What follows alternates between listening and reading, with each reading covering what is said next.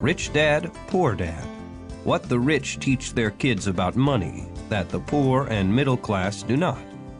By Robert T. Kiyosaki. To parents everywhere, a child's first and most important teachers, and to all those who educate, influence, and lead by example.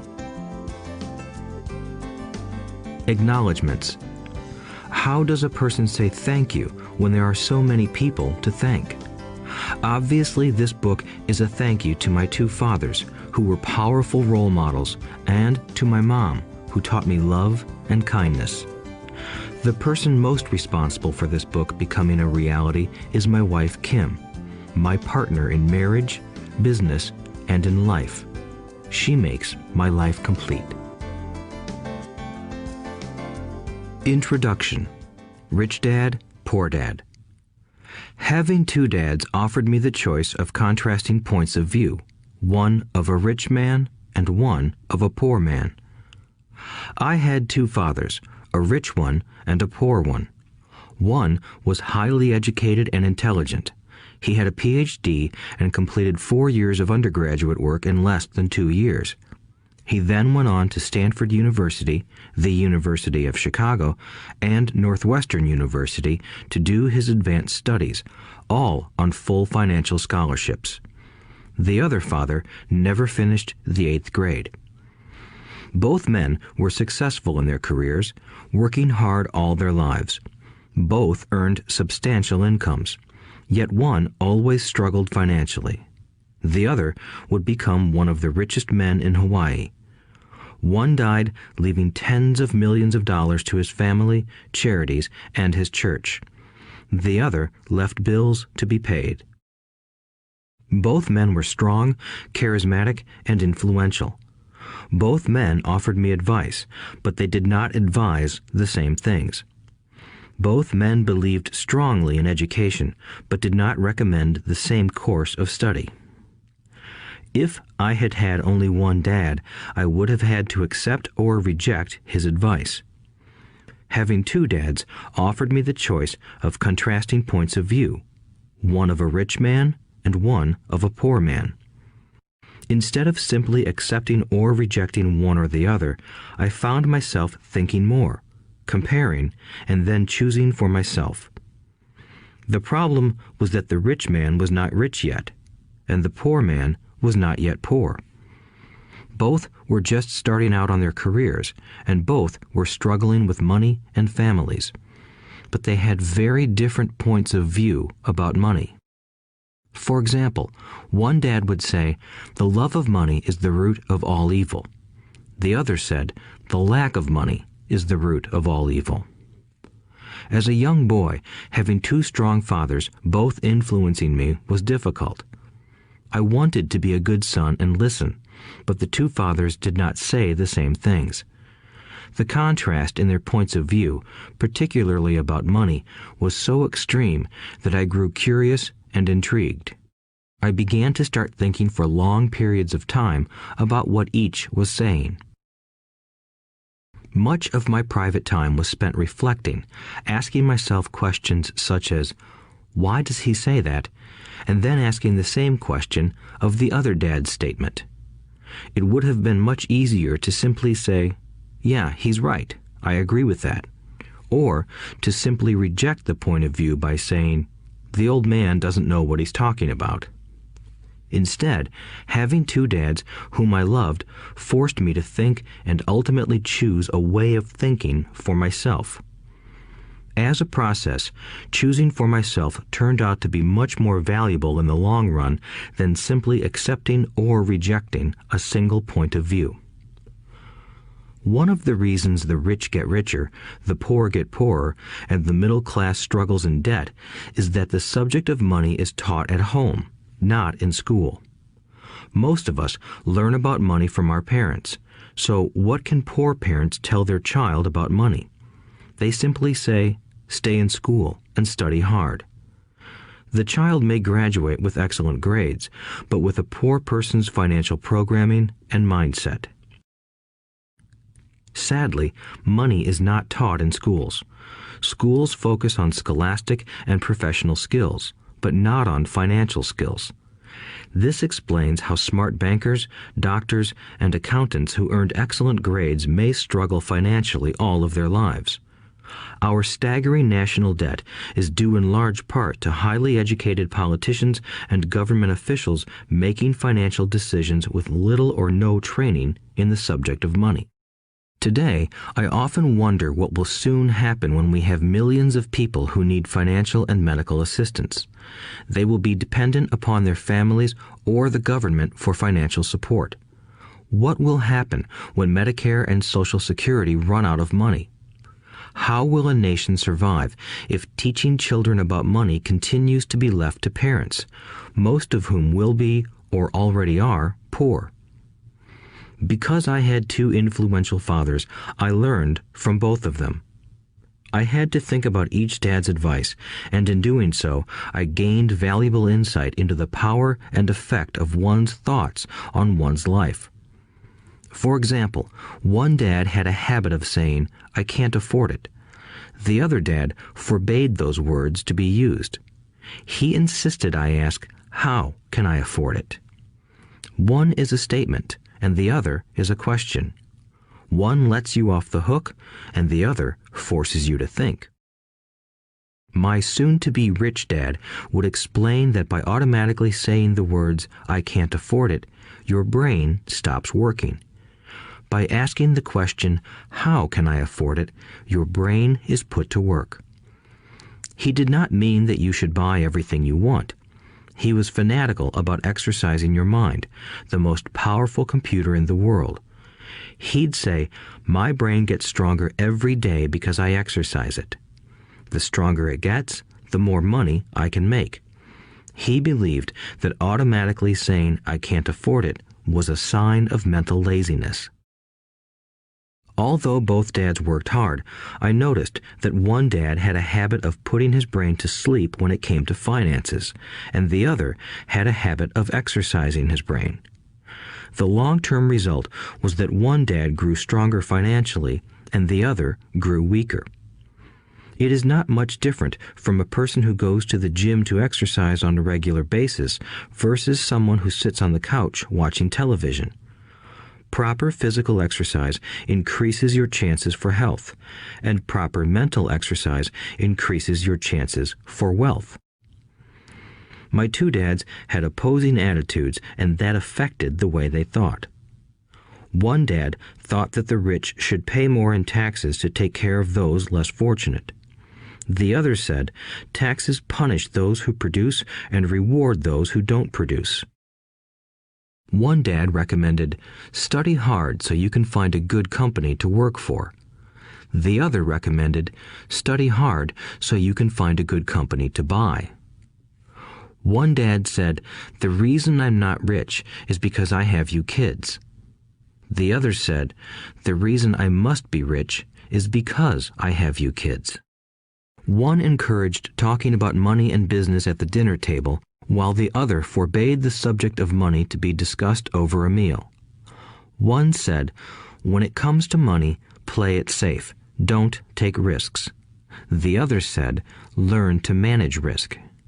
One believed, our home is our largest investment and our greatest asset. The other believed, my house is a liability, and if your house is your largest investment, you're in trouble. Both dads paid their bills on time, yet one paid his bills first while the other paid his bills last. One dad believed in a company or the government taking care of you and your needs. He was always concerned about pay raises, retirement plans, medical benefits, sick leave, vacation days, and other perks. He was impressed with two of his uncles who joined the military and earned a retirement and entitlement package for life after 20 years of active service. He loved the idea of medical benefits and PX privileges the military provided its retirees. He also loved the tenure system available through the university. The idea of job protection for life and job benefits seemed more important at times than the job. He would often say, I've worked hard for the government and I'm entitled to these benefits. The other believed in total financial self-reliance. He spoke out against the entitlement mentality and how it created weak and financially needy people. He was emphatic about being financially competent. One dad struggled to save a few dollars. The other created investments. One dad taught me how to write an impressive resume so I could find a good job. The other taught me how to write strong business and financial plans so I could create jobs. Being a product of two strong dads allowed me the luxury of observing the effects different thoughts have on one's life. I noticed that people really do shape their lives through their thoughts. For example, my poor dad always said, "I'll never be rich," and that prophecy became reality. My rich dad, on the other hand, always referred to himself as rich. He would say things like, "I'm a rich man and rich people don't do this." Even when he was flat broke after a major financial setback, he continued to refer to himself as a rich man. He would cover himself by saying, "There is a difference between being poor and being broke. Broke is temporary. Poor is eternal." My poor dad would say, "I'm not interested in money," or "money doesn't matter." My rich dad always said, "Money is power." The power of our thoughts may never be measured or appreciated, but it became obvious to me as a young boy that it was important to be aware of my thoughts and how I expressed myself. I noticed that my poor dad was poor, not because of the amount of money he earned, which was significant, but because of his thoughts and actions. As a young boy having two fathers, I became acutely aware of being careful about which thoughts I chose to adopt as my own. Should I listen to my rich dad or to my poor dad? Although both men had tremendous respect for education and learning, they disagreed about what they thought was important to learn. One wanted me to study hard, earn a degree, and get a good job to earn money. He wanted me to study to become a professional, an attorney or an accountant, and to go to business school for my MBA.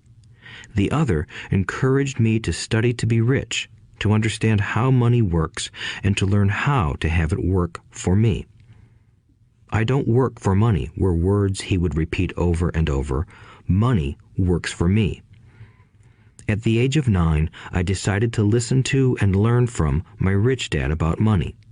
In doing so, I chose not to listen to my poor dad, even though he was the one with all the college degrees. A lesson from Robert Frost. Robert Frost is my favorite poet. Although I love many of his poems, my favorite is "The Road Not Taken." I use its lesson almost daily. The road not taken. Two roads diverged in a yellow wood, and sorry I could not travel both. And be one traveler long I stood, and looked down one as far as I could, to where it bent in the undergrowth, then took the other as just as fair, and having perhaps the better claim, because it was grassy and wanted wear. Though as for that the passing there had worn them really about the same, and both that morning equally lay in leaves no step had trodden black. Oh, I kept the first for another day, yet knowing how way leads on to way, I doubted if I should ever come back. I shall be telling this with a sigh, somewhere ages and ages hence. Two roads diverged in a wood, and I took the one less traveled by, and that has made all the difference. And that has made all the difference. Over the years, I have often reflected upon Robert Frost's poem. Choosing not to listen to my highly educated dad's advice and attitude about money was a painful decision, but it was a decision that shaped the rest of my life. Once I made up my mind about whom to listen to, my education about money began. My rich dad taught me over a period of 30 years until I was 39 years old. He stopped once he realized that I knew and fully understood what he had been trying to drum into my often thick skull. Money is one form of power, but what is more powerful is financial education. Money comes and goes, but if you have the education about how money works, you gain power over it and can begin building wealth. The reason positive thinking alone does not work is because most people went to school and never learned how money works, so they spend their lives working for money.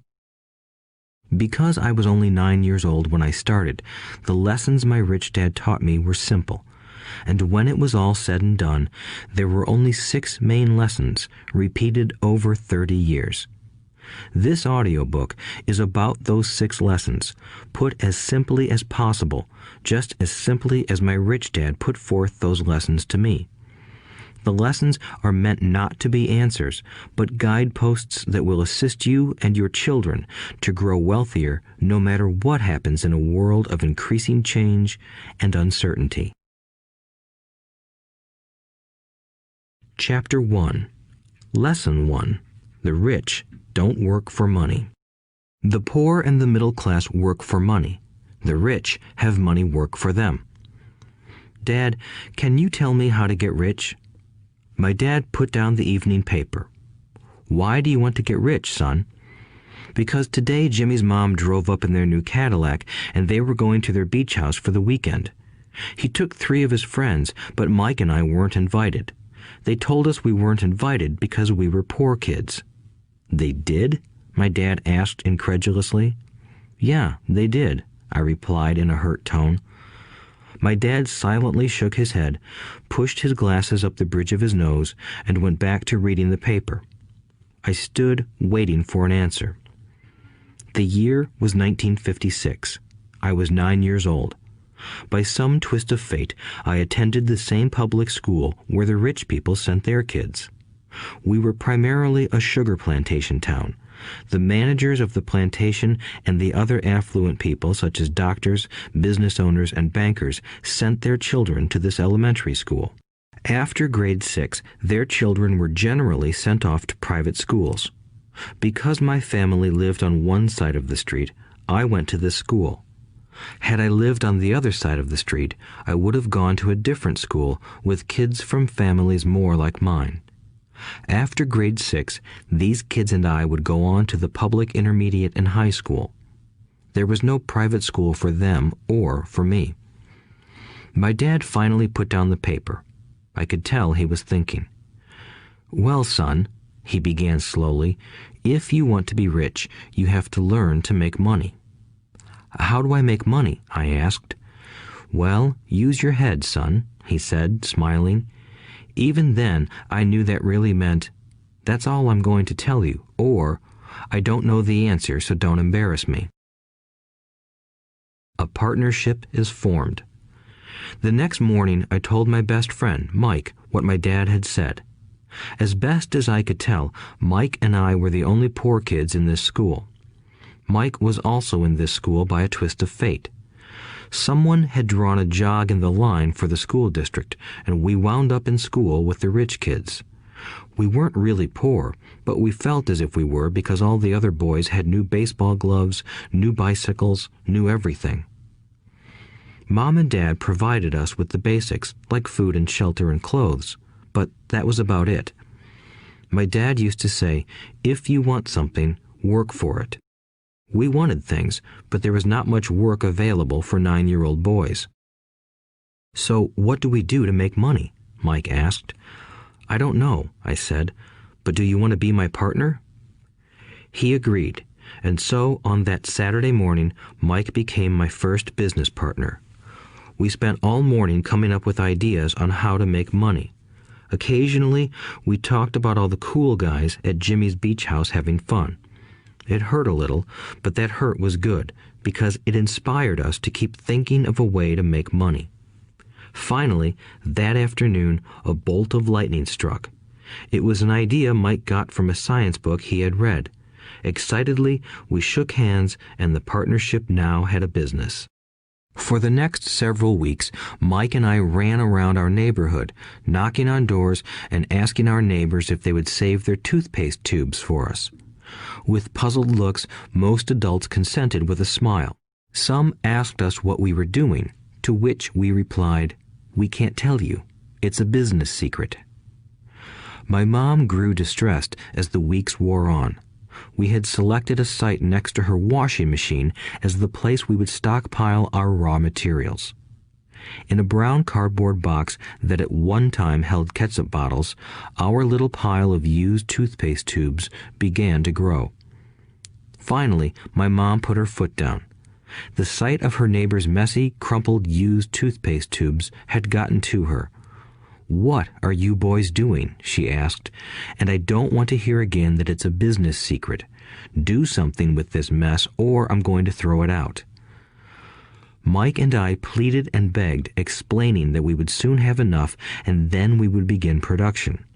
We informed her that we were waiting on a couple of neighbors to finish their toothpaste so we could have their tubes. Mom granted us a 1-week extension. The date to begin production was moved up, and the pressure was on. My first partnership was already being threatened with an eviction notice by my own mom. It became Mike's job to tell the neighbors to quickly use up their toothpaste, saying their dentist wanted them to brush more often anyway. I began to put together the production line. One day, my dad drove up with a friend to see 2 9-year-old boys in the driveway with their production line operating at full speed. There was fine white powder everywhere. On a long table were small milk cartons from school, and our family's hibachi grill was glowing with red-hot coals at maximum heat. Dad walked up cautiously, having to park the car at the base of the driveway since the production line blocked the carport. As he and his friend got closer, they saw a steel pot sitting on top of the coals in which the toothpaste tubes were being melted down. In those days, toothpaste did not come in plastic tubes. The tubes were made of lead, so once the paint was burned off, the tubes were dropped in the small steel pot. They melted until they became liquid, and with my mom's pot holders, we poured the lead through a small hole in the top of the milk cartons. The milk cartons were filled with plaster of Paris. White powder was everywhere. In my haste, I had knocked the bag over, and the entire area looked like it had been hit by a snowstorm. The milk cartons were the outer containers for plaster of Paris molds. My dad and his friend watched as we carefully poured the molten lead through a small hole in the top of the plaster of Paris cube. "Careful," my dad said. I nodded without looking up. Finally, once the pouring was through, I put the steel pot down and smiled at my dad. "What are you boys doing?" he asked with a cautious smile. "We're doing what you told me to do. We're going to be rich," I said. "Yup," said Mike, grinning and nodding his head. "We're partners." "And what is in those plaster molds?" my dad asked. "Watch," I said. "This should be a good batch." With a small hammer, I tapped at the seal that divided the cube in half. Cautiously, I pulled up the top half of the plaster mold, and a lead nickel fell out. "Oh my God," my dad said, "you're casting nickels out of lead." "That's right," Mike said. "We're doing as you told us to do. We're making money."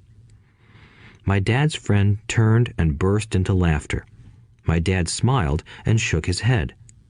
Along with a fire and a box of spent toothpaste tubes, in front of him were 2 little boys covered with white dust, smiling from ear to ear.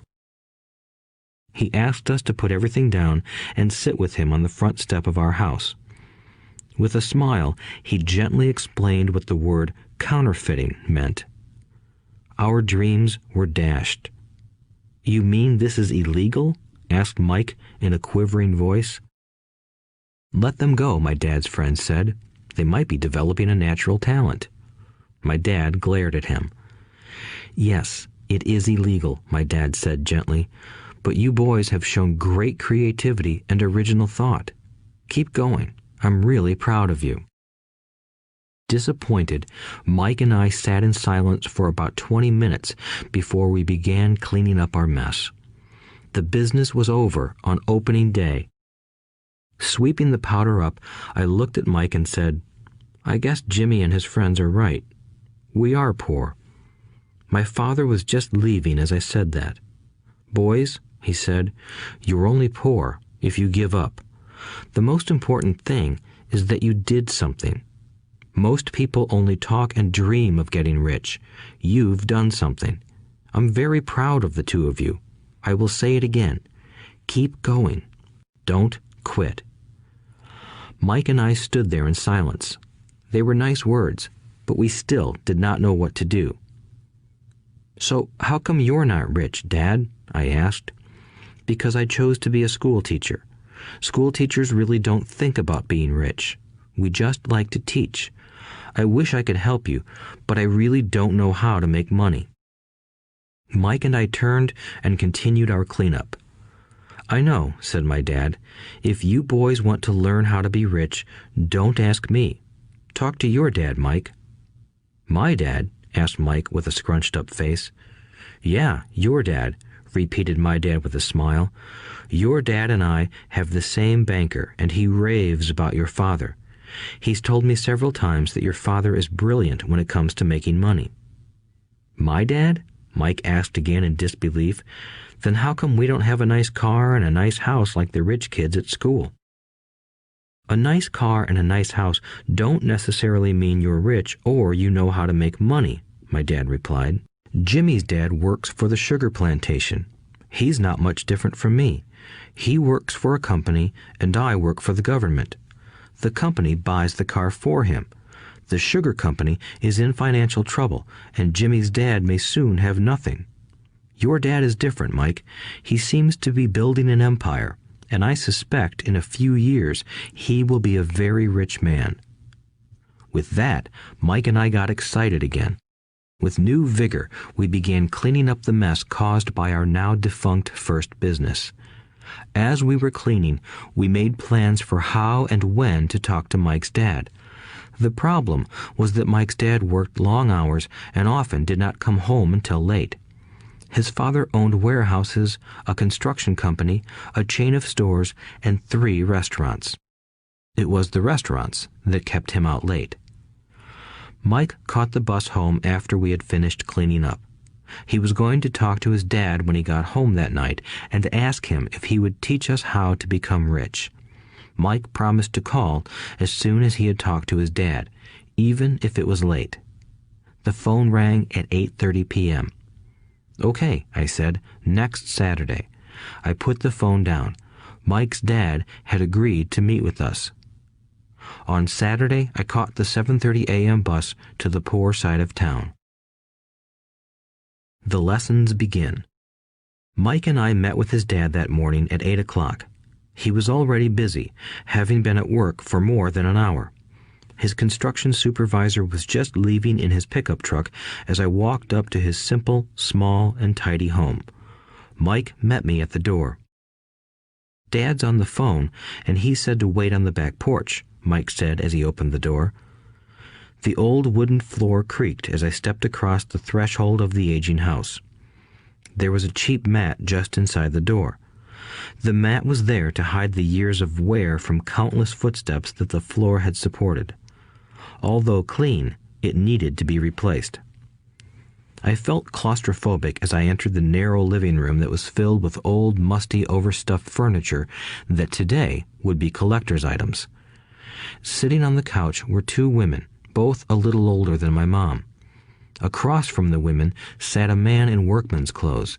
He wore khaki slacks and a khaki shirt, neatly pressed but without starch, and polished work boots. He was about 10 years older than my dad. They smiled as Mike and I walked past them toward the back porch. I smiled back shyly. "Who are those people?" I asked. "Oh, they work for my dad. The older man runs his warehouses, and the women are the managers of the restaurants. And as you arrived, you saw the construction supervisor who was working on a road project about 50 miles from here. His other supervisor, who was building a track of houses, left before you got here." "Does this go on all the time?" I asked. "Not always, but quite often," said Mike, smiling as he pulled up a chair to sit down next to me. "I asked my dad if he would teach us to make money," Mike said. "Oh, and what did he say to that?" I asked with cautious curiosity. "Well, he had a funny look on his face at first, and then he said he would make us an offer." "Oh," I said, rocking my chair back against the wall. I sat there, perched on two rear legs of the chair. Mike did the same thing. "Do you know what the offer is?" I asked. "No, but we'll soon find out." Suddenly, Mike's dad burst through the rickety screen door and onto the porch. Mike and I jumped to our feet, not out of respect, but because we were startled. "Ready, boys?" he asked as he pulled up a chair to sit down with us. We nodded our heads as we pulled our chairs away from the wall to sit in front of him. He was a big man, about 6 feet tall and 200 pounds. My dad was taller, about the same weight, and 5 years older than Mike's dad. They sort of looked alike, though not of the same ethnic makeup. Maybe their energy was similar. "Mike says you want to learn to make money. Is that correct, Robert?" I nodded my head quickly, but with a little trepidation. He had a lot of power behind his words and smile. "Okay, here's my offer. I'll teach you, but I won't do it classroom style. You work for me, I'll teach you. You don't work for me, I won't teach you. I can teach you faster if you work, and I'm wasting my time if you just want to sit and listen like you do in school. That's my offer. Take it or leave it." May I ask a question first?" I asked. "No. Take it or leave it. I've got too much work to do to waste my time. If you can't make up your mind decisively, then you'll never learn to make money anyway. Opportunities come and go. Being able to know when to make quick decisions is an important skill. You have the opportunity that you asked for. School is beginning, or it's over, in 10 seconds, Mike's dad said with a teasing smile. "Take it," I said. "Take it," said Mike. "Good," said Mike's dad. "Mrs. Martin will be by in 10 minutes. After I'm through with her, you'll ride with her to my superette and you can begin working.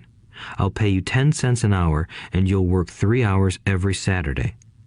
"But I have a softball game today," I said. Mike's dad lowered his voice to a stern tone. "Take it or leave it," he said. "I'll take it," I replied, choosing to work and learn instead of playing.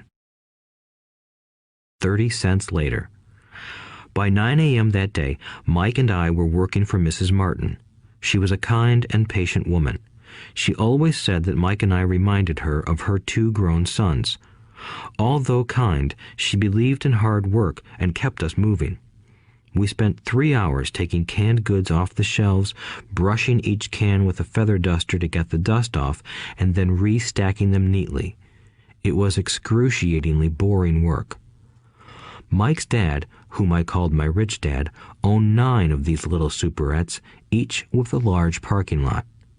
They were the early version of the 7-Eleven convenience stores, little neighborhood grocery stores where people bought items such as milk, bread, butter, and cigarettes. The problem was that this was Hawaii before air conditioning was widely used, and the stores could not close their doors because of the heat. On 2 sides of the store, the doors had to be wide open to the road and parking lot. Every time a car drove by or pulled into the parking lot, dust would swirl and settle in the store. We knew we had a job as long as there was no air conditioning. For 3 weeks, Mike and I reported to Mrs. Martin and worked our 3 hours. By noon, our work was over, and she dropped 3 little dimes in each of our hands. Now, even at the age of 9 in the mid-1950s, 30 cents was not too exciting. Comic books cost 10 cents back then, so I usually spent my money on comic books and went home. By Wednesday of the 4th week, I was ready to quit. I had agreed to work only because I wanted to learn to make money from Mike's dad, and now I was a slave for 10 cents an hour. On top of that, I had not seen Mike's dad since that first Saturday. "I'm quitting," I told Mike at lunchtime. School was boring, and now I did not even have my Saturdays to look forward to. But it was the 30 cents that really got to me. This time, Mike smiled. "What are you laughing at?" I asked with anger and frustration. "Dad said this would happen. He said to meet with him when you were ready to quit." "What?" I said indignantly. "He's been waiting for me to get fed up?" Sort of, Mike said. Dad's kind of different. He doesn't teach like your dad. Your mom and dad lecture a lot. My dad is quiet and a man of few words. You just wait till this Saturday. I'll tell him you're ready. You mean I've been set up? No, not really. But maybe. Dad will explain on Saturday. Waiting in line on Saturday. I was ready to face Mike's dad. Even my real dad was angry with him. My real dad, the one I called the poor one, thought that my rich dad was violating child labor laws and should be investigated.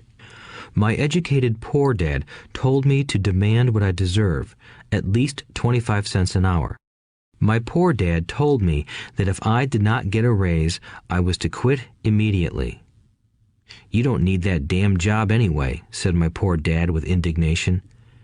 At 8 o'clock Saturday morning, I walked through the door of Mike's house when Mike's dad opened it. Take a seat and wait in line, he said as I entered. He turned and disappeared into his little office next to a bedroom. I looked around the room and didn't see Mike anywhere. Feeling awkward, I cautiously sat down next to the same two women who were there 4 weeks earlier. They smiled and slid down the couch to make room for me. 45 minutes went by, and I was steaming. The two women had met with him and left 30 minutes earlier. An older gentleman was in there for 20 minutes and was also gone. The house was empty, and here I sat in a musty, dark living room on a beautiful, sunny Hawaiian day, waiting to talk to a cheapskate who exploited children. I could hear him rustling around the office, talking on the phone, and ignoring me. I was ready to walk out, but for some reason I stayed. Finally, 15 minutes later, at exactly 9 o'clock, Rich Dad walked out of his office, said nothing, and signaled with his hand for me to enter. I understand you want a raise or you're going to quit, Rich Dad said as he swiveled in his office chair.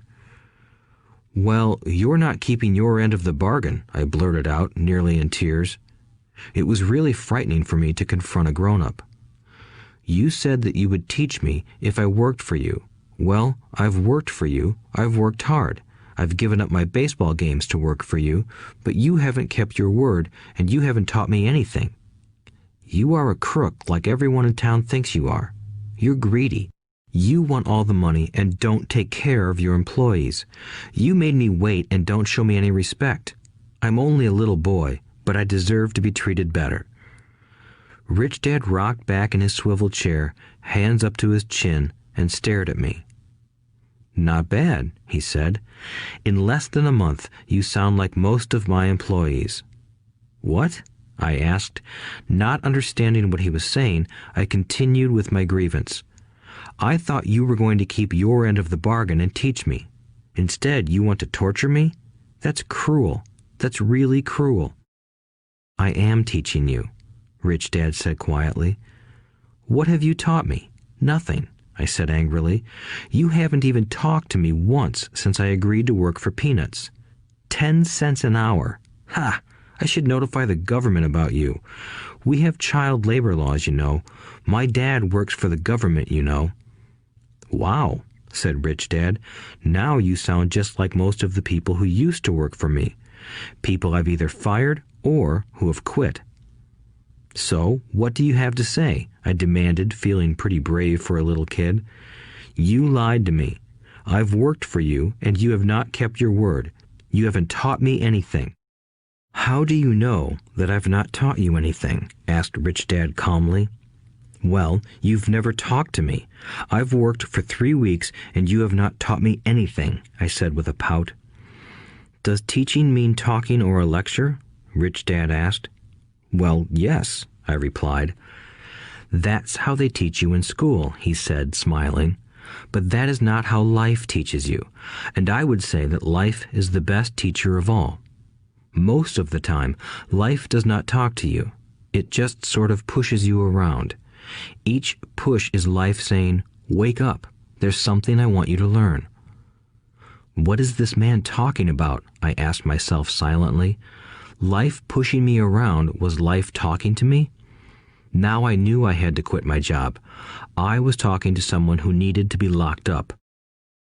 If you learn life's lessons, you will do well. If not, life will just continue to push you around. People do two things. Some just let life push them around. Others get angry and push back. But they push back against their boss, or their job, or their husband or wife. They do not know it's life that's pushing. I had no idea what he was talking about. Life pushes all of us around. Some people give up and others fight. A few learn the lesson and move on. They welcome life pushing them around. To these few people, it means they need and want to learn something. They learn and move on. Most quit, and a few, like you, fight. Rich Dad stood and shut the creaky old wooden window that needed repair. If you learn this lesson, you will grow into a wise, wealthy, and happy young man. If you don't, you will spend your life blaming a job, low pay, or your boss for your problems. You'll live life always hoping for that big break that will solve all your money problems. Rich Dad looked over at me to see if I was still listening. His eyes met mine. We stared at each other, communicating through our eyes. Finally, I looked away once I had absorbed his message. I knew he was right. I was blaming him, and I did ask to learn. I was fighting. Rich Dad continued. Or, if you are the kind of person who has no guts, you just give up every time life pushes you. If you are that kind of person, you'll live all your life playing it safe, doing the right things, saving yourself for some event that never happens. Then you die a boring old man. You'll have lots of friends who really like you because you were such a nice, hard-working guy. But the truth is that you let life push you into submission. Deep down, you were terrified of taking risks. You really wanted to win, but the fear of losing was greater than the excitement of winning. Deep inside, you and only you will know you didn't go for it. You chose to play it safe. Our eyes met again. "You've been pushing me around?" I asked. "Some people might say that," smiled Rich Dad. "I would say that I just gave you a taste of life." "What taste of life?" I asked, still angry, but now curious and ready to learn. "You boys are the first people that have ever asked me to teach them how to make money. I have more than 150 employees, and not one of them has asked me what I know about money. They ask me for a job and a paycheck, but never to teach them about money. So most will spend the best years of their lives working for money, not really understanding what it is they are working for." I sat there listening intently. "So when Mike told me you wanted to learn how to make money, I decided to design a course that mirrored real life. I could talk until I was blue in the face, but you wouldn't hear a thing. So I decided to let life push you around a bit so you could hear me. That's why I only paid you 10 cents. "So what is the lesson I learned from working for only 10 cents an hour?" I asked. "That you're cheap and exploit your workers?" Rich Dad rocked back and laughed heartily. Finally, he said, "You'd best change your point of view. Stop blaming me and thinking I'm the problem. If you think I'm the problem, then you have to change me. If you realize that you're the problem, then you can change yourself, learn something, and grow wiser. Most people want everyone else in the world to change but themselves. Let me tell you, it's easier to change yourself than everyone else." "I don't understand," I said. "Don't blame me for your problems," Rich Dad said, growing impatient. "But you only pay me 10 cents. "So what are you learning?" Rich Dad asked, smiling. "That you're cheap," I said with a sly grin. "See, you think I'm the problem," said Rich Dad. "But you are. Well, keep that attitude and you'll learn nothing. Keep the attitude that I'm the problem, and what choices do you have?" "Well, if you don't pay me more or show me more respect and teach me, I'll quit." "Well put," Rich Dad said, "and that's exactly what most people do. They quit and go looking for another job, a better opportunity and higher pay, actually thinking that this will solve the problem. In most cases, it won't. So what should I do? I asked. Just take this measly 10 cents an hour and smile? Rich Dad smiled. That's what the other people do. But that's all they do, waiting for a raise, thinking that more money will solve their problems. Most just accept it, and some take a second job working harder, but again, accepting a small paycheck. I sat staring at the floor, beginning to understand the lesson Rich Dad was presenting. I could sense it was a taste of life. Finally, I looked up and asked, "So what will solve the problem?" "This," he said, leaning forward in his chair and tapping me gently on the head. "This stuff between your ears." It was at that moment that Rich Dad shared the pivotal point of view that separated him from his employees and my poor dad, and led him to eventually become one of the richest men in Hawaii, while my highly educated but poor dad struggled financially all his life. It was a singular point of view that made all the difference over a lifetime. Rich Dad said this point of view over and over, which I call lesson number 1. The poor and the middle class work for money. The rich have money work for them. On that bright Saturday morning, I learned a completely different point of view from what I had been taught by my poor dad. At the age of 9, I understood that both dads wanted me to learn. Both dads encouraged me to study, but not the same things. My highly educated dad recommended that I do what he did. "Son, I want you to study hard, get good grades so you can find a safe, secure job with a big company, and make sure it has excellent benefits." My rich dad wanted me to learn how money works so I could make it work for me. These lessons I would learn through life with his guidance, not because of a classroom. My rich dad continued my first lesson.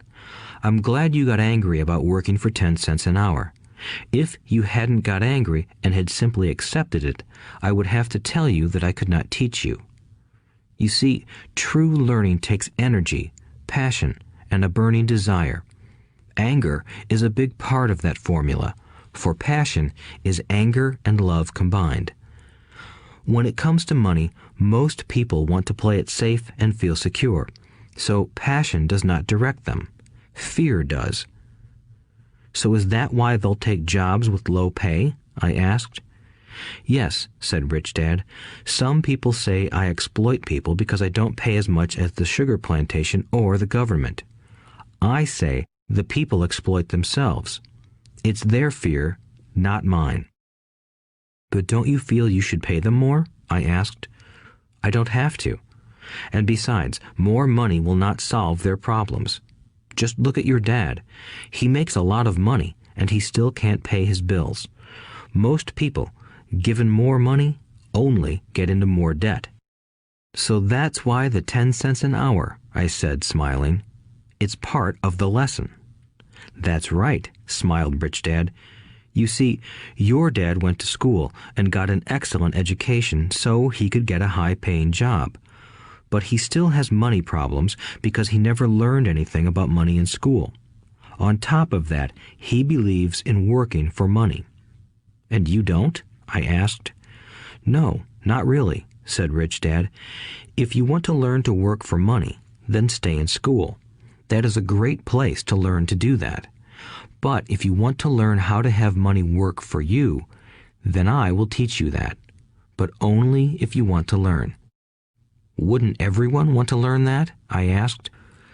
"No," said Rich Dad, "simply because it's easier to learn to work for money, especially if fear is your primary emotion when the subject of money is discussed." "I don't understand," I said with a frown. "Don't worry about that for now. Just know that it's fear that keeps most people working at a job. The fear of not paying their bills, the fear of being fired, the fear of not having enough money, and the fear of starting over. That's the price of studying to learn a profession or trade and then working for money. Most people become a slave to money and then get angry at their boss. Learning to have money work for you is a completely different course of study? I asked. Absolutely, Rich Dad answered. Absolutely. We sat in the silence on that beautiful Hawaiian Saturday morning. My friends had just started their Little League baseball game, but for some reason I was now thankful I had decided to work for 10 cents an hour. I sensed that I was about to learn something my friends wouldn't learn in school. Ready to learn? Asked Rich Dad. Absolutely, I said with a grin. I have kept my promise. I've been teaching you from afar, my Rich Dad said.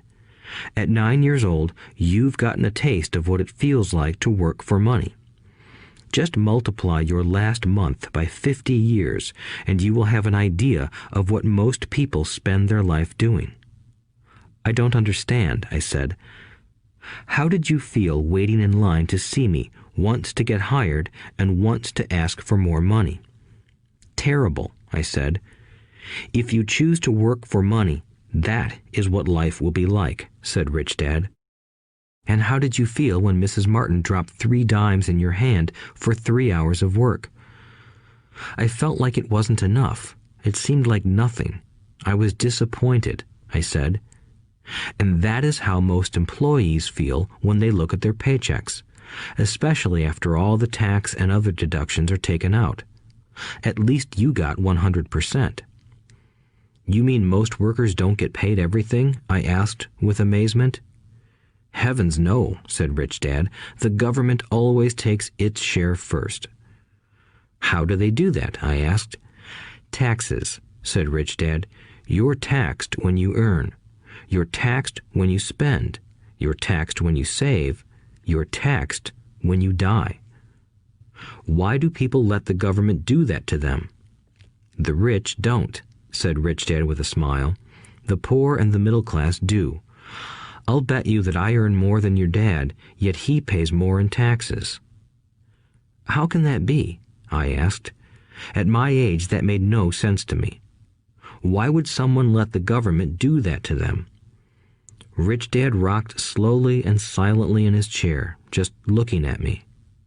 Ready to learn? He asked. I nodded my head slowly. As I said, there is a lot to learn. Learning how to have money work for you is a lifetime study. Most people go to college for 4 years and their education ends. I already know that my study of money will continue over my lifetime, simply because the more I find out I need to know. Most people never study the subject. They go to work, get their paycheck, balance their checkbooks, and that's it. Then they wonder why they have money problems. They think that more money will solve the problem, and don't realize that it's their lack of financial education that is the problem. So my dad has tax problems because he doesn't understand money? I asked, confused. Look, said Rich Dad, taxes are just one small section on learning how to have money work for you. Today, I just wanted to find out if you still have the passion to learn about money. Most people don't. They want to go to school, learn a profession, have fun at their work, and earn lots of money. One day they wake up with big money problems, and then they can't stop working. That's the price of only knowing how to work for money instead of studying how to have money work for you. So, do you still have the passion to learn? Asked Rich Dad. I nodded my head. Good, said Rich Dad. Now get back to work. This time, I will pay you nothing. What? I asked in amazement. You heard me. Nothing. You will work the same 3 hours every Saturday, but this time you will not be paid 10 cents per hour. You said you wanted to learn to not work for money, so I'm not going to pay you anything. I couldn't believe what I was hearing. I've already had this conversation with Mike, and he's already working, dusting and stacking canned goods for free. You'd better hurry and get back there. That's not fair, I shouted. You've got to pay something. You said you wanted to learn. If you don't learn this now, you'll grow up to be like the two women and the older man sitting in my living room, working for money and hoping I don't fire them. Or, like your dad, earning lots of money only to be in debt up to his eyeballs, hoping more money will solve the problem. If that's what you want, I'll go back to our original deal of 10 cents an hour.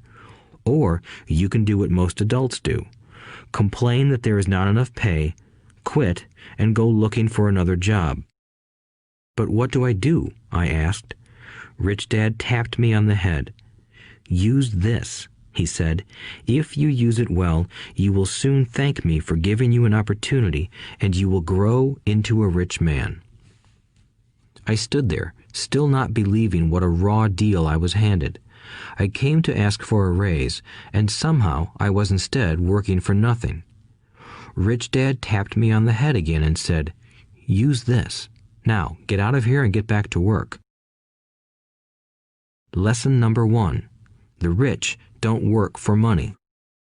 I didn't tell my poor dad I wasn't being paid. He wouldn't have understood, and I didn't want to try to explain something I didn't understand myself. For 3 more weeks, Mike and I worked 3 hours every Saturday for nothing. The work didn't bother me, and the routine got easier.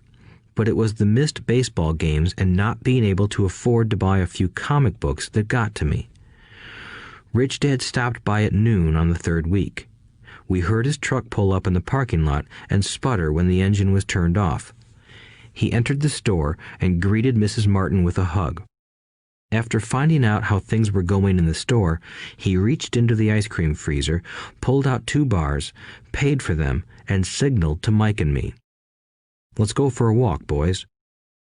We crossed the street, dodging a few cars, and walked across a large grassy field where a few adults were playing softball. Sitting down at a lone picnic table, he handed Mike and me the treats. "How's it going, boys?" "Okay," Mike said. I nodded in agreement. "Learn anything yet?" Rich Dad asked.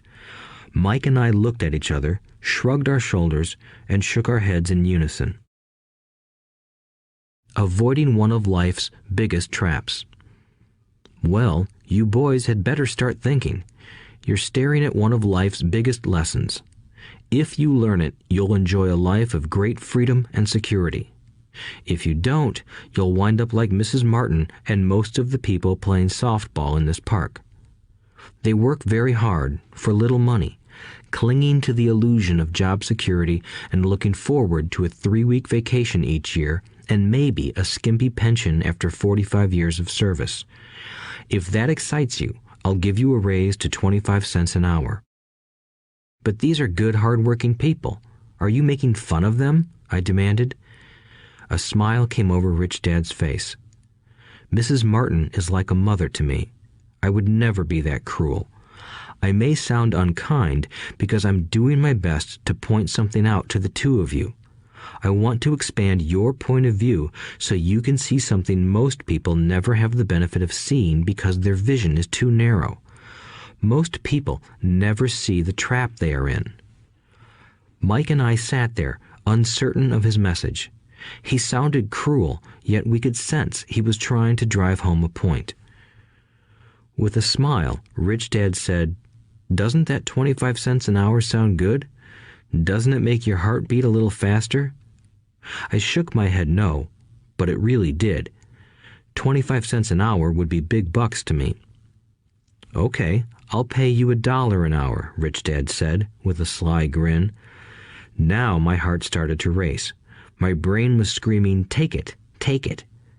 I could not believe what I was hearing. Still, I said nothing. "Okay, $2 an hour." My little brain and heart nearly exploded. After all, it was 1956, and being paid $2 an hour would have made me the richest kid in the world. I couldn't imagine earning that kind of money. I wanted to say yes. I wanted the deal. I could picture a new bicycle, new baseball glove, and the adoration of my friends when I flashed some cash. On top of that, Jimmy and his rich friends could never call me poor again. But somehow, my mouth stayed shut. The ice cream had melted and was running down my hand. Rich Dad was looking at two boys staring back at him, eyes wide open and brains empty. He was testing us, and he knew there was a part of our emotions that wanted to take the deal. He understood that every person has a weak and needy part of their soul that can be bought, and he knew that every individual also had a part of their soul that was resilient and could never be bought. It was only a question of which one was stronger. Okay, $5 an hour. Suddenly, I was silent. Something had changed. The offer was too big and ridiculous. Not many grown-ups in 1956 made more than that, but quickly my temptation disappeared and calm set in. Slowly, I turned to my left to look at Mike. He looked back at me. The part of my soul that was weak and needy was silenced.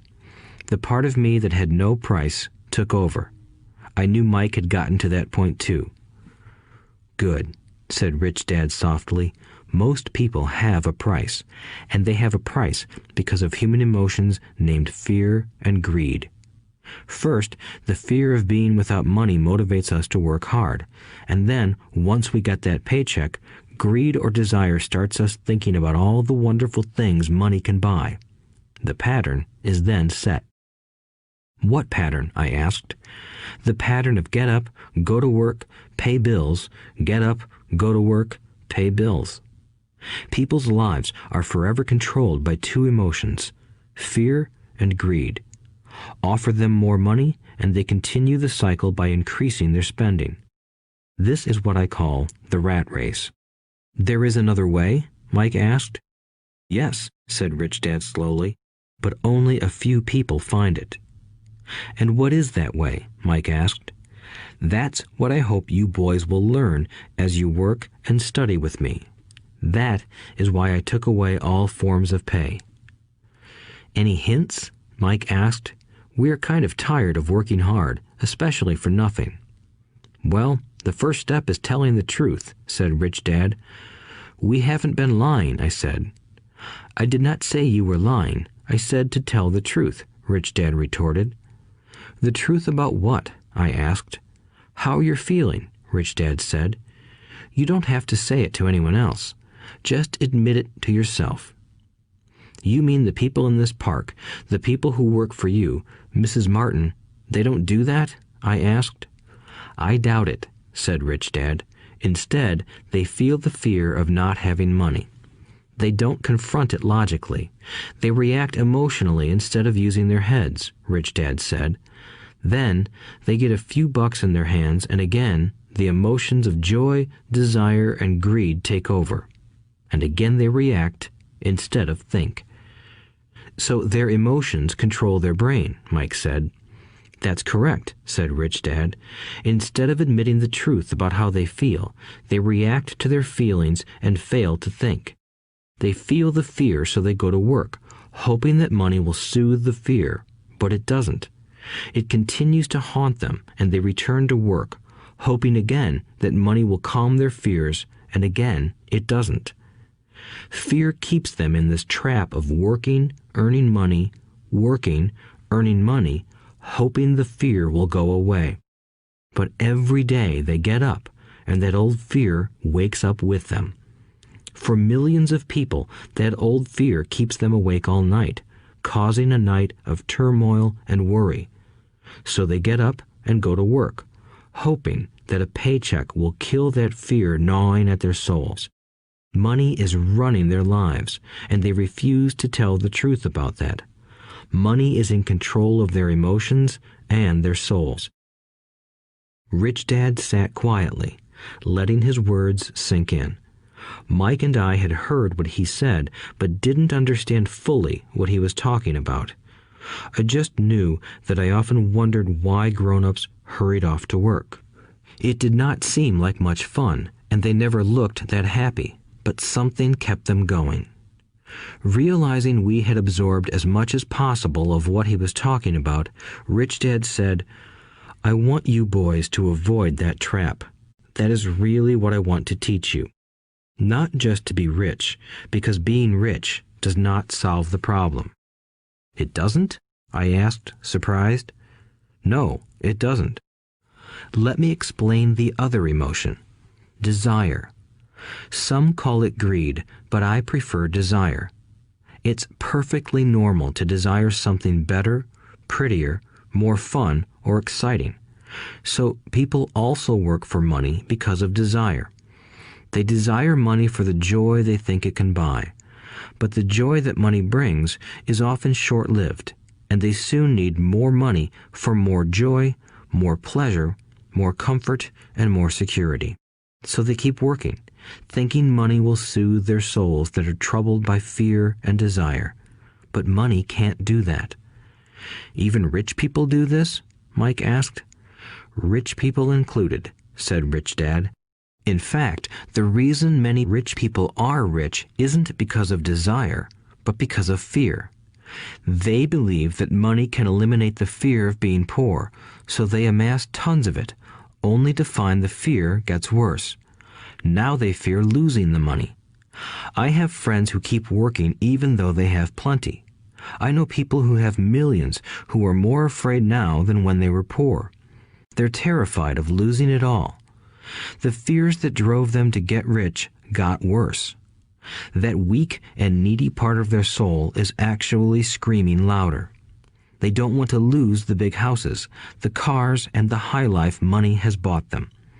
They worry about what their friends would say if they lost all their money. Many are emotionally desperate and neurotic, although they look rich and have more money.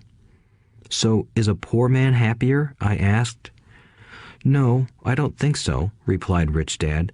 The avoidance of money is just as psychotic as being attached to money. As if on cue, the town derelict went past our table, stopping by the large rubbish can and rummaging around in it.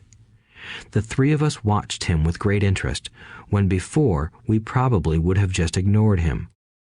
Rich Dad pulled $1 out of his wallet and gestured to the older man. Seeing the money, the derelict came over immediately, took the bill, thanked Rich Dad profusely, and hurried off, ecstatic with his good fortune.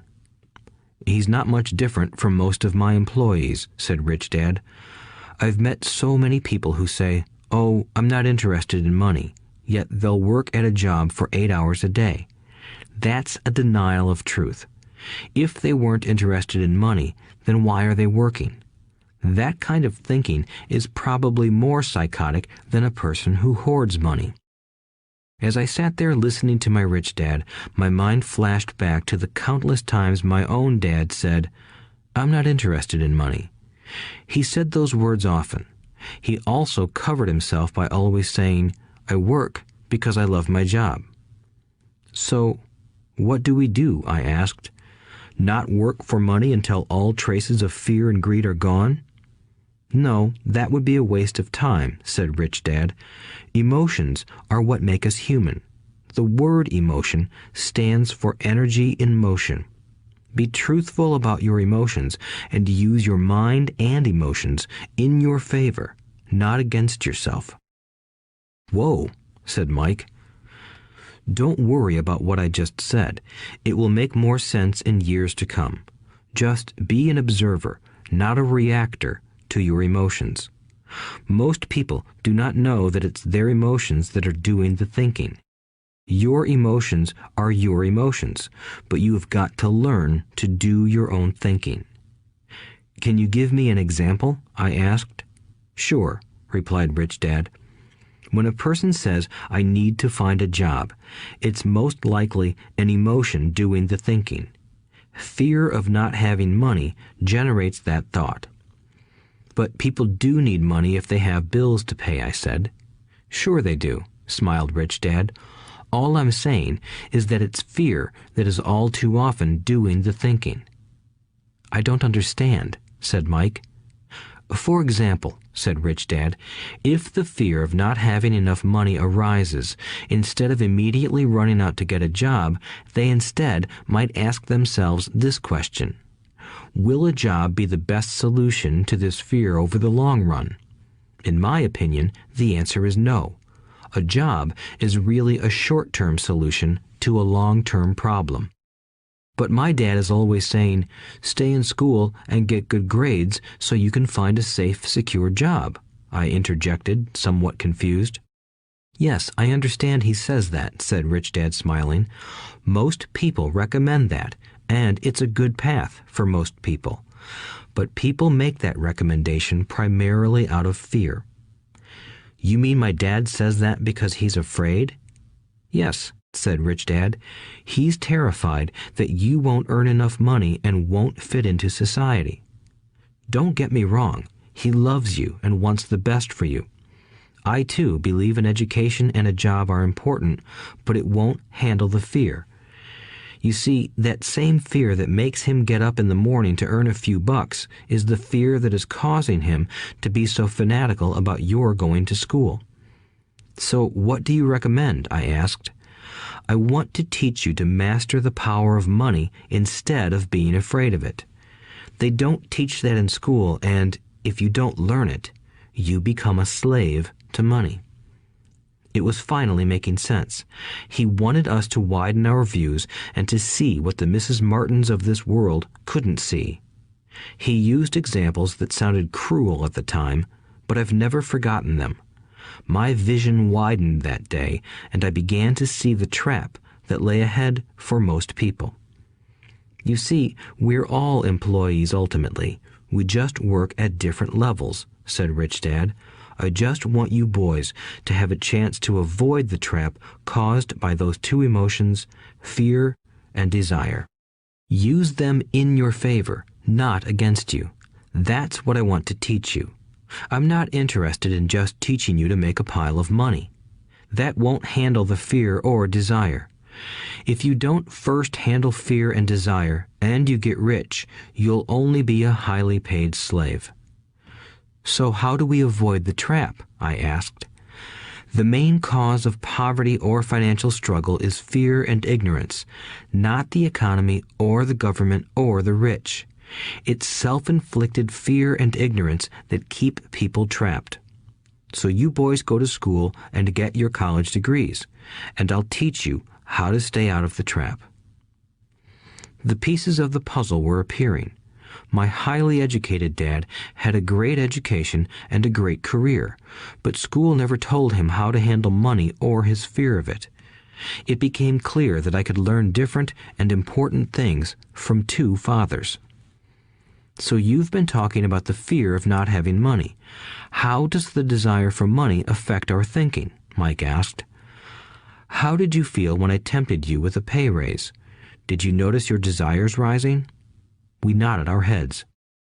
By not giving in to your emotions, you were able to delay your reactions and think. That is important.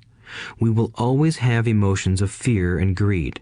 From here on in, it's imperative for you to use those emotions to your advantage, and for the long term to not let your emotions control your thinking. Most people use fear and greed against themselves. That's the start of ignorance. Most people live their lives chasing paychecks, pay raises, and job security because of the emotions of desire and fear, not really questioning where those emotion-driven thoughts are leading them. It's just like the picture of a donkey dragging a cart with its owner dangling a carrot just in front of its nose. The donkey's owner may be going where he wants to, but the donkey is chasing an illusion. Tomorrow, there will only be another carrot for the donkey. You mean the moment I pictured a new baseball glove, candy, and toys, that's like a carrot to a donkey? Mike asked. Yes, and as you get older, your toys get more expensive. A new car, a boat, and a big house to impress your friends, said Rich Dad with a smile. Fear pushes you out the door, and desire calls to you. That's the trap. So what's the answer? Mike asked. What intensifies fear and desire is ignorance. That is why rich people with lots of money often have more fear the richer they get. Money is the carrot, the illusion. If the donkey could see the whole picture, it might rethink its choice to chase the carrot. Rich Dad went on to explain that a human's life is a struggle between ignorance and illumination. He explained that once a person stops searching for information and self-knowledge, ignorance sets in. That struggle is a moment-to-moment decision to learn to open or close one's mind. Look, school is very important. You go to school to learn a skill or profession to become a contributing member of society. Every culture needs teachers, doctors, mechanics, artists, cooks, business people, police officers, firefighters, and soldiers. Schools train them so society can thrive and flourish, said Rich Dad. Unfortunately, for many people, school is the end, not the beginning. There was a long silence. Rich Dad was smiling. I didn't comprehend everything he said that day, but as with most great teachers, his words continued to teach for years. I've been a little cruel today, said Rich Dad, but I want you to always remember this talk. I want you to always think of Mrs. Martin, and I want you always to remember that donkey. Never forget that fear and desire can lead you into life's biggest trap if you are not aware of them controlling your thinking. To spend your life living in fear, never exploring your dreams, is cruel. To work hard for money, thinking that it will buy you things that will make you happy, is also cruel. To wake up in the middle of the night terrified about paying bills is a horrible way to live. To live a life dictated by the size of a paycheck is not really living a life. Thinking that a job makes you secure is lying to yourself. That's cruel, and that's the trap I want you to avoid. I've seen how money runs people's lives. Don't let that happen to you. Please, don't let money run your life. A softball rolled under our table.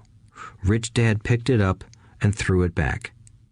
So what does ignorance have to do with greed and fear? I asked. Because it is ignorance about money that causes so much greed and fear, said Rich Dad. Let me give you some examples. A doctor, wanting more money to better provide for his family, raises his fees. By raising his fees, it makes healthcare more expensive for everyone. It hurts the poor people the most, so they have worse health than those with money. Because the doctors raise their fees, the attorneys raise their fees. Because the attorneys' fees have gone up, school teachers want a raise, which raises our taxes, and on and on and on. Soon, there will be such a horrifying gap between the rich and the poor that chaos will break out and another great civilization will collapse. History proves that great civilizations collapse when the gap between the haves and have-nots is too great. Sadly, America is on that same course because we haven't learned from history. We only memorize historical dates and names, not the lesson. Aren't prices supposed to go up? I asked. In an educated society with a well-run government, prices should actually come down.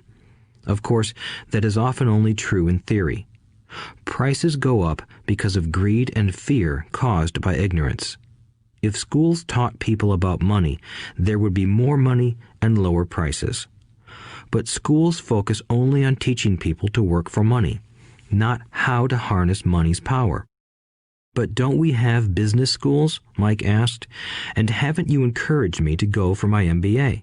Yes, said Rich Dad, but all too often business schools train employees to become sophisticated bean counters. Heaven forbid a bean counter takes over a business. All they do is look at the numbers, fire people, and kill the business. I know this because I hire bean counters. All they think about is cutting costs and raising prices, which cause more problems. Bean counting is important. I wish more people knew it, but it, too, is not the whole picture, added Rich Dad angrily. So, is there an answer? Asked Mike. Yes, said Rich Dad. Learn to use your emotions to think, not think with your emotions. When you boys mastered your emotions by agreeing to work for free, I knew there was hope. When you again resisted your emotions when I tempted you with more money, you were again learning to think in spite of being emotionally charged. That's the first step. Why is that step so important? I asked. Well, that's up to you to find out. If you want to learn, I'll take you boys into the briar patch, a place almost everyone else avoids. If you go with me, you'll let go of the idea of working for money and instead learn to have money work for you. And what will we get if we go with you? What if we agree to learn from you? What will we get? I asked. The same thing Brer Rabbit got, said Rich Dad, referring to the classic children's story. Is there a briar patch? I asked. Yes, said Rich Dad. The briar patch is our fear and greed. Confronting fear, weaknesses, and neediness by choosing our own thoughts is the way out. Choosing our thoughts? Mike asked, puzzled. Yes, choosing what we think rather than reacting to our emotions. Instead of just getting up and going to work because not having the money to pay your bills is scaring you, ask yourself, is working harder at this the best solution to this problem? Most people are too afraid to rationally think things through and instead run out the door to a job they hate. The tar baby is in control. That's what I mean by choosing your thoughts. And how do we do that? Mike asked. That's what I will teach you. I'll teach you to have a choice of thoughts rather than a knee-jerk reaction, like gulping down your morning coffee and running out the door. Remember what I said before. A job is only a short-term solution to a long-term problem. Most people have only one problem in mind, and it's short-term. It's the bills at the end of the month, the tar baby. Money controls their lives, or should I say the fear and ignorance about money controls it. So they do as their parents did. They get up every day and go work for money, not taking the time to ask the question, is there another way? Their emotions now control their thinking, not their heads. Can you tell the difference between emotions thinking and the head thinking? Mike asked. Oh yes, I hear it all the time, said Rich Dad. I hear things like, well, everyone has to work, or the rich are crooks, or I'll get another job, I deserve this raise, you can't push me around, or I like this job because it's secure. No one asks, is there something I'm missing here? Which would break through the emotional thought and give you time to think clearly. As we headed back to the store, Rich Dad explained that the rich really did make money. They did not work for it. He went on to explain that when Mike and I were casting 5-cent pieces out of lead, thinking we were making money, we were very close to thinking the way the rich think. The problem was that creating money is legal for the government and banks to do, but illegal for us to do. There are legal ways to create money from nothing, he told us. Rich Dad went on to explain that the rich know that money is an illusion, truly like the carrot for the donkey. It's only out of fear and greed that the illusion of money is held together by billions of people who believe that money is real. It's not. Money is really made up. It is only because of the illusion of confidence and the ignorance of the masses that this house of cards stands. He talked about the gold standard that America was on, and that each dollar bill was actually a silver certificate. What concerned him was the rumor that we would someday go off the gold standard and our dollars would no longer be backed by something tangible. If that happens, boys, all hell will break loose. The poor, the middle class, and the ignorant will have their lives ruined simply because they will continue to believe that money is real and that the company they work for, or the government, will look after them. We really did not understand what he was saying that day, but over the years, it made more and more sense. Seeing what others miss. As he climbed into his pickup truck outside his convenience store, Rich Dad said, "Keep working, boys, but the sooner you forget about needing a paycheck, the easier your adult life will be. Keep using your brain, work for free, and soon your mind will show you ways of making money far beyond what I could ever pay you. You will see things that other people never see. Most people never see these opportunities because they're looking for money and security, so that's all they get. The moment you see one opportunity, you'll see them for the rest of your life. The moment you do that, I'll teach you something else. Learn this, and you'll avoid one of life's biggest traps. Mike and I picked up our things from the store and waved goodbye to Mrs. Martin. We went back to the park, to the same picnic bench, and spent several more hours thinking and talking. We spent the next week at school thinking and talking too. For 2 more weeks, we kept thinking, talking, and working for free. At the end of the second Saturday, I was again saying goodbye to Mrs. Martin and looking at the comic book stand with a longing gaze. The hard thing about not even getting 30 cents every Saturday was that I didn't have any money to buy comic books. Suddenly, as Mrs. Martin said goodbye to Mike and me, I saw her do something I'd never seen her do before. Mrs. Martin was cutting the front page of the comic book in half. She kept the top half of the comic book cover and threw the rest of the book into a large cardboard box. When I asked her what she did with the comic books, she said, "I throw them away. I give the top half of the cover back to the comic book distributor for credit when he brings in the new comics. He's coming in an hour." Mike and I waited for an hour. Soon the distributor arrived, and I asked him if we could have the comic books. To my delight, he said, "You can have them if you work for this store and do not resell them." Remember our old business partnership? Well, Mike and I revived it. Using a spare room in Mike's basement, we began piling hundreds of comic books in that room. Soon, our comic book library was open to the public. We hired Mike's younger sister, who loved to study, to be head librarian. She charged each child 10 cents admission to the library, which was open from 2:30 p.m. to 4:30 p.m. every day after school. The customers, the children of the neighborhood, could read as many comics as they wanted in 2 hours. It was a bargain for them since a comic cost 10 cents each, and they could read 5 or 6 in 2 hours. Mike's sister would check the kids as they left to make sure they weren't borrowing any comic books.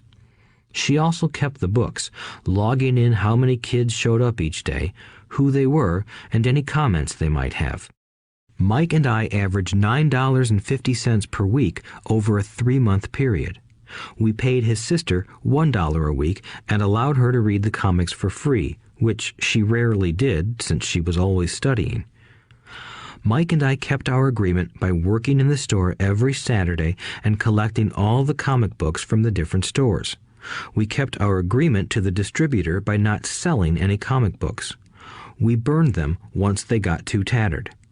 We tried opening a branch office, but we could never quite find someone as trustworthy and dedicated as Mike's sister. At an early age, we found out how hard it was to find good staff. 3 months after the library first opened, a fight broke out in the room. Some bullies from another neighborhood pushed their way in, and Mike's dad suggested we shut down the business. So our comic book business shut down, and we stopped working on Saturdays at the convenience store. But Rich Dad was excited because he had new things he wanted to teach us. He was happy because we had learned our first lessons so well. We learned to make money work for us. By not getting paid for our work at the store, we were forced to use our imaginations to identify an opportunity to make money. By starting our own business, the comic book library, we were in control of our own finances, not dependent on an employer.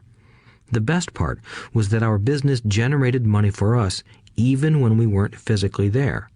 Our money worked for us. Instead of paying us money, Rich Dad had given us so much more.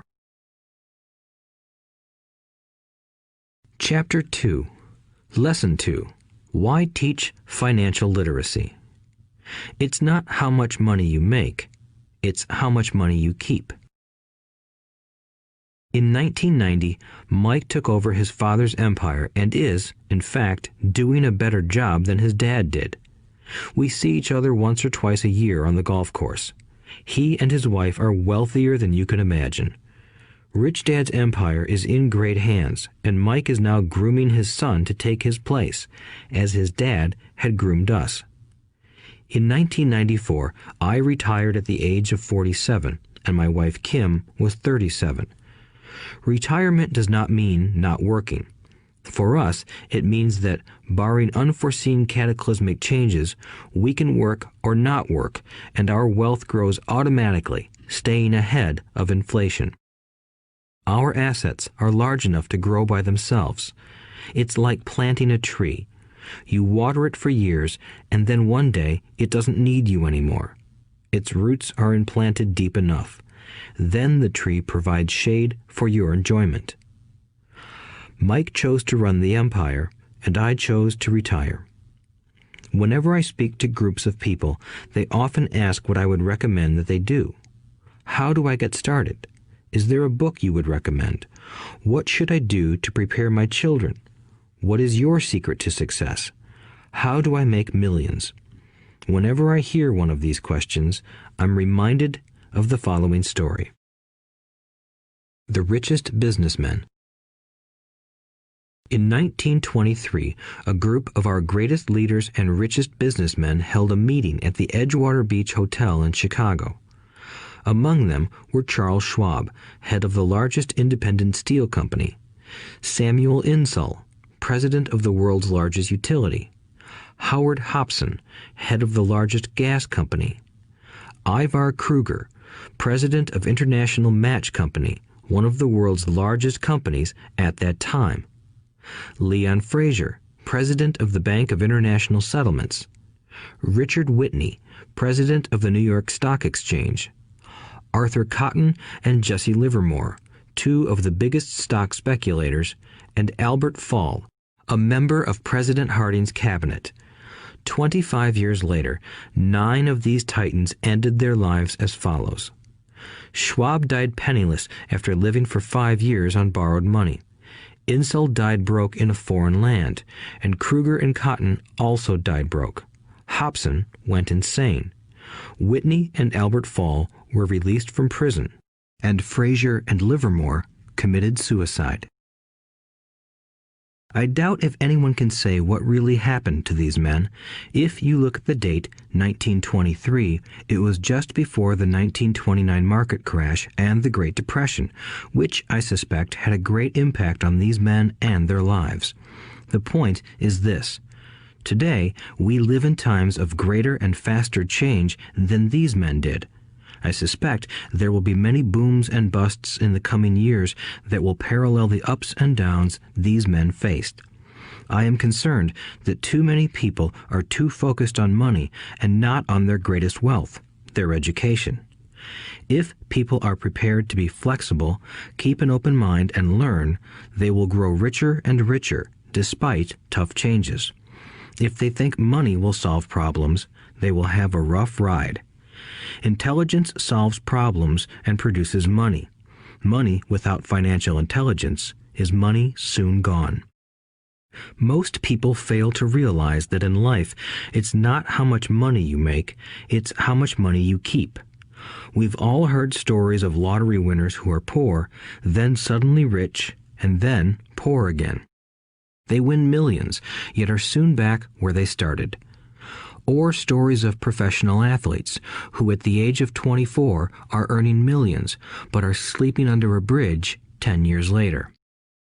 I remember a story of a young basketball player who a year ago had millions. Today, at just 29, he claims his friends, attorney, and accountant took his money, and he was forced to work at a car wash for minimum wage. He was fired from the car wash because he refused to take off his championship ring as he was wiping off the cars. His story made national news, and he is appealing his termination, claiming hardship and discrimination. He claims that the ring is all he has left, and if it was stripped away, he'll crumble. I know so many people who became instant millionaires, and while I am glad some people have become richer and richer, I caution them that in the long run, it's not how much money you make, it's how much you keep and how many generations you keep it. So when people ask, where do I get started, or tell me how to get rich quick, they often are greatly disappointed with my answer. I simply say to them what my rich dad said to me when I was a little kid. If you want to be rich, you need to be financially literate. That idea was drummed into my head every time we were together. As I said, my educated dad stressed the importance of reading books, while my rich dad stressed the need to master financial literacy. If you are going to build the Empire State Building, the first thing you need to do is dig a deep hole and pour a strong foundation. If you are going to build a home in the suburbs, all you need to do is pour a 6-inch slab of concrete. Most people, in their drive to get rich, are trying to build an Empire State Building on a 6-inch slab. Our school system, created in the agrarian age, still believes in homes with no foundation. Dirt floors are still the rage, so kids graduate from school with virtually no financial foundation. One day, sleepless and deep in debt in suburbia, living the American dream, they decide that the answer to their financial problems is to find a way to get rich quick. Construction on the skyscraper begins. It goes up quickly, and soon, instead of the Empire State Building, we have the Leaning Tower of suburbia. The sleepless nights return. As for Mike and me in our adult years, both of our choices were possible because we were taught to pour a strong financial foundation when we were just kids. Accounting is possibly the most confusing, boring subject in the world, but if you want to be rich long term, it could be the most important subject. For Rich Dad, the question was how to take a boring and confusing subject and teach it to kids. The answer he found was to make it simple by teaching it in pictures. My rich dad poured a strong financial foundation for Mike and me. Since we were just kids, he created a simple way to teach us. For years, he only drew pictures and used few words. Mike and I understood the simple drawings, the jargon, the movement of money, and then in later years, Rich Dad began adding numbers. Today, Mike has gone on to master much more complex and sophisticated accounting analysis because he had to in order to run his empire. I am not as sophisticated because my empire is smaller, yet we come from the same simple foundation. Over the following pages, we will discuss those same simple line drawings Mike's dad created for us. Though basic, those drawings helped guide two little boys in building great sums of wealth on a solid and deep foundation. Rule number 1. You must know the difference between an asset and a liability, and buy assets. If you want to be rich, this is all you need to know. It is rule number 1. It is the only rule. This may sound absurdly simple, but most people have no idea how profound this rule is. Most people struggle financially because they do not know the difference between an asset and a liability. Rich people acquire assets. The poor and middle class acquire liabilities that they think are assets, said Rich Dad. When Rich Dad explained this to Mike and me, we thought he was kidding. Here we were, nearly teenagers, and waiting for the secret to getting rich. And this was his answer. It was so simple that we stopped for a long time to think about it. "What is an asset?" asked Mike. "Don't worry right now," said Rich Dad. "Just let the idea sink in. If you can comprehend the simplicity, your life will have a plan and be financially easy. It is simple. That is why the idea is missed." "You mean all we need to know is what an asset is, acquire them, and we'll be rich?" I asked. Rich Dad nodded his head. "It's that simple." "If it's that simple, how come everyone is not rich?" I asked. Rich Dad smiled. "Because people do not know the difference between an asset and a liability." I remember asking, how could adults be so misguided? If it is that simple, if it is that important, why would everyone not want to find out? It took Rich Dad only a few minutes to explain what assets and liabilities were. As an adult, I have difficulty explaining it to other adults. The simplicity of the idea escapes them because they have been educated differently. They were taught by other educated professionals, such as bankers, accountants, real estate agents, financial planners, and so forth. The difficulty comes in asking adults to unlearn or become children again. An intelligent adult often feels it is demeaning to pay attention to simplistic definitions. Rich Dad believed in the KISS principle. Keep it simple, stupid, or keep it super simple. So he kept it simple for us, and that made our financial foundation strong. So what causes the confusion? How could something so simple be so screwed up? Why would someone buy an asset that was really a liability? The answer is found in basic education. We focus on the word literacy and not financial literacy. What defines something to be an asset or a liability are not words. In fact, if you really want to be confused, look up the words asset and liability in the dictionary. I know the definition may sound good to a trained accountant, but for the average person, it makes no sense. But we adults are often too proud to admit that something does not make sense. To us young boys, Rich Dad said, "What defines an asset are not words, but numbers. And if you can't read the numbers, you can't tell an asset from a hole in the ground." In accounting, Rich Dad would say, it's not the numbers, but what the numbers are telling you. It's just like words. It's not the words, but the story the words are telling you. If you want to be rich, you've got to read and understand numbers. If I heard that once, I heard it 1,000 times from my rich dad. And I also heard the rich acquire assets and the poor and middle class acquire liabilities. Here is how to tell the difference between an asset and a liability. Most accountants and financial professionals do not agree with the definitions, but these simple drawings were the start of strong financial foundations for two young boys. An asset is something that puts money in my pocket. A liability is something that takes money out of my pocket. This is really all you need to know. If you want to be rich, simply spend your life buying assets. If you want to be poor or middle class, spend your life buying liabilities. Illiteracy, both in words and numbers, is the foundation of financial struggle.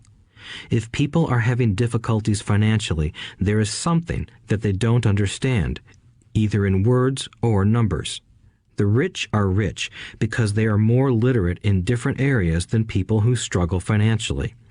So if you want to be rich and maintain your wealth, it's important to be financially literate in words as well as numbers. Numbers alone mean little, just as words out of context mean little. It's the story that counts. In financial reporting, reading numbers is looking for the plot, the story of where the cash is flowing. In 80% of most families, the financial story paints a picture of hard work to get ahead. However, this effort is for naught because they spend their lives buying liabilities instead of assets.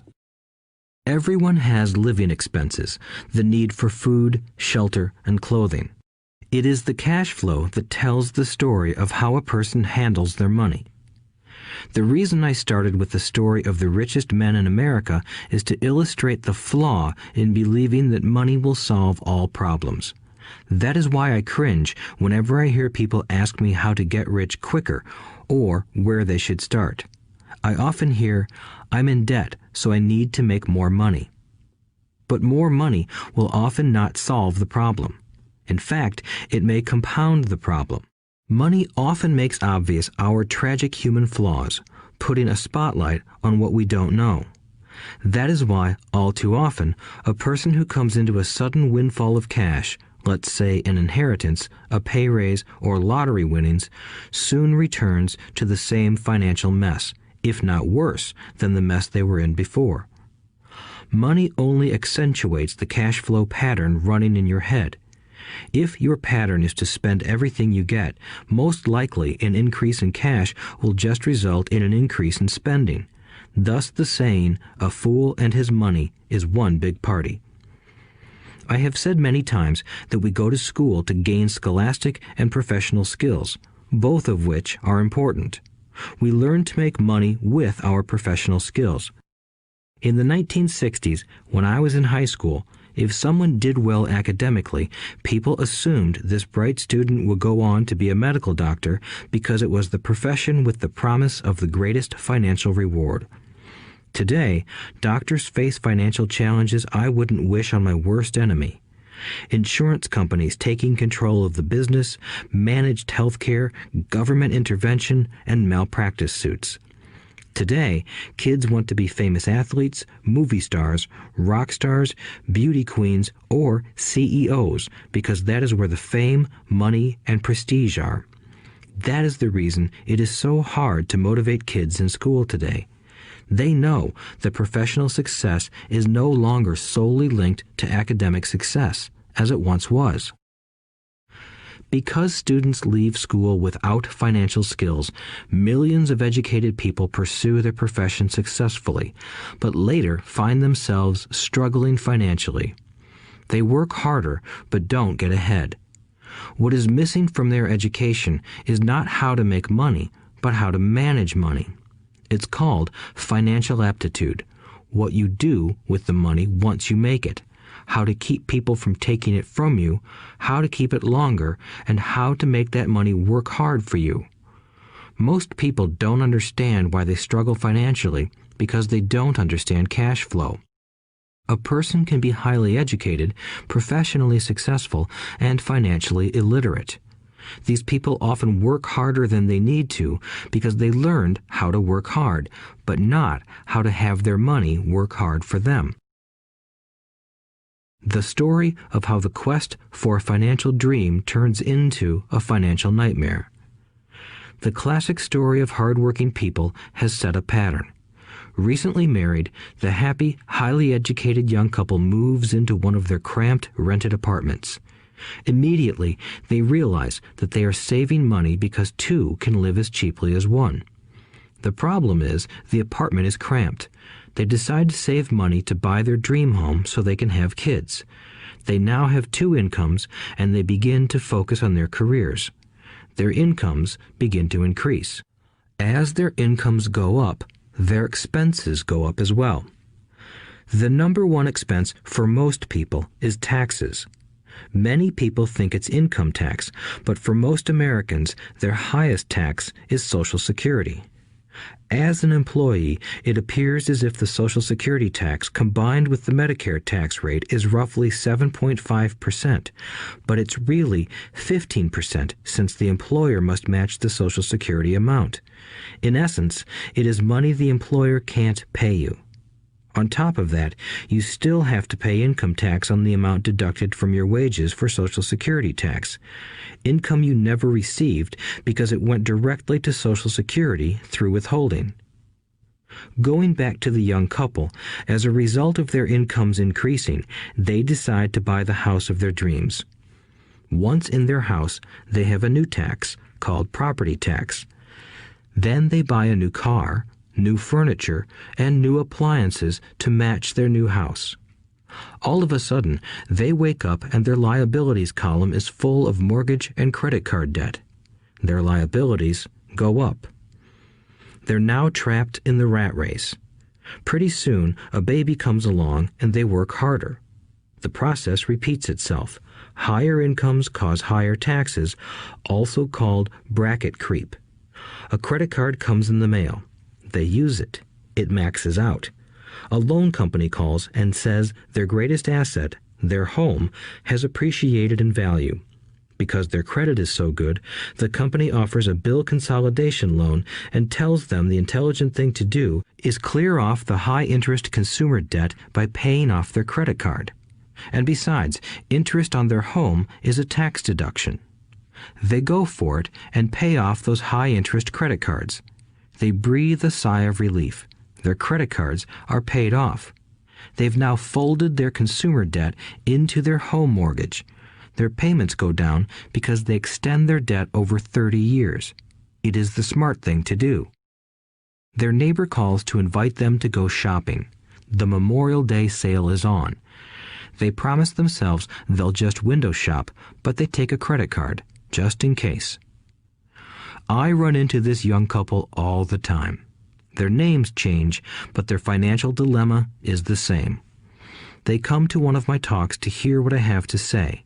They ask me, "Can you tell us how to make more money?" They don't understand that their trouble is really how they choose to spend the money they do have.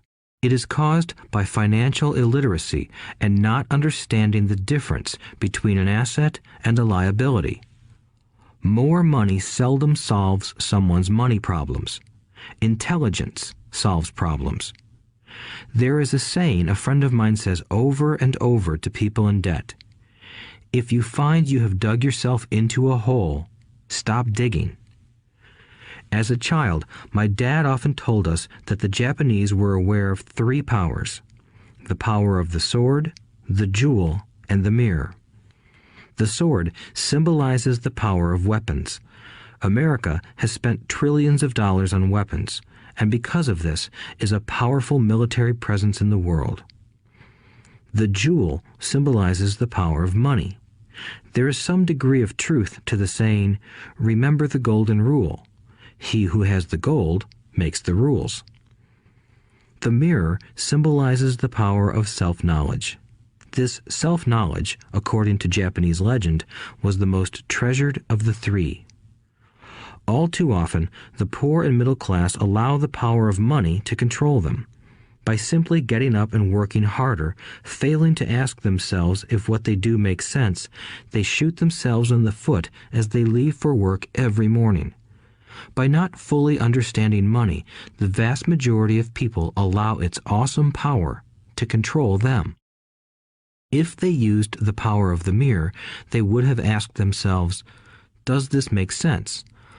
All too often, instead of trusting their inner wisdom, that genius inside, most people follow the crowd.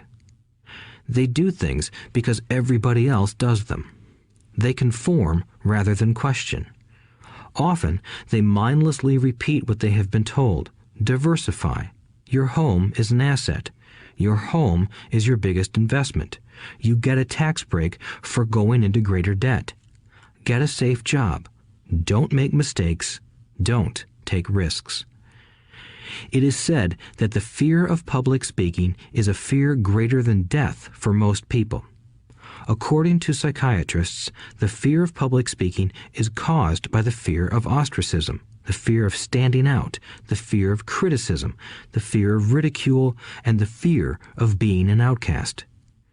The fear of being different prevents most people from seeking new ways to solve their problems. That is why my educated dad said the Japanese valued the power of the mirror the most, for it is only when we look into it that we find truth. Fear is the main reason that people say, "Play it safe." That goes for anything, be it sports, relationships, careers, or money.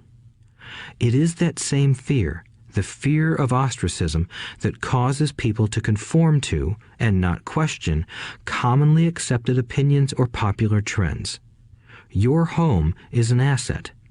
Get a bill consolidation loan and get out of debt. Work harder. It's a promotion. Someday I'll be a vice president. Save money. When I get a raise, I'll buy us a bigger house. Mutual funds are safe. Many financial problems are caused by trying to keep up with the Joneses. Occasionally, we all need to look in the mirror and be true to our inner wisdom rather than our fears. By the time Mike and I were 16 years old, we began to have problems in school. We were not bad kids. We just began to separate from the crowd. We worked for Mike's dad after school and on weekends. Mike and I often spent hours after work just sitting at a table with his dad while he held meetings with his bankers, attorneys, accountants, brokers, investors, managers, and employees. Here was a man who had left school at 13, who was now directing, instructing, ordering, and asking questions of educated people. They came at his beck and call and cringed when he didn't approve of them. Here was a man who had not gone along with the crowd. He was a man who did his own thinking and detested the words, "We have to do it this way because that's the way everyone else does it." He also hated the word can't. If you wanted him to do something, just say, "I don't think you can do it." Mike and I learned more sitting in on his meetings than we did in all our years of school, college included. Mike's dad was not book smart, but he was financially educated and successful as a result. He told us over and over again, an intelligent person hires people who are more intelligent than he is. So Mike and I had the benefit of spending hours listening to and learning from intelligent people. But because of this, Mike and I couldn't go along with the standard dogma our teachers preached, and that caused problems. Whenever the teacher said, "If you don't get good grades, you won't do well in the real world," Mike and I just raised our eyebrows. When we were told to follow set procedures and not deviate from the rules, we could see how school discouraged creativity.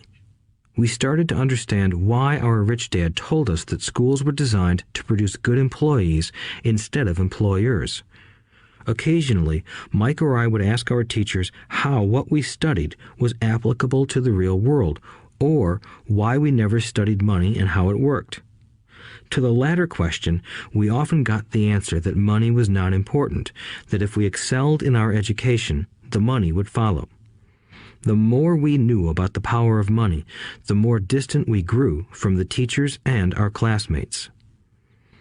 My highly educated dad never pressured me about my grades, but we did begin to argue about money.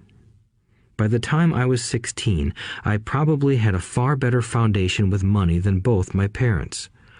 I could keep books, I listened to tax accountants, corporate attorneys, bankers, real estate brokers, investors, and so forth. By contrast, my dad talked to other teachers.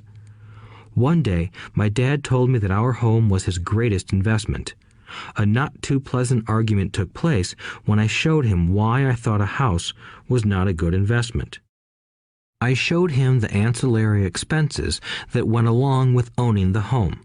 A bigger home meant bigger expenses, and the cash flow kept going out through the expense column. Today, people still challenge me on the idea of a house not being an asset. I know that for many people, it is their dream as well as their largest investment. And owning your own home is better than nothing. I simply offer an alternative way of looking at this popular dogma. If my wife and I were to buy a bigger, flashier house, we realize it wouldn't be an asset. It would be a liability since it would take money out of our pocket. So here is the argument I put forth. I really don't expect most people to agree with it because your home is an emotional thing, and when it comes to money, high emotions tend to lower financial intelligence. I know from personal experience that money has a way of making every decision emotional. 1. When it comes to houses, most people work all their lives paying for a home they never own. In other words, most people buy a new house every few years, each time incurring a new 30-year loan to pay off the previous one. 2. Even though people receive a tax deduction for interest on mortgage payments, they pay for all their other expenses with after-tax dollars, even after they pay off their mortgage. 3. My wife's parents were shocked when the property taxes on their home increased to $1,000 a month. This was after they had retired, so the increase put a strain on their retirement budget and they felt forced to move. 4. Houses do not always go up in value. I have friends who owe $1 million for a home that today would sell for far less. 5. The greatest losses of all are those from missed opportunities. If all your money is tied up in your house, you may be forced to work harder because your money continues blowing out of the expense column instead of adding to the asset column, the classic middle-class cash flow pattern. If a young couple would put more money into their asset column early on, their later years would be easier. Their assets would have grown and would be available to help cover expenses. All too often, a house only serves as a vehicle for incurring a home equity loan to pay for mounting expenses. In summary, the end result in making a decision to own a house that is too expensive in lieu of starting an investment portfolio impacts an individual in at least the following 3 ways. 1. Loss of time during which other assets could have grown in value. 2. Loss of additional capital which could have been invested instead of paying for high maintenance expenses related directly to the home. 3. Loss of education. Too often, people count their house and savings and retirement plans as all they have in their asset column. Because they have no money to invest, they simply don't invest. This costs them investment experience. Most never become what the investment world calls a sophisticated investor. And the best investments are usually first sold to sophisticated investors, who then turn around and sell them to the people playing it safe. I am not saying don't buy a house. What I'm saying is that you should understand the difference between an asset and a liability. When I want a bigger house, I first buy assets that will generate the cash flow to pay for the house. My educated dad's personal financial statement best demonstrates the life of someone caught in the rat race. His expenses match his income, never allowing him enough left over to invest in assets. As a result, his liabilities are larger than his assets. Why the rich get richer. A review of my rich dad's financial statement shows why the rich get richer.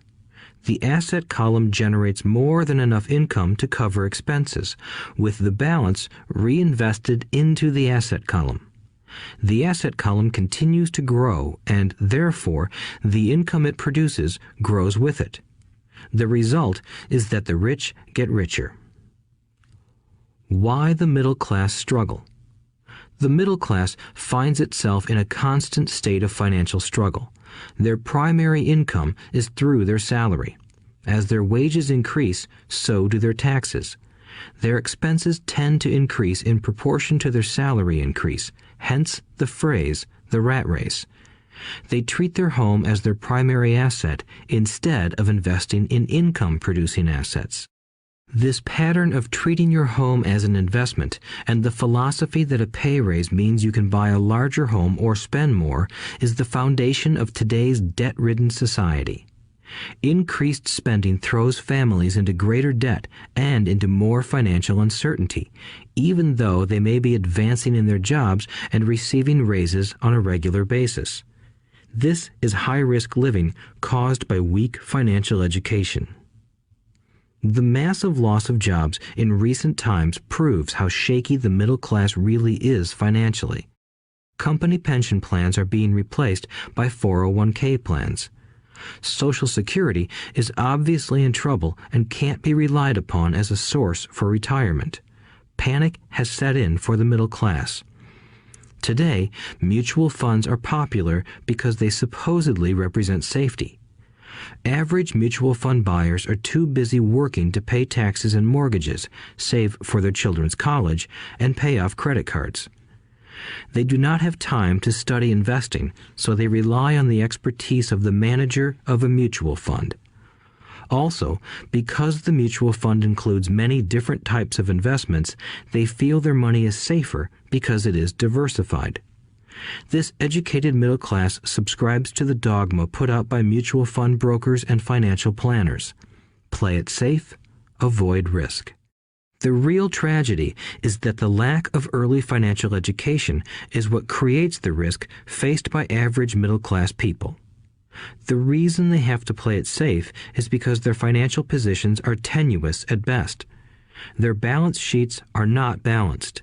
Instead, they are loaded with liabilities and have no real assets that generate income. Typically, their only source of income is their paycheck.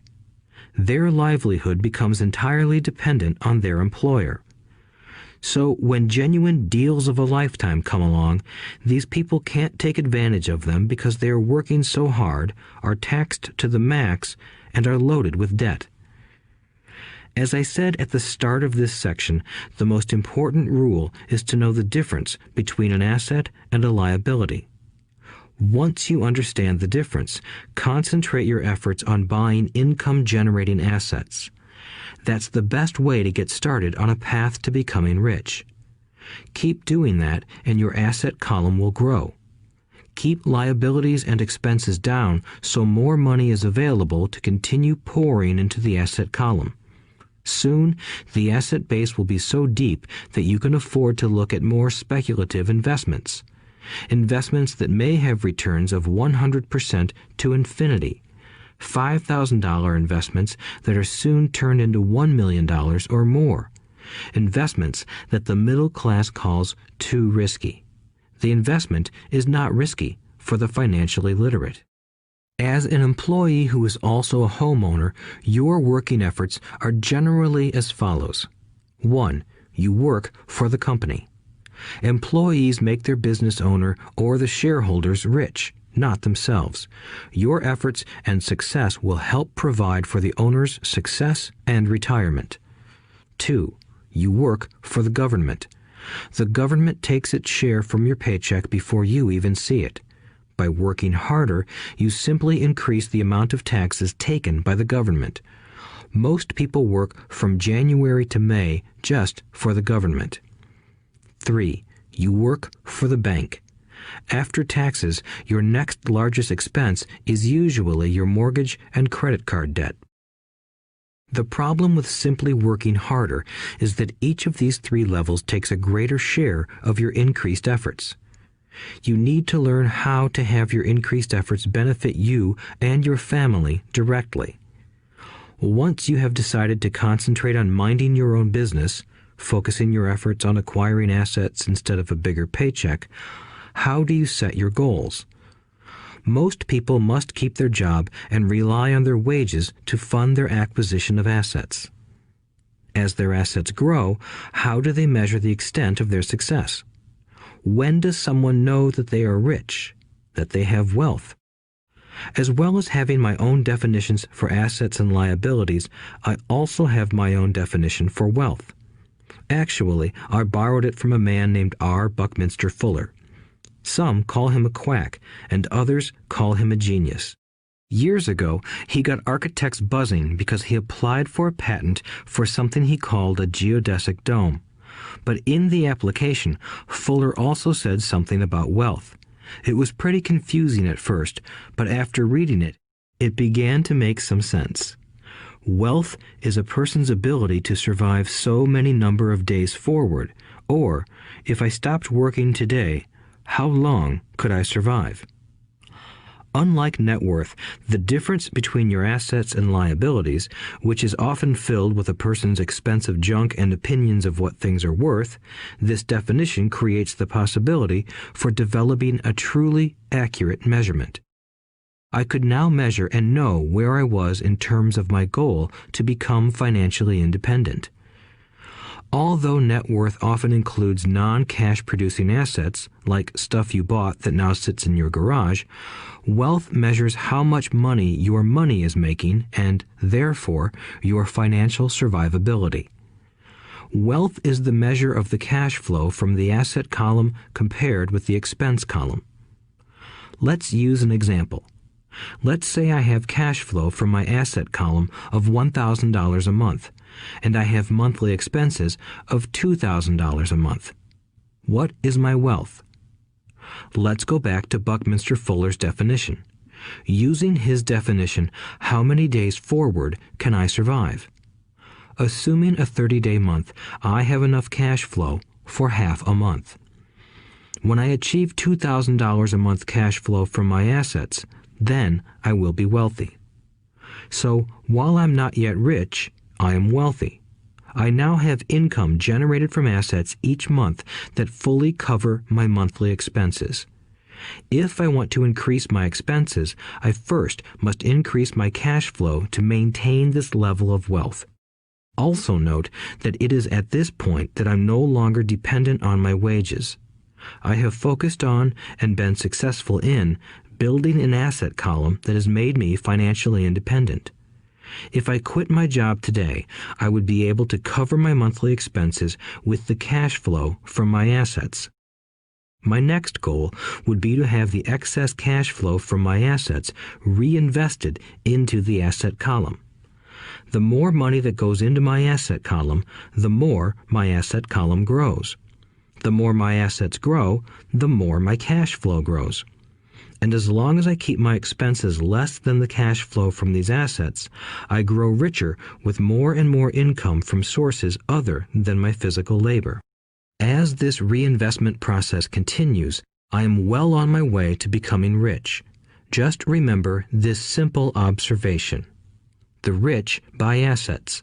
The poor only have expenses. The middle class buy liabilities they think are assets. So how do I start minding my own business? What is the answer? Listen to the founder of McDonald's in the next chapter. Chapter 3. Lesson 3. Mind your own business. The rich focus on their asset columns while everyone else focuses on their income statements. In 1974, Ray Kroc, the founder of McDonald's, was asked to speak to the MBA class at the University of Texas at Austin. A friend of mine was a student in that MBA class. After a powerful and inspiring talk, the class adjourned and the students asked Ray if he would join them at their favorite hangout to have a few beers. Ray graciously accepted. "What business am I in?" Ray asked once the group had all their beers in hand. Everyone laughed, my friend said. Most of the MBA students thought Ray was just fooling around. No one answered, so Ray asked again. "What business do you think I'm in?" The students laughed again, and finally one brave soul yelled out, "Ray, who in the world doesn't know that you're in the hamburger business?" Ray chuckled. "That's what I thought you would say." He paused and then quickly added, "Ladies and gentlemen, I'm not in the hamburger business. My business is real estate." As my friend tells the story, Ray spent a good amount of time explaining his viewpoint. In his business plan, Ray knew that the primary business focus was to sell hamburger franchises, but what he never lost sight of was the location of each franchise. He knew that the land and its location were the most significant factors in the success of each franchise. Basically, the person who bought the franchise was also buying the real estate under the franchise for Ray Kroc's organization. Today, McDonald's is the largest single owner of real estate in the world, owning even more than the Catholic Church. McDonald's owns some of the most valuable intersections and street corners in America and around the globe. My friend considers this as one of the most important lessons in his life.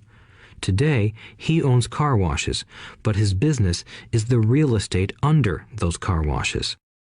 The previous chapter presented that most people work for everyone but themselves.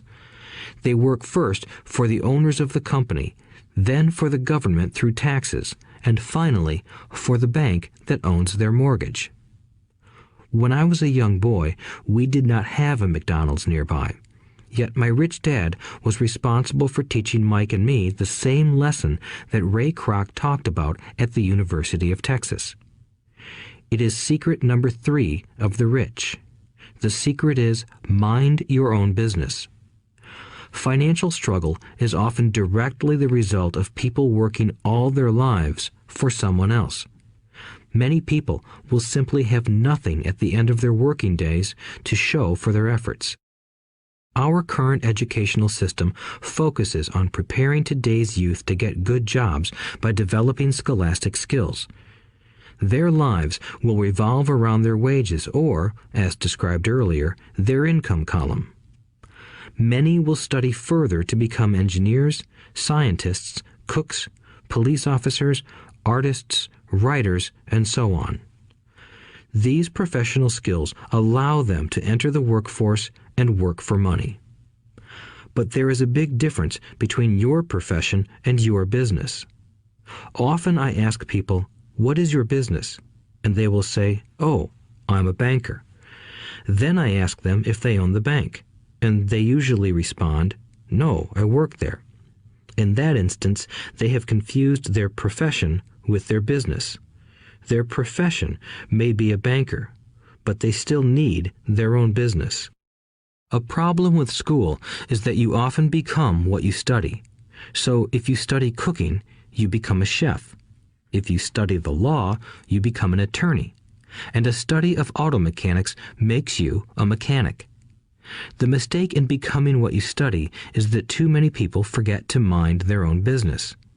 They spend their lives minding someone else's business and making that person rich. To become financially secure, a person needs to mind their own business. Your business revolves around your asset column, not your income column. As stated earlier, the number one rule is to know the difference between an asset and a liability and to buy assets. The rich focus on their asset columns, while everyone else focuses on their income statements. That is why we hear so often, "I need a raise. If only I had a promotion.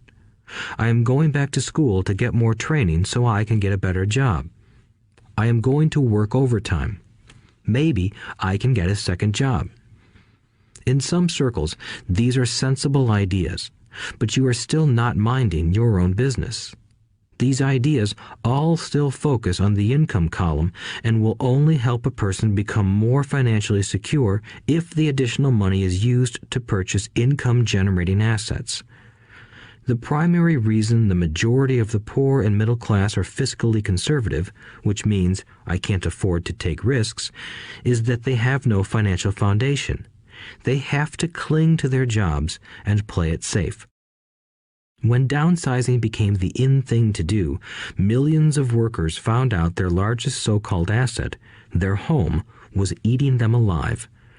Their asset was costing them money every month. Their car, another asset, was eating them alive. The golf clubs in the garage that cost $1,000 were not worth $1,000 anymore. Without job security, they had nothing to fall back on. What they thought were assets could not help them survive in a time of financial crisis. I assume most of us have filled out a credit application to buy a house or a car. It's always interesting to look at the net worth section because of what accepted banking and accounting practices allow a person to count as assets. One day when I wanted a loan, my financial position did not look too good. So I added my new golf clubs, my art collection, books, electronics, Armani suits, wristwatches, shoes, and other personal effects to boost the number in the asset column. But I was turned down because I had too much investment real estate. The loan committee didn't like that I made so much money from rent. They wanted to know why I did not have a normal job with a salary. They did not question the Armani suits, golf clubs, or art collection. Life is sometimes tough when you do not fit the standard profile. I cringe every time I hear someone say to me that their net worth is $1 million or $100,000 or whatever. One of the main reasons net worth is not accurate is simply because the moment you begin selling your assets, you are taxed for any gains. So many people have put themselves in deep financial trouble when they run short of income. To raise cash, they sell their assets. But their personal assets can generally be sold for only a fraction of the value that is listed on their personal balance sheet. Or, if there is a gain on the sale of the assets, they are taxed on the gain. So again, the government takes its share, thus reducing the amount available to help them out of debt. That is why I say someone's net worth is often worth less than they think. Start minding your own business. Keep your daytime job, but start buying real assets, not liabilities or personal effects that have no real value once you get them home. A new car loses nearly 25% of the price you pay for it the moment you drive it off the lot. It is not a true asset even if your banker lets you list it as one. My $400 new titanium driver was worth $150 the moment I teed off. Keep expenses low, reduce liabilities, and diligently build a base of solid assets. For young people who have not yet left home, it is important for parents to teach them the difference between an asset and a liability. Get them to start building a solid asset column before they leave home, get married, buy a house, have kids, and get stuck in a risky financial position, clinging to a job and buying everything on credit. I see so many young couples who get married and trap themselves into a lifestyle that will not let them get out of debt for most of their working years. For many people, just as the last child leaves home, the parents realize they have not adequately prepared for retirement and they begin to scramble to put some money away. Then their own parents become ill and they find themselves with new responsibilities. So, what kind of assets am I suggesting that you or your children acquire? In my world, real assets fall into the following categories. Businesses that do not require my presence. I own them, but they are managed or run by other people. If I have to work there, it's not a business. It becomes my job. Stocks, bonds, income-generating real estate, notes, IOUs, royalties from intellectual property such as music, scripts, and patents. Anything else that has value, produces income, or appreciates, and has a ready market. As a young boy, my educated dad encouraged me to find a safe job, but my rich dad encouraged me to begin acquiring assets that I loved. If you don't love it, you won't take care of it. I collect real estate simply because I love buildings and land. I love shopping for them, and I could look at them all day long. When problems arise, the problems aren't so bad that it changes my love for real estate. For people who hate real estate, they shouldn't buy it. I also love stocks of small companies, especially startups, because I am an entrepreneur, not a corporate person. In my early years, I worked in large organizations such as Standard Oil of California, the U.S. Marine Corps, and Xerox Corporation. I enjoyed my time with those organizations and have fond memories, but I know deep down I am not a company man. I like starting companies, not running them. So my stock buys are usually of small companies. Sometimes I even start the company and take it public. Fortunes are made in new stock issues, and I love the game. Many people are afraid of small cap companies and call them risky, and they are. But that risk is diminished if you love what the investment is, understand it, and know the game.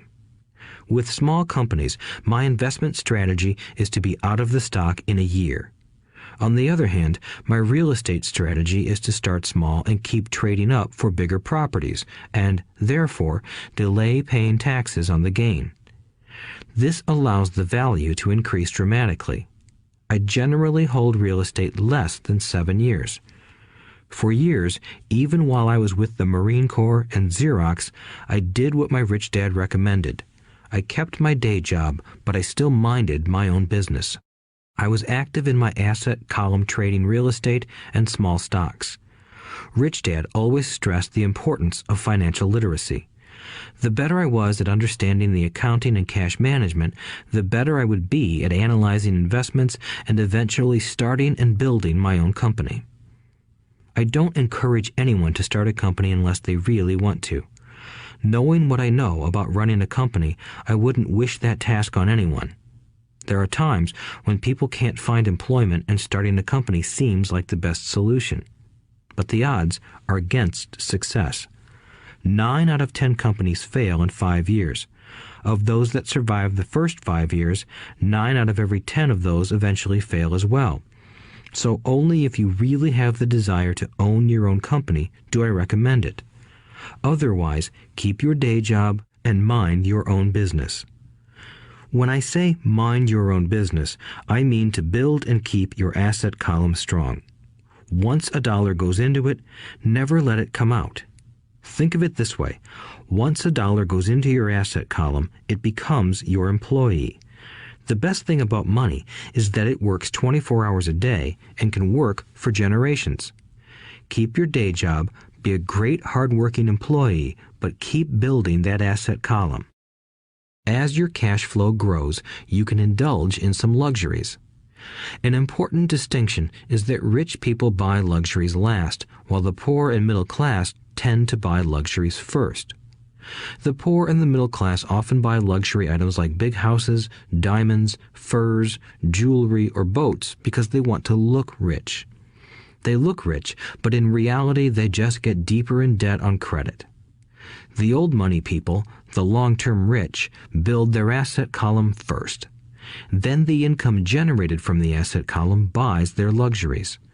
The poor and middle class buy luxuries with their own sweat, blood, and children's inheritance. A true luxury is a reward for investing in and developing a real asset. For example, when my wife Kim and I had extra money coming from our apartment houses, she went out and bought her Mercedes. It didn't take any extra work or risk on her part because the apartment house bought the car. She did, however, have to wait 4 years while the real estate investment portfolio grew and began generating enough extra cash flow to pay for the car. But the luxury, the Mercedes, was a true reward because she proved she knew how to grow her asset column. That car now means a lot more to her than simply another pretty car. It means she used her financial intelligence to afford it. Instead, most people impulsively go out and buy a new car or some other luxury on credit. They may feel bored and just want a new toy. Buying a luxury on credit often causes a person to eventually resent that luxury because the debt becomes a financial burden. After you've taken the time and invested in and built your own business, you are now ready to learn the biggest secret of the rich, the secret that puts the rich way ahead of the pack. Chapter 4. Lesson 4. The History of Taxes and the Power of Corporations. My rich dad just played the game smart, and he did it through corporations, the biggest secret of the rich. I remember in school being told the story of Robin Hood and his merry men. My teacher thought it was a wonderful story of a romantic hero who robbed from the rich and gave to the poor. My rich dad did not see Robin Hood as a hero. He called Robin Hood a crook. Robin Hood may be long gone, but his followers live on. I often still hear people say, "Why don't the rich pay for it?" or "The rich should pay more in taxes and give it to the poor." It is this Robin Hood fantasy, or taking from the rich to give to the poor, that has caused the most pain for the poor and the middle class. The reason the middle class is so heavily taxed is because of the Robin Hood ideal. The reality is that the rich are not taxed. It's the middle class who pays for the poor, especially the educated, upper-income middle class. Again, to understand fully how things happen, we need to look at the history of taxes. Although my highly educated dad was an expert on the history of education, my rich dad fashioned himself an expert on the history of taxes. Rich Dad explained to Mike and me that originally in England and America, there were no taxes. Occasionally, there were temporary taxes levied in order to pay for wars. The king or the president would put the word out and ask everyone to chip in. Taxes were levied in Britain for the fight against Napoleon from 1799 to 1816, and in America to pay for the Civil War from 1861 to 1865. In 1874, England made income tax a permanent levy on its citizens. In 1913, an income tax became permanent in the United States with the adoption of the 16th Amendment to the U.S. Constitution. At one time, Americans were anti-tax. It had been the tax on tea that led to the famous Tea Party in Boston Harbor, an incident that helped ignite the Revolutionary War. It took approximately 50 years in both England and the United States to sell the idea of a regular income tax. What these historical dates fail to reveal is that both of these taxes were initially levied against only the rich. It was this point that Rich Dad wanted Mike and me to understand. He explained that the idea of taxes was made popular and accepted by the majority by telling the poor and the middle class that taxes were created only to punish the rich. This is how the masses voted for the law, and it became constitutionally legal. Although it was intended to punish the rich, in reality it wound up punishing the very people who voted for it, the poor and middle class. Once government got a taste of money, its appetite grew, said Rich Dad. Your dad and I are exactly opposite. He's a government bureaucrat, and I am a capitalist. We get paid, and our success is measured on opposite behaviors. He gets paid to spend money and hire people. The more he spends and the more people he hires, the larger his organization becomes. In the government, a large organization is a respected organization. On the other hand, within my organization, the fewer people I hire and the less money I spend, the more I am respected by my investors. That's why I don't like government people. They have different objectives than most business people. As the government grows, more and more tax dollars are needed to support it. My educated dad sincerely believed that government should help people. He loved John F. Kennedy and especially the idea of the Peace Corps. He loved the idea so much that both he and my mom worked for the Peace Corps, training volunteers to go to Malaysia, Thailand, and the Philippines. He always strived for additional grants and budget increases so he could hire more people, both in his job with the Education Department and in the Peace Corps. From the time I was about 10 years old, I would hear from my rich dad that government workers were a pack of lazy thieves, and from my poor dad I would hear how the rich were greedy crooks who should be made to pay more taxes. Both sides had valid points. It was difficult to go to work for one of the biggest capitalists in town and come home to a father who was a prominent government leader. It was not easy to know which dad to believe. Yet, when you study the history of taxes, an interesting perspective emerges. As I said, the passage of taxes was only possible because the masses believed in the Robin Hood theory of economics. Take from the rich and give to everyone else. The problem was that the government's appetite for money was so great that taxes soon needed to be levied on the middle class, and from there it kept trickling down. However, the rich saw an opportunity because they don't play by the same set of rules. The rich knew about corporations, which became popular in the days of sailing ships. The rich created the corporation as a vehicle to limit their risk to the assets of each voyage. The rich put their money into a corporation to finance the voyage. The corporation would then hire a crew to sail to the New World to look for treasure. If the ship was lost, the crew lost their lives, but the loss to the rich would be limited only to the money they invested for that particular voyage.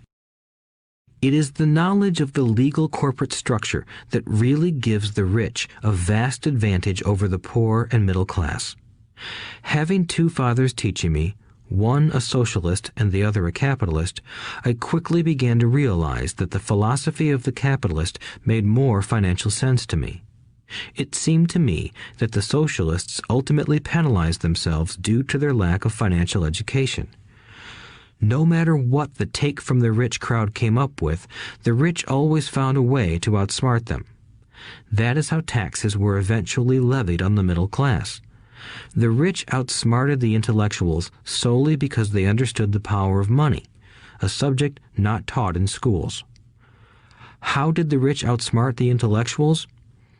Once the take from the rich tax was passed, cash started flowing into government coffers.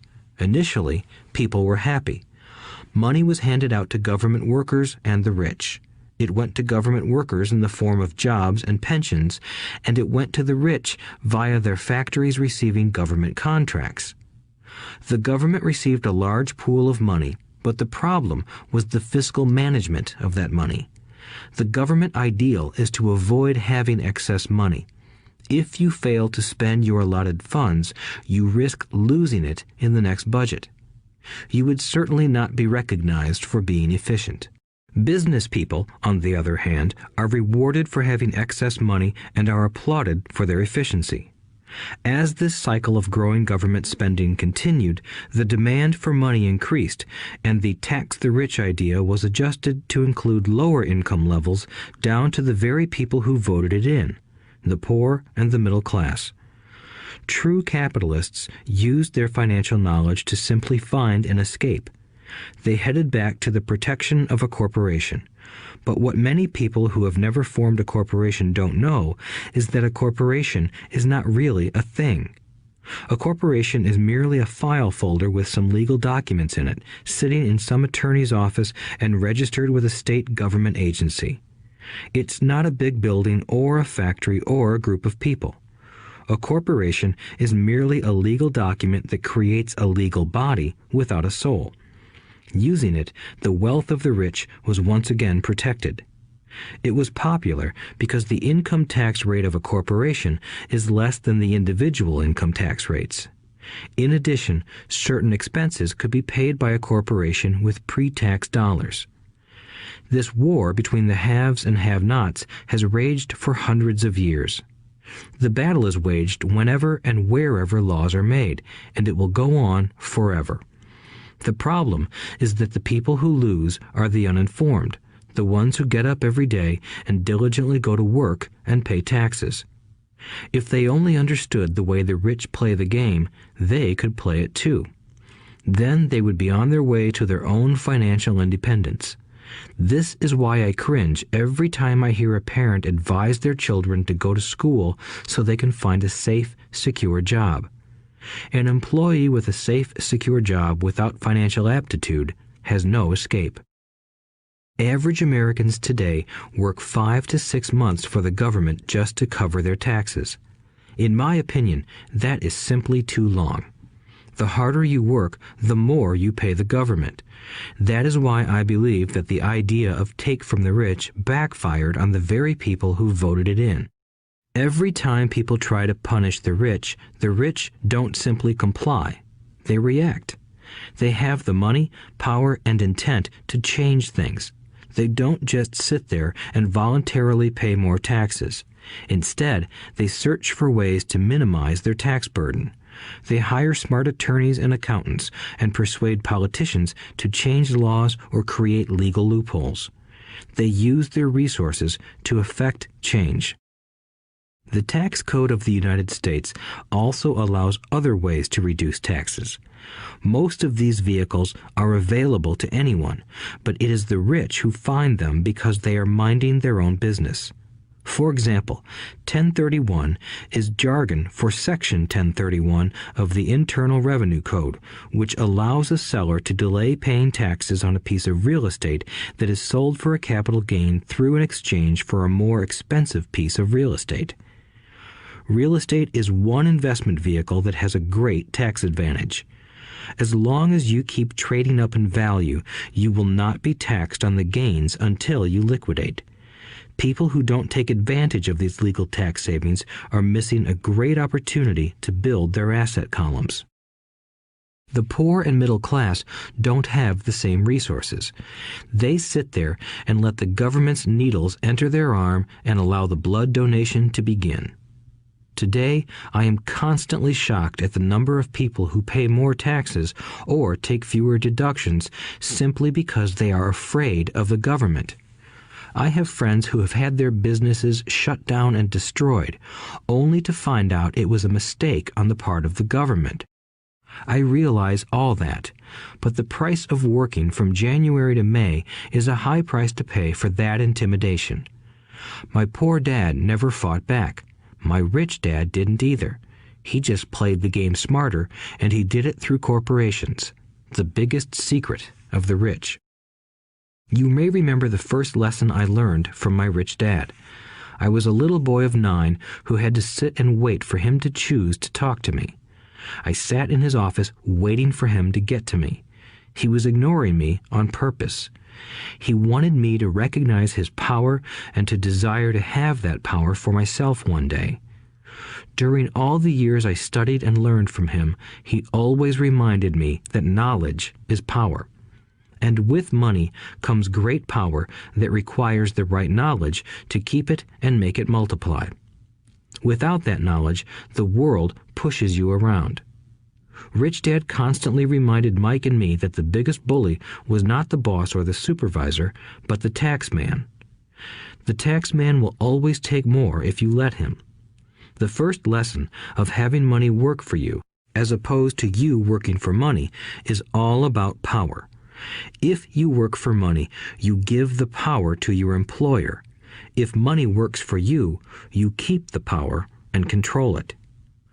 Once we had this knowledge of the power of money working for us, he wanted us to be financially smart and not let anyone or anything push us around. If you're ignorant, it's easy to be bullied. If you know what you're talking about, you have a fighting chance. That is why he paid so much for smart tax accountants and attorneys. It was less expensive to pay them than to pay the government. His best lesson to me was, be smart and you won't be pushed around as much. He knew the law because he was a law-abiding citizen and because it was expensive to not know the law. If you know you're right, you're not afraid of fighting back, even if you are taking on Robin Hood and his band of merry men. My highly educated dad always encouraged me to land a good job with a strong corporation.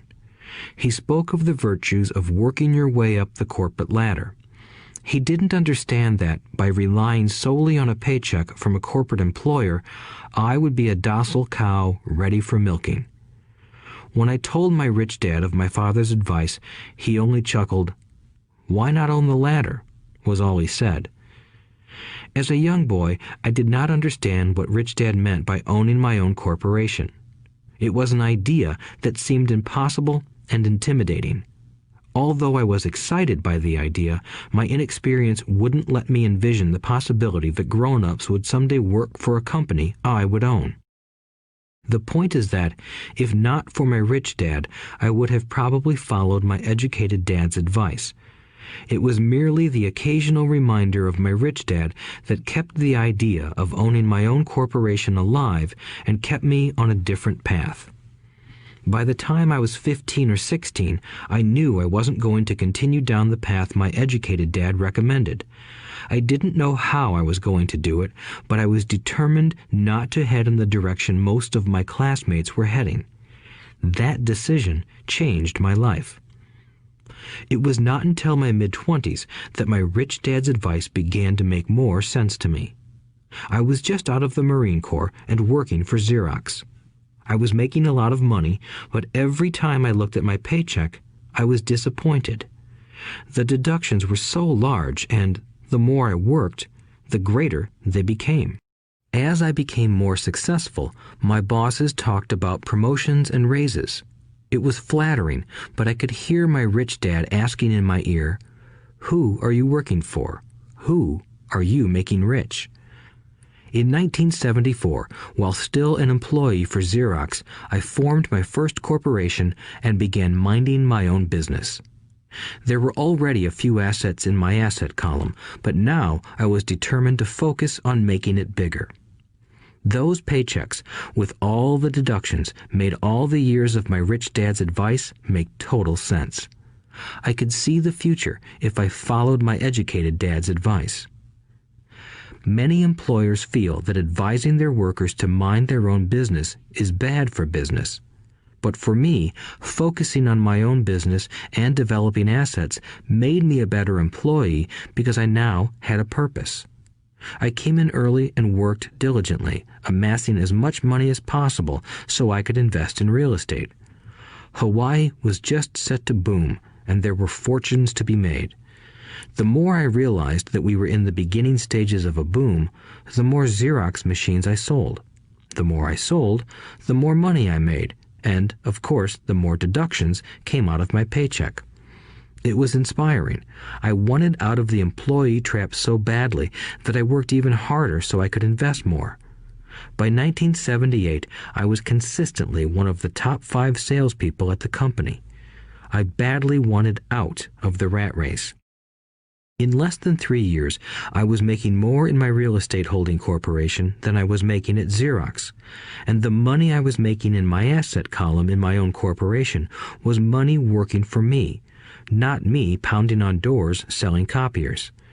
My rich dad's advice made much more sense. Soon, the cash flow from my properties were so strong that my company bought me my first Porsche. My fellow Xerox salespeople thought I was spending my commissions. I wasn't. I was investing my commissions in assets. My money was working hard to make more money. Each dollar in my asset column was a great employee, working hard to make more employees and buy the boss a new Porsche with before-tax dollars. I began to work harder for Xerox. The plan was working, and my Porsche was the proof. By using the lessons I learned from my rich dad, I was able to get out of the proverbial rat race at an early age. It was made possible because of the strong financial knowledge I had acquired through Rich Dad's lessons. Without this financial knowledge, which I call financial intelligence or financial IQ, my road to financial independence would have been much more difficult. I now teach others in the hope that I may share my knowledge with them. I remind people that financial IQ is made up of knowledge from 4 broad areas of expertise. 1. Accounting. Accounting is financial literacy or the ability to read numbers. This is a vital skill if you want to build an empire. The more money you are responsible for, the more accuracy is required, or the house comes tumbling down. This is the left brain side, or the details. Financial literacy is the ability to read and understand financial statements, which allows you to identify the strengths and weaknesses of any business. 2. Investing. Investing is the science of money making money. This involves strategies and formulas which use the creative right brain side. 3. Understanding markets. Understanding markets is the science of supply and demand. You need to know the technical aspects of the market, which are emotion-driven, in addition to the fundamental or economic aspects of an investment. Does an investment make sense or does it not make sense based on current market conditions? 4. The law. A corporation wrapped around the technical skills of accounting, investing, and markets can contribute to explosive growth. A person who understands the tax advantages and protections provided by a corporation can get rich so much faster than someone who is an employee or a small business sole proprietor. It's like the difference between someone walking and someone flying. The difference is profound when it comes to long-term wealth. Tax advantages. A corporation can do many things that an employee cannot, like pay expenses before paying taxes. That is a whole area of expertise that is very exciting. Employees earn and get taxed, and then try to live on what is left. A corporation earns, spends everything it can, and is taxed on anything that is left. It's one of the biggest legal tax loopholes that the rich use. They're easy to set up and are not expensive if you own investments that are producing good cash flow. For example, by owning your own corporation, your vacations can be board meetings in Hawaii.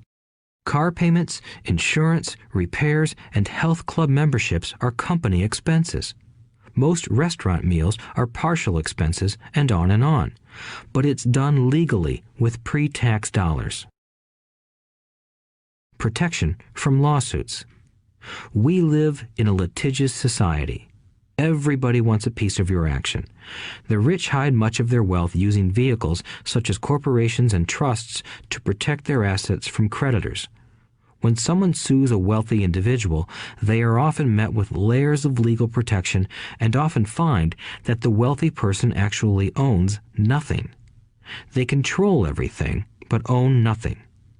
The poor and middle class try to own everything and lose it to the government or to fellow citizens who like to sue the rich. They learned it from the Robin Hood story. Take from the rich and give it to the poor. It is not the purpose of this audiobook to go into the specifics of owning a corporation. But I will say that if you own any kind of legitimate assets, I would consider finding out more about the benefits and protection offered by a corporation as soon as possible. There are many books written on the subject that will detail the benefits and even walk you through the steps necessary to set up a corporation.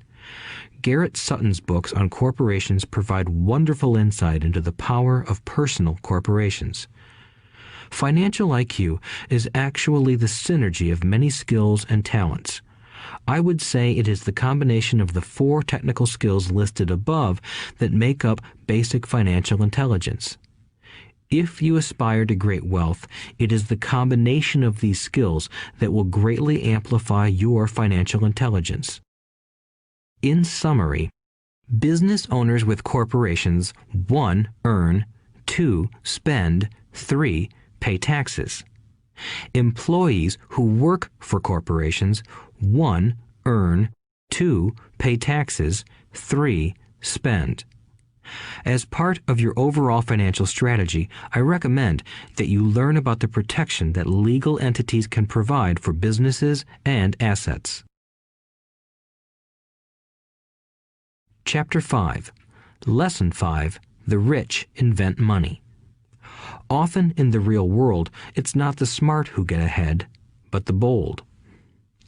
Last night, I took a break from writing and watched a TV program on the history of a young man named Alexander Graham Bell. Bell had just patented his telephone and was having growing pains because the demand for his new invention was so strong. Needing a bigger company, he then went to the giant at that time, Western Union, and asked them if they would buy his patent and his tiny company. He wanted $100,000 for the whole package. The president of Western Union scoffed at him and turned him down, saying the price was ridiculous. The rest is history. A multi-billion-dollar industry emerged, and AT&T was born. The evening news came on right after the story of Alexander Graham Bell. On the news was a story of another downsizing at a local company. The workers were angry and complained that the company ownership was unfair. A terminated manager of about 45 years of age had his wife and 2 babies at the plant and was begging the guards to let him talk to the owners to ask if they would reconsider his termination. He had just bought a house and was afraid of losing it. The camera focused in on his pleading for all the world to see. Needless to say, it held my attention. I have been teaching professionally since 1984. It has been a great experience and a rewarding one. It is also a disturbing profession, for I have taught thousands of individuals, and I see one thing in common in all of us, myself included. We all have tremendous potential, and we all are blessed with gifts. Yet the one thing that holds all of us back is some degree of self-doubt. It is not so much the lack of technical information that holds us back, but more the lack of self-confidence. Some are more affected than others. Once we leave school, most of us know that it is not so much a matter of college degrees or good grades that count. In the real world, outside of academics, something more than just grades is required. I have heard it called many things: guts, chutzpah, balls, audacity, bravado, cunning, daring, tenacity, and brilliance.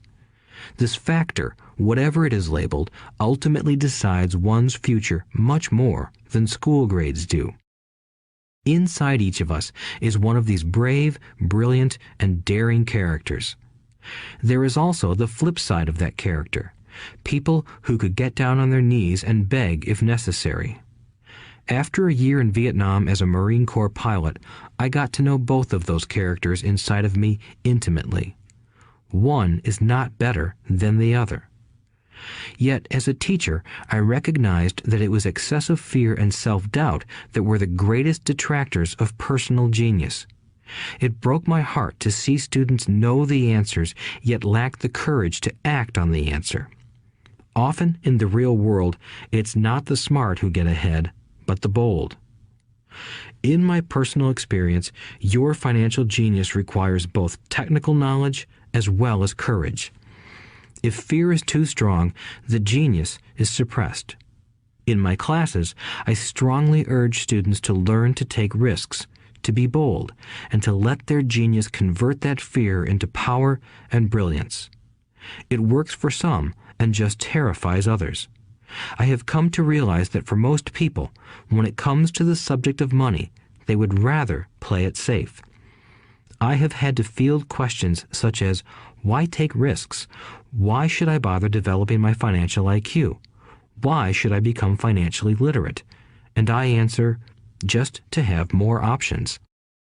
There are huge changes up ahead. In the coming years, there will be more people just like the young inventor Alexander Graham Bell.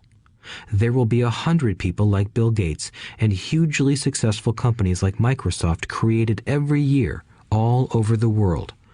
And there will also be many more bankruptcies, layoffs, and downsizings. So why bother developing your financial IQ? No one can answer that but you. Yet I can tell you why I myself do it. I do it because it is the most exciting time to be alive. I'd rather be welcoming change than dreading change. I'd rather be excited about making millions than worrying about not getting a raise. This period we are in now is a most exciting time, unprecedented in our world's history. Generations from now, people will look back at this period of time and remark at what an exciting era it must have been.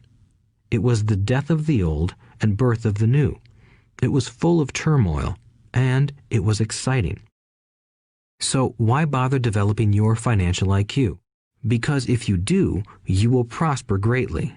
And if you don't, this period of time will be a frightening one. It will be a time of watching some people move boldly forward while others cling to worn-out life preservers. Land was wealth 300 years ago, so the person who owned the land owned the wealth. Later, wealth was in factories and production, and America rose to dominance. The industrialist owned the wealth. Today, wealth is in information, and the person who has the most timely information owns the wealth. The problem is that information flies around the world at the speed of light. The new wealth cannot be contained by boundaries and borders as land and factories were. The changes will be faster and more dramatic. There will be a dramatic increase in the number of new multimillionaires. There also will be those who are left behind. I find so many people struggling today, often working harder, simply because they cling to old ideas. They want things to be the way they were, and they resist change. I know people who are losing their jobs or their houses, and they blame technology or the economy or their boss. Sadly, they fail to realize that they might be the problem. Old ideas are their biggest liability. It is a liability simply because they fail to realize that while that idea or way of doing something was an asset yesterday, yesterday is gone. One afternoon, I was teaching how to invest using a board game I had invented, Cash Flow, as a teaching tool. A friend had brought someone along to attend the class. This friend of a friend was recently divorced, had been badly burned in the divorce settlement, and was now searching for some answers. Her friend thought the class might help. The game was designed to help people learn how money works. In playing the game, they learn about the interaction of the income statement with the balance sheet. They learn how cash flows between the two and how the road to wealth is through striving to increase your monthly cash flow from the asset column to the point that it exceeds your monthly expenses. Once you accomplish this, you are able to get out of the rat race and out onto the fast track. As I have said, some people hate the game, some love it, and others miss the point. This woman missed a valuable opportunity to learn something. In the opening round, she drew a doodad card with the boat on it. At first, she was happy. "Oh, I've got a boat."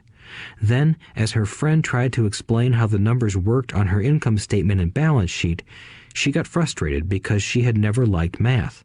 The rest of her table waited while her friend continued explaining the relationship between the income statement, balance sheet, and monthly cash flow.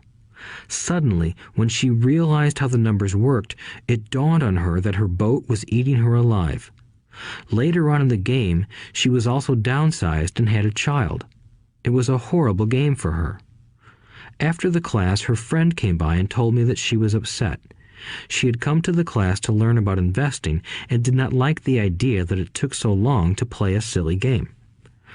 Her friend attempted to tell her to look within herself to see if the game reflected her in any way. With that suggestion, the woman demanded her money back. She said that the very idea that a game could be a reflection of her was ridiculous. Her money was promptly refunded, and she left. Since 1984, I have made millions simply by doing what the school system does not do. In school, most teachers lecture. I hated lectures as a student. I was soon bored, and my mind would drift. In 1984, I began teaching via games and simulations, and I still rely on these tools today. I always encourage adult students to look at games as reflecting back to them what they know and what they need to learn. Most importantly, games reflect behavior. They are instant feedback systems. Instead of the teacher lecturing you, the game is giving you a personalized lecture, one that is custom-made just for you. The friend of the woman who left later called to give me an update. She said her friend was fine and had calmed down. In her cooling off period, she could see some slight relationship between the game and her life. Although she and her husband did not own a boat, they did own everything else imaginable. She was angry after their divorce, both because he had run off with a younger woman and because, after 20 years of marriage, they had accumulated little in the way of assets. There was virtually nothing for them to split. Their 20 years of married life had been incredible fun, but all they had accumulated was a ton of doodads. She realized that her anger at doing the numbers, the income statement and balance sheet, came from her embarrassment about not understanding them. She believed that finances were the man's job. She maintained the house and did the entertaining, and he handled the finances. She was now quite certain that in the last 5 years of their marriage, he had hidden money from her. She was angry at herself for not being more aware of where the money was going, as well as for not knowing about the other woman. Just like a board game, the world is always providing us with instant feedback. We could learn a lot if we tuned in more. One day, not long ago, I complained to my wife that the cleaners must have shrunk my pants. My wife gently smiled and poked me in the stomach to inform me that the pants had not shrunk. Something else had expanded. Me. The cash flow game was designed to give every player personal feedback. Its purpose is to give you options. If you draw the boat card and it puts you into debt, the question is, now what can you do? How many different financial options can you come up with? That is the purpose of the game, to teach players to think and create new and various financial options. Thousands of people throughout the world have played this game. The players who get out of the rat race the quickest are the people who understand numbers and have creative financial minds. They recognize different financial options. Rich people are often creative and take calculated risks. People who take the longest are people who are not familiar with numbers and often do not understand the power of investing.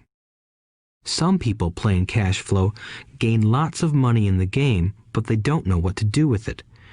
Even though they have money, everyone else seems to be getting ahead of them. And that is true in real life. There are a lot of people who have a lot of money and do not get ahead financially. Limiting your options is the same as hanging on to old ideas. I have a friend from high school who now works at 3 jobs. Years ago, he was the richest of all my classmates. When the local sugar plantation closed, the company he worked for went down with the plantation. In his mind, he had but one option, and that was the old option: work hard. The problem was that he couldn't find an equivalent job that recognized his seniority from the old company. As a result, he is overqualified for the jobs he currently has. so his salary is lower. He now works 3 jobs to earn enough to survive. I have watched people playing cash flow complain that the right opportunity cards are not coming their way, so they sit there. I know people who do that in real life. They wait for the right opportunity. I have watched people get the right opportunity card and then not have enough money. Then they complain that they would have gotten out of the rat race if they had had more money. So they sit there. I know people in real life who do that also. They see all the great deals, but they have no money. And I have seen people pull a great opportunity card, read it out loud, and have no idea that it is a great opportunity. They have the money, the time is right, they have the card, but they can't see the opportunity staring them in the face. They fail to see how it fits into their financial plan for escaping the rat race. And I know more people like that than all the others combined. Most people have an opportunity of a lifetime flash right in front of them, and they fail to see it. A year later, they find out about it, after everyone else got rich. Financial intelligence is simply having more options. If the opportunities aren't coming your way, what else can you do to improve your financial position? If an opportunity lands in your lap and you have no money and the bank won't talk to you, what else can you do to get the opportunity to work in your favor? If your hunch is wrong and what you've been counting on doesn't happen, how can you turn a lemon into millions? That is financial intelligence. It is not so much what happens, but how many different financial solutions you can think of to turn a lemon into millions. It is how creative you are in solving financial problems. Most people only know one solution: work hard, save, and borrow. So why would you want to increase your financial intelligence? Because you want to be the kind of person who creates your own luck. You take whatever happens and make it better. Few people realize that luck is created, just as money is. And if you want to be luckier and create money instead of working hard, then your financial intelligence is important. If you are the kind of person who is waiting for the right thing to happen, you might wait for a long time. It's like waiting for all the traffic lights to be green for 5 miles before you'll start your trip. As young boys, Mike and I were constantly told by my rich dad that money is not real. Rich Dad occasionally reminded us of how close we came to the secret of money on that first day we got together and began making money out of plaster of Paris. The poor and middle class work for money, he would say. The rich make money. The more real you think money is, the harder you will work for it. If you can grasp the idea that money is not real, you will grow richer faster. What is it? Was a question Mike and I often came back with. What is money if it is not real? What we agree it is, was all Rich Dad would say. The single most powerful asset we all have is our mind. If it is trained well, it can create enormous wealth seemingly instantaneously. An untrained mind can also create extreme poverty that can crush a family for generations.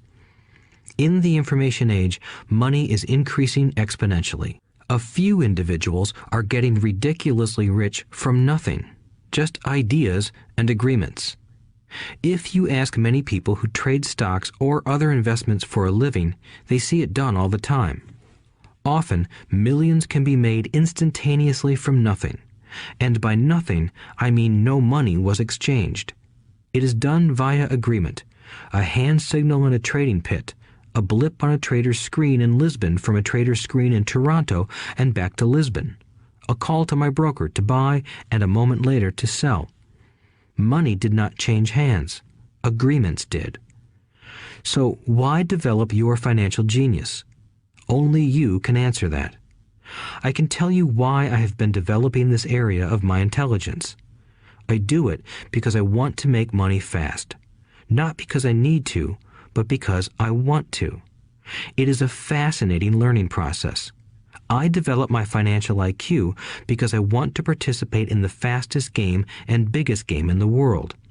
And, in my own small way, I would like to be part of this unprecedented evolution of humanity, the era where humans work purely with their minds and not with their bodies. Besides, it is where the action is. It is what is happening. It's hip, it's scary, and it's fun. That is why I invest in my financial intelligence, developing the most powerful asset I have. I want to be with people moving boldly forward. I do not want to be with those left behind. I will give you a simple example of creating money. In the early 1990s, the economy of Phoenix, Arizona was horrible. I was watching a TV show when a financial planner came on and began forecasting doom and gloom. His advice was to save money. Put $100 away every month, he said. In 40 years, you will be a multimillionaire. Well, putting money away every month is a sound idea. It is one option, the option most people subscribe to. The problem is this. It blinds the person to what is really going on. It causes them to miss major opportunities for much more significant growth of their money. The world is passing them by. As I said, the economy was terrible at that time. For investors, this is the perfect market condition. A chunk of my money was in the stock market and in apartment houses. I was short of cash. Because people were giving properties away, I was buying. I was not saving money. I was investing. Kim and I had more than $1 million in cash working in a market that was rising fast. It was the best opportunity to invest. The economy was terrible. I just could not pass up these small deals. Houses that were once $100,000 were now $75,000. But instead of shopping with local real estate agents, I began shopping at the bankruptcy attorney's office or the courthouse steps. In these shopping places, a $75,000 house could sometimes be bought for $20,000 or less. For $2,000, which was loaned to me from a friend for 90 days for $200, I gave an attorney a cashier's check as a down payment. While the acquisition was being processed, I ran an ad advertising a $75,000 house for only $60,000 and no money down. The phone rang hard and heavy. Prospective buyers were screened, and once the property was legally mine, all the prospective buyers were allowed to look at the house. It was a feeding frenzy. The house sold in a few minutes. I asked for a $2,500 processing fee, which they gladly handed over, and the escrow and title company took over from there. I returned the $2,000 to my friend with an additional $200. He was happy, the home buyer was happy, the attorney was happy, and I was happy. I had sold a house for $60,000 that cost me $20,000. The $40,000 was created from money in my asset column in the form of a promissory note from the buyer. Total working time, 5 hours. So, now that you are on your way to becoming more financially literate and skilled at reading numbers, I will tell you why this is an example of money being invented. During this depressed market, Kim and I were able to do 6 of these simple transactions in our spare time. While the bulk of our money was in larger properties and the stock market, we were able to create more than $190,000 in assets, notes at 10% interest, in those 6 buy, create, and sell transactions. That comes to approximately $19,000 a year income, much of it sheltered through our private corporation. Much of that $19,000 a year goes to pay for our company cars, gas, trips, insurance, dinners with clients, and other things. By the time the government gets a chance to tax that income, it's been spent on legally allowed pre-tax expenses. This was a simple example of how money is invented, created, and protected using financial intelligence. Ask yourself, how long would it take to save $190,000? Would the bank pay you 10% interest on your money? And the promissory note is good for 30 years. I hope they never pay me the $190,000. I have to pay a tax if they pay me the principal, and besides, $19,000 paid over 30 years is a little over $500,000 in income. I have people ask what happens if the person doesn't pay. That does happen, and it's good news. That $60,000 home could be taken back and resold for $70,000 and another $2,500 collected as a loan processing fee. It would still be a zero-down transaction in the mind of the new buyer, and the process would go on. The first time I sold the house, I paid back the $2,000, so technically I have no money in the transaction. My return on investment, ROI, is infinity. It's an example of no money making a lot of money. In the second transaction, when resold, I would have put $2,000 in my pocket and re-extended the loan to 30 years. What would my ROI be if I got paid money to make money? I do not know, but it sure beats saving $100 a month, which actually starts out as $150 because it's after-tax income for 40 years earning low interest. And again, you're taxed on the interest. That is not too intelligent. It may be safe, but it's not smart. A few years later, as the Phoenix real estate market strengthened, those houses we sold for $60,000 became worth $110,000. Foreclosure opportunities were still available, but became rare. It cost a valuable asset, my time, to go out looking for them. Thousands of buyers were looking for the few available deals. The market had changed. It was time to move on and look for other opportunities to put in the asset column. You cannot do that here. That is against the law. You're lying. I hear those comments much more often than, "Can you show me how to do that?" The math is simple. You do not need algebra or calculus, and the escrow company handles the legal transaction and the servicing of the payments. I have no roofs to fix or toilets to unplug because the owners do that. It's their house. Occasionally, someone does not pay, and that is wonderful because there are late fees, or they move out and the property is sold again. The court system handles that. And it may not work in your area. The market conditions may be different, but the example illustrates how a simple financial process can create hundreds of thousands of dollars with little money and low risk. It is an example of money being only an agreement. Anyone with a high school education can do it. Yet most people won't. Most people listen to the standard advice of work hard and save money. For about 30 hours of work, approximately $190,000 was created in the asset column, and no taxes were paid. Which one sounds harder to you? 1. Work hard, pay 50% in taxes, save what is left, your savings, then earn 5%, which is also taxed. Or 2. Take the time to develop your financial intelligence, harness the power of your brain and the asset column. If you use option number 1, be sure to factor in how much time it takes you to save $190,000. Time is one of your greatest assets. Now, you may understand why I silently shake my head when I hear parents say, "My child is doing well in school and receiving a good education." It may be good, but is it adequate? I know the above investment strategy is a small one. It is used to illustrate how small can grow into big.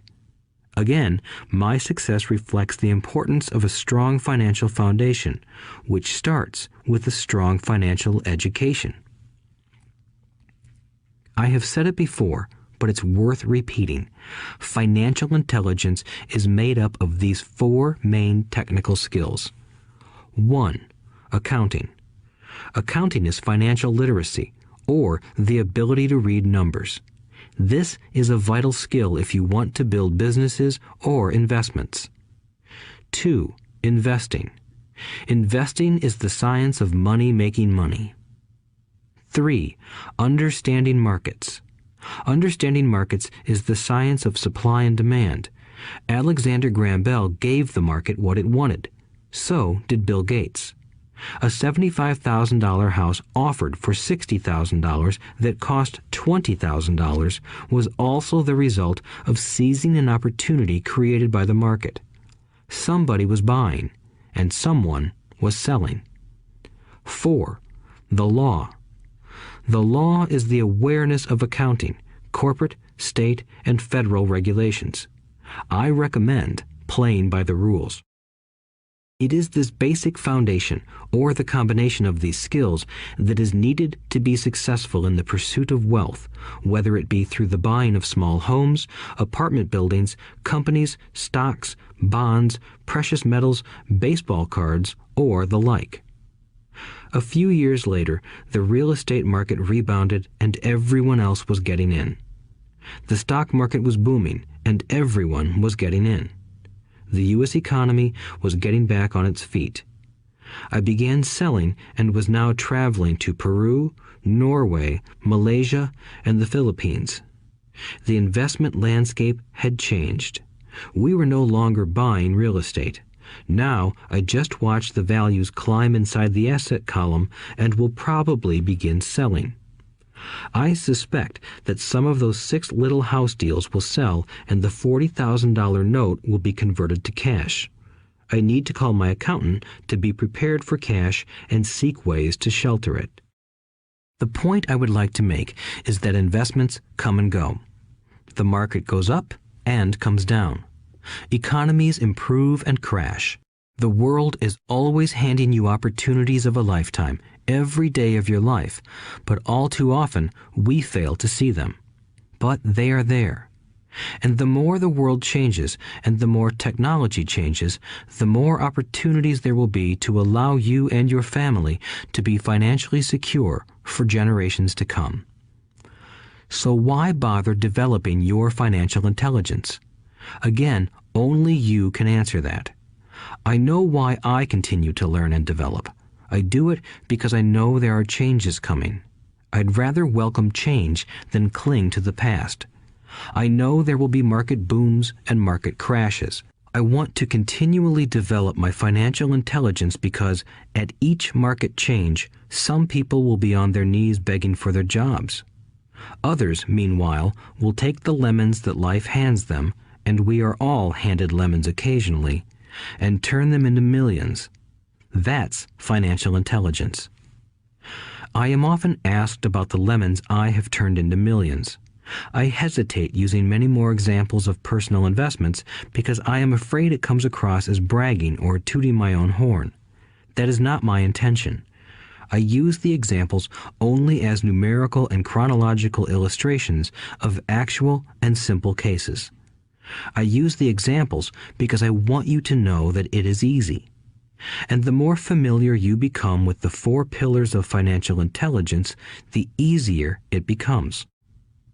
Personally, I use 2 main vehicles to achieve financial growth: real estate and small cap stocks. I use real estate as my foundation. Day in and day out, my properties provide cash flow and occasional spurts of growth and value. The small cap stocks are used for fast growth.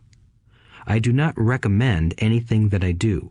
The examples are just that, examples. If the opportunity is too complex and I do not understand the investment, I don't do it. Simple math and common sense are all you need to do well financially. There are 5 reasons for using examples. 1. To inspire people to learn more. 2. To let people know it is easy if the foundation is strong. 3.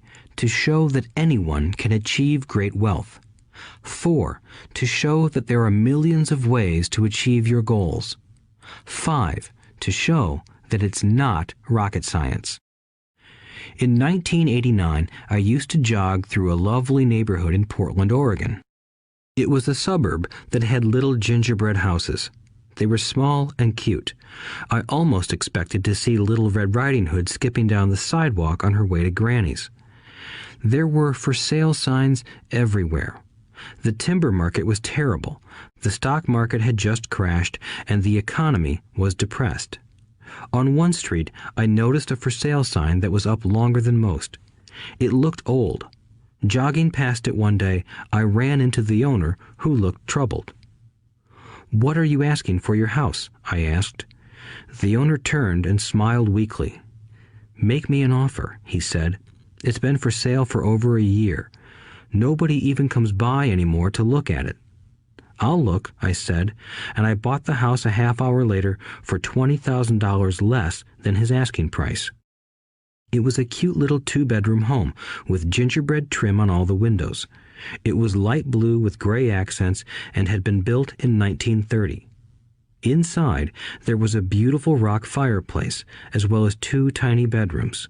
It was a perfect rental house. I gave the owner $5,000 down for a $45,000 house that was really worth $65,000, except that no one wanted to buy it.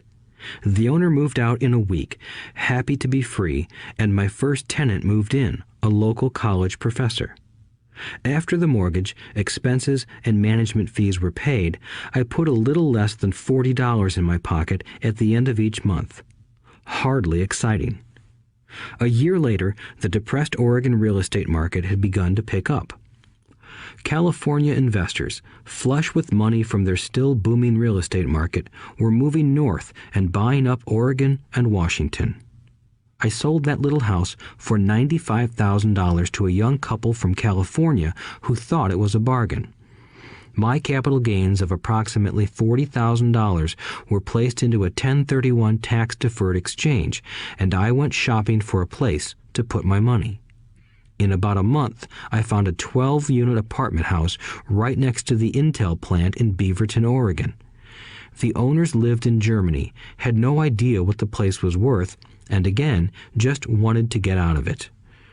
I offered $275,000 for a $450,000 building. They agreed to $300,000. I bought it and held it for 2 years. Utilizing the same 1031 exchange process, we sold the building for $495,000 and bought a 30-unit apartment building in Phoenix, Arizona. We had moved to Phoenix by then to get out of the rain and needed to sell anyway. Like the former Oregon market, the real estate market in Phoenix was depressed. The price of the 30-unit apartment building in Phoenix was $875,000, with $225,000 down. The cash flow from the 30 units was a little over $5,000 a month.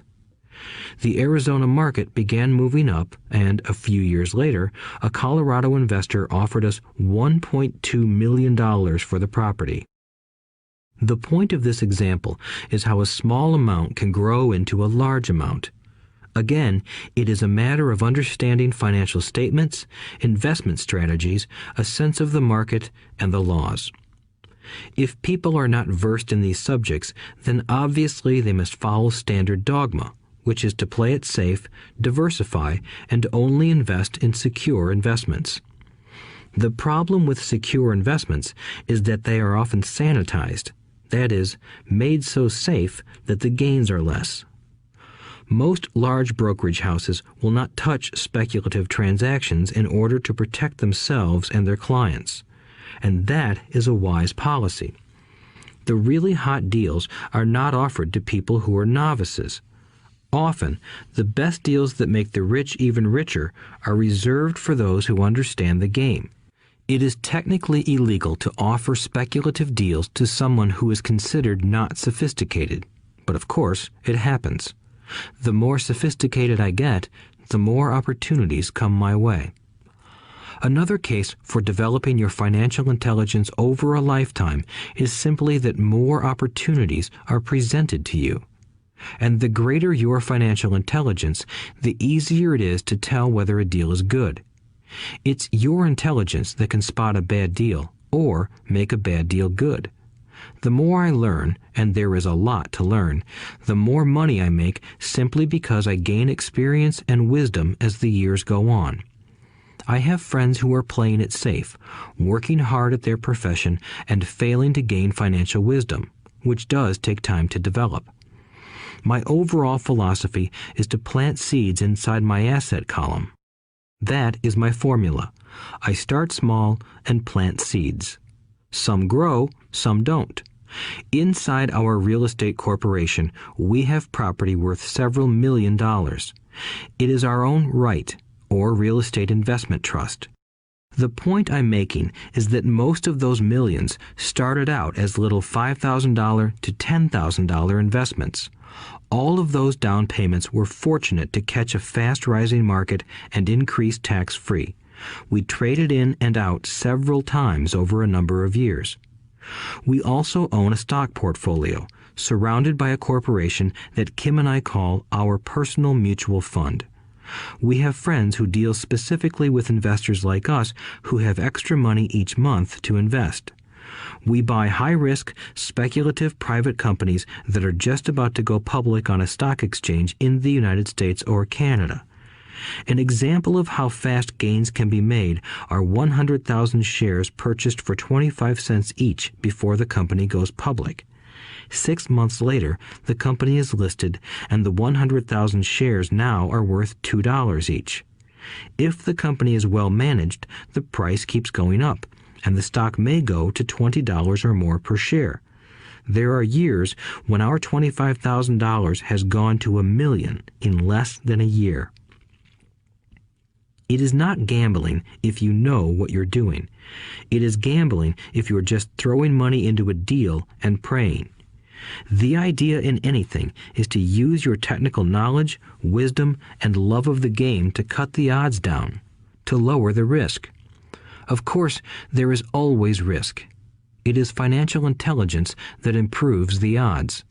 Thus, what is risky for one person is less risky to someone else.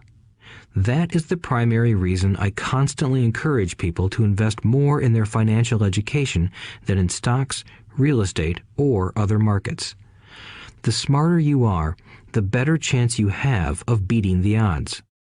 The stock plays I personally invested in were extremely high risk for most people and absolutely not recommended.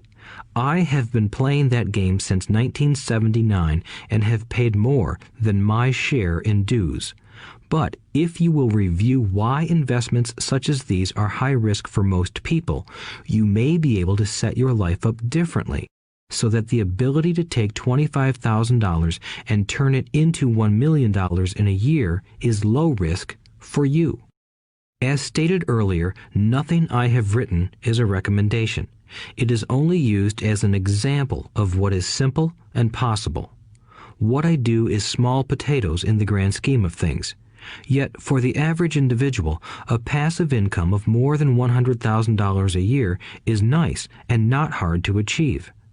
Depending on the market and how smart you are, it could be done in 5 to 10 years. If you keep your living expenses modest, $100,000 coming in as additional income is pleasant, regardless of whether you work. You can work if you like or take time off if you choose and use the government tax system in your favor rather than against you. My personal basis is real estate. I love real estate because it's stable and slow-moving. I keep the base solid. The cash flow is fairly steady and, if properly managed, has a good chance of increasing in value. The beauty of a solid base of real estate is that it allows me to take greater risks, as I do with speculative stocks. If I make great profits in the stock market, I pay my capital gains tax on the gain and then reinvest what's left in real estate, again further securing my asset foundation. A last word on real estate. I have traveled all over the world and taught investing. In every city, I hear people say you cannot buy real estate cheap. That is not my experience. Even in New York or Tokyo, or just on the outskirts of the city, prime bargains are overlooked by most people. In Singapore, with their high real estate prices, there are still bargains to be found within a short driving distance. So whenever I hear someone say, "You can't do that here," pointing at me, I remind them that maybe the real statement is, "I don't know how to do that here. Yet." Great opportunities are not seen with your eyes. They are seen with your mind. Most people never get wealthy simply because they are not trained financially to recognize opportunities right in front of them. I am often asked, how do I start? In the final chapter of this audiobook, I offer 10 steps that I followed on the road to my financial freedom. But always remember to have fun. When you learn the rules and the vocabulary of investing and begin to build your asset column, I think you'll find that it's as fun a game as you've ever played. Sometimes you win, and sometimes you learn. But have fun. Most people never win because they're more afraid of losing. That is why I found school so silly. In school, we learn that mistakes are bad, and we are punished for making them. Yet if you look at the way humans are designed to learn, we learn by making mistakes. We learn to walk by falling down. If we never fell down, we would never walk. The same is true for learning to ride a bike. I still have scars on my knees, but today I can ride a bike without thinking. The same is true for getting rich. Unfortunately, the main reason most people are not rich is because they are terrified of losing. Winners are not afraid of losing, but losers are. Failure is part of the process of success. People who avoid failure also avoid success. I look at money much like my game of tennis. I play hard, make mistakes, correct, make more mistakes, correct, and I get better. If I lose the game, I reach across the net, shake my opponent's hand, smile, and say, "See you next Saturday." There are two kinds of investors.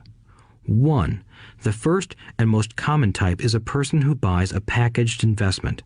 They call a retail outlet, such as a real estate company, a stockbroker, or a financial planner, and they buy something. It could be a mutual fund, a right, a stock, or bond. It is a clean and simple way of investing. An analogy would be a shopper who goes to a computer store and buys a computer right off the shelf. 2. The second type is an investor who creates investments. This investor usually assembles a deal in the same way a person who buys components builds a computer. I do not know the first thing about putting components of a computer together, but I do know how to put pieces of opportunities together, or know people who know how. It is this second type of investor who is the more professional investor. Sometimes it may take years for all the pieces to come together, and sometimes they never do. It is this second type of investor that my rich dad encouraged me to be. It is important to learn how to put the pieces together, because that is where the huge wins reside, and sometimes some huge losses if the tide goes against you. If you want to be the second type of investor, you need to develop 3 main skills. These skills are in addition to those required to become financially intelligent. 1. Find an opportunity that everyone else missed.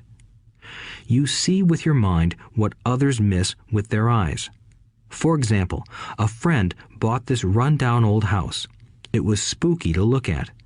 Everyone wondered why he bought it.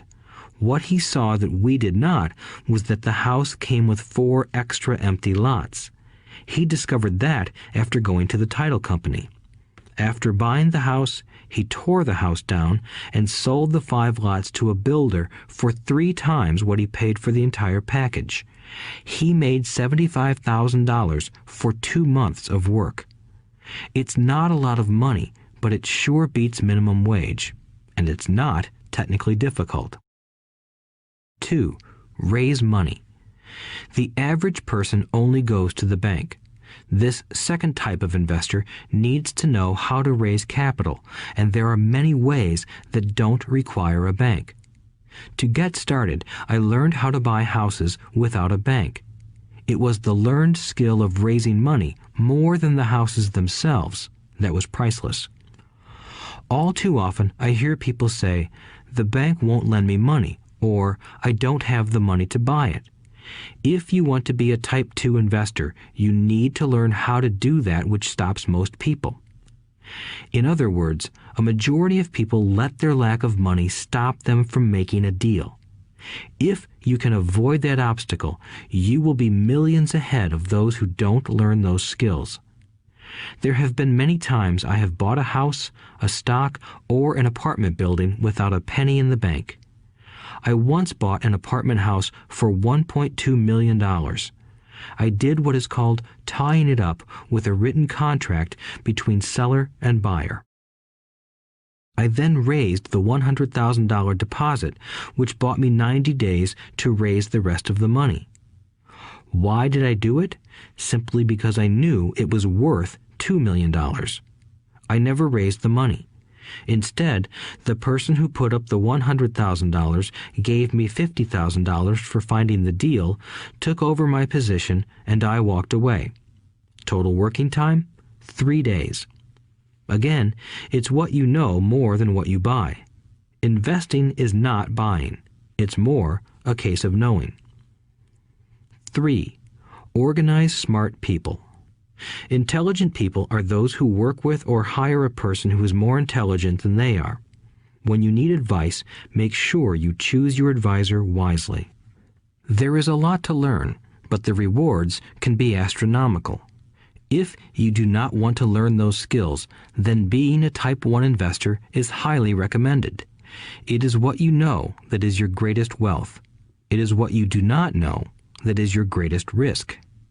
There is always risk, so learn to manage risk instead of avoiding it. Chapter 6. Lesson 6. Work to learn, don't work for money. Job security meant everything to my educated dad. Learning meant everything to my rich dad. A few years ago, I granted an interview with a newspaper in Singapore. The young female reporter was on time, and the interview got underway immediately. We sat in the lobby of a luxurious hotel, sipping coffee and discussing the purpose of my visit to Singapore. I was to share the platform with Zig Ziglar. He was speaking on motivation, and I was speaking on the secrets of the rich. Someday, I would like to be a best-selling author like you, she said. I had seen some of the articles she had written for the paper, and I was impressed. She had a tough, clear style of writing. Her articles held a reader's interest. You have a great style, I said in reply. What holds you back from achieving your dream? My work does not seem to go anywhere, she said quietly. Everyone says that my novels are excellent, but nothing happens. So I keep my job with the paper. At least it pays the bills. Do you have any suggestions? Yes, I do, I said brightly. A friend of mine here in Singapore runs a school that trains people to sell. He runs sales training courses for many of the top corporations here in Singapore, and I think attending one of his courses would greatly enhance your career. She stiffened. Are you saying I should go to school to learn to sell? I nodded. You aren't serious, are you? Again, I nodded. What is wrong with that? I was now backpedaling. She was offended by something, and now I was wishing I had not said anything. In my attempt to be helpful, I found myself defending my suggestion. I have a master's degree in English literature. Why would I go to school to learn to be a salesperson? I am a professional. I went to school to be trained in a profession so I would not have to be a salesperson.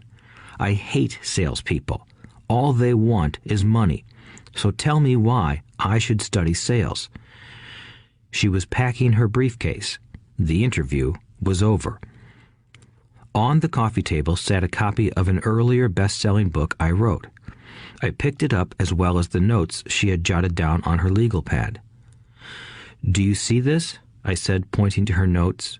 She looked down at her notes. What? She said, confused. Again, I pointed deliberately to her notes.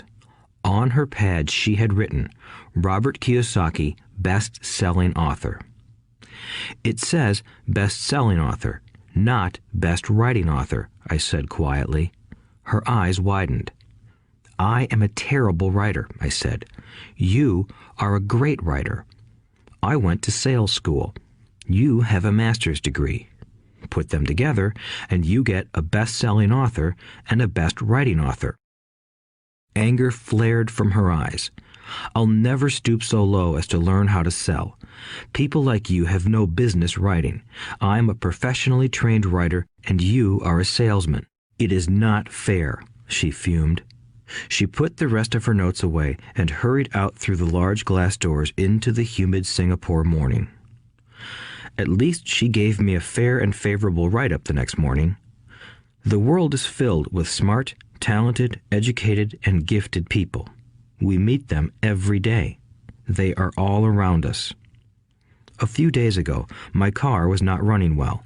I pulled into a garage, and the young mechanic had it fixed in just a few minutes. He knew what was wrong by simply listening to the engine. I was amazed. I am constantly shocked at how little talented people earn. I have met brilliant, highly educated people who earn less than $20,000 a year. A business consultant who specializes in the medical trade was telling me how many doctors, dentists, and chiropractors struggle financially. All this time, I thought that when they graduated, the dollars would pour in. It was this business consultant who gave me the phrase, "They are one skill away from great wealth." What this phrase means is that most people need only to learn and master one more skill, and their income would jump exponentially. I have mentioned before that financial intelligence is a synergy of accounting, investing, marketing, and law. Combine those 4 technical skills, and making money with money is easier than most people would believe. When it comes to money, the only skill most people know is to work hard. The classic example of a synergy of skills was that young writer for the newspaper. If she diligently learned the skills of sales and marketing, her income would jump dramatically. If I were her, I would take some courses in advertising copywriting as well as sales. Then, instead of working at the newspaper, I would seek a job at an advertising agency. Even if it were a cut in pay, she would learn how to communicate in shortcuts that are used in successful advertising. She also would spend time learning public relations, an important skill. She would learn how to get millions in free publicity. Then, at night and on weekends, she could be writing her great novel. When it was finished, she would be better able to sell her book. Then, in a short while, she could be a best-selling author. When I came out with my first book, If You Want to Be Rich and Happy, Don't Go to School, a publisher suggested I change the title to The Economics of Education. I told the publisher that, with a title like that, I would sell 2 books, one to my family and one to my best friend. The problem is that they would expect it for free. The obnoxious title, If You Want to Be Rich and Happy, Don't Go to School, was chosen because we knew it would get tons of publicity. I am pro-education and believe in education reform. If I were not pro-education, why would I continue to press for changing our antiquated educational system? So I chose a title that would get me on more TV and radio shows simply because I was willing to be controversial. Many people thought I was a fruitcake, but the book sold and sold. When I graduated from the U.S. Merchant Marine Academy in 1969, my educated dad was happy. Standard Oil of California had hired me for its oil tanker fleet as a third mate. The pay was low compared with my classmates, but it was okay for a first real job after college. My starting pay was about $42,000 a year, including overtime, and I only had to work for 7 months. I had 5 months of vacation.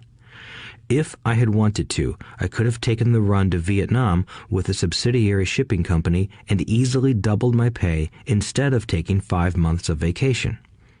I had a great career ahead of me, yet I resigned after 6 months with the company and joined the Marine Corps to learn how to fly. My educated dad was devastated. Rich Dad congratulated me.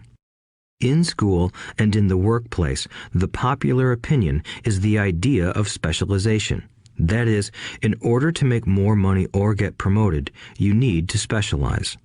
That is why medical doctors immediately begin to seek a specialty such as orthopedics or pediatrics. The same is true for accountants, architects, lawyers, pilots, and others. My educated dad believed in the same dogma. That is why he was thrilled when he eventually achieved his doctorate. He often admitted that schools reward people who study more and more about less and less.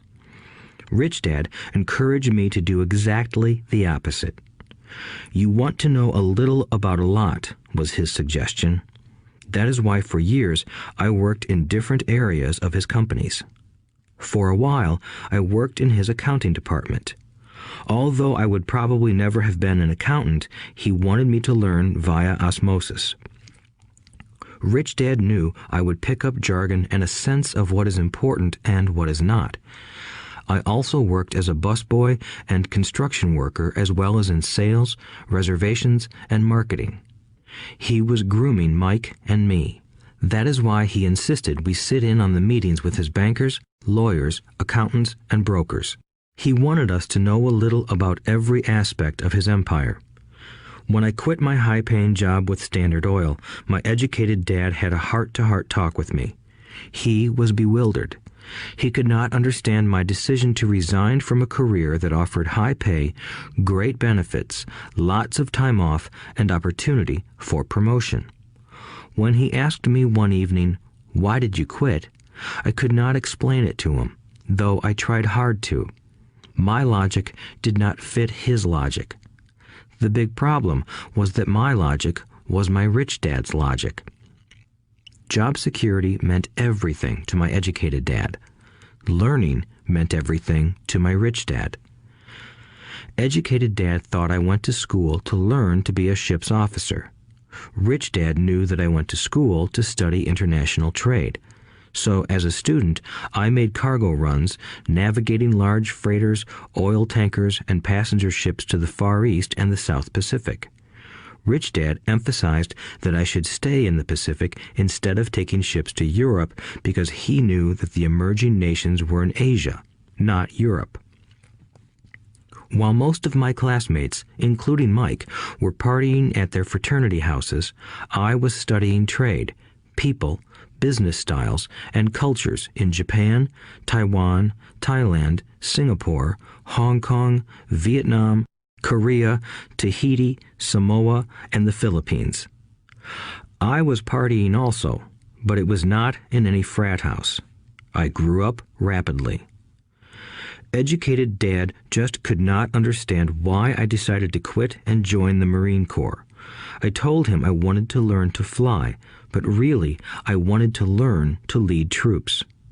Rich Dad explained to me that the hardest part of running a company is managing people. He had spent 3 years in the Army. My educated dad was draft exempt.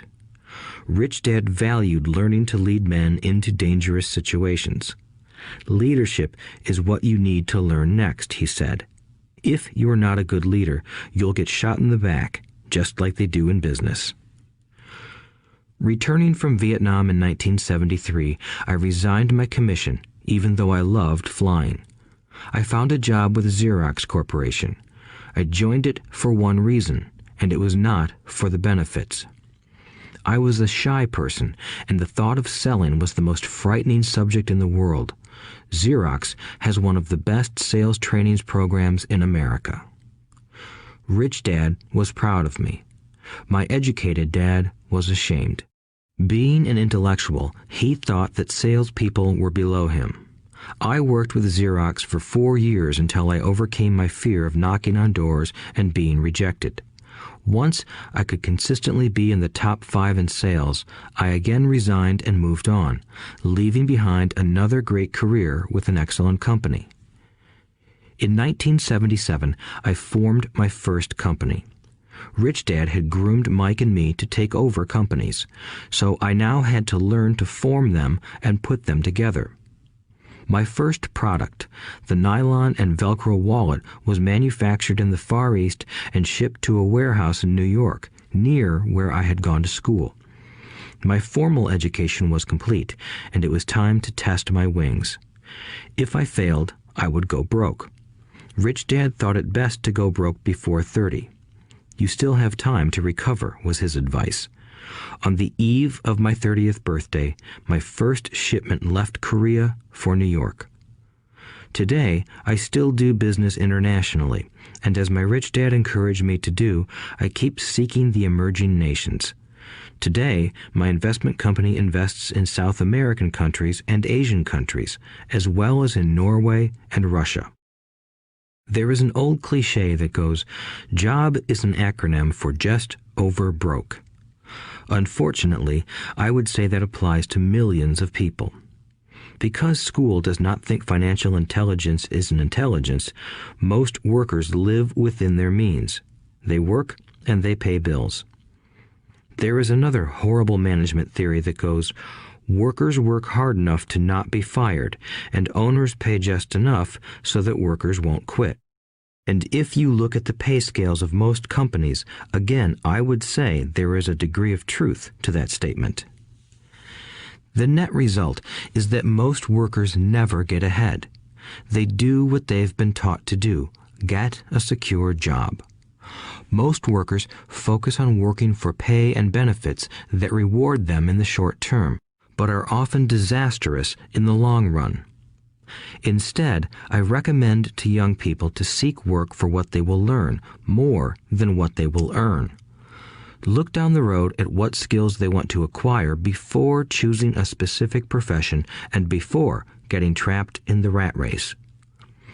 Once people are trapped in the lifelong process of bill paying, they become like those little hamsters running around in those metal wheels.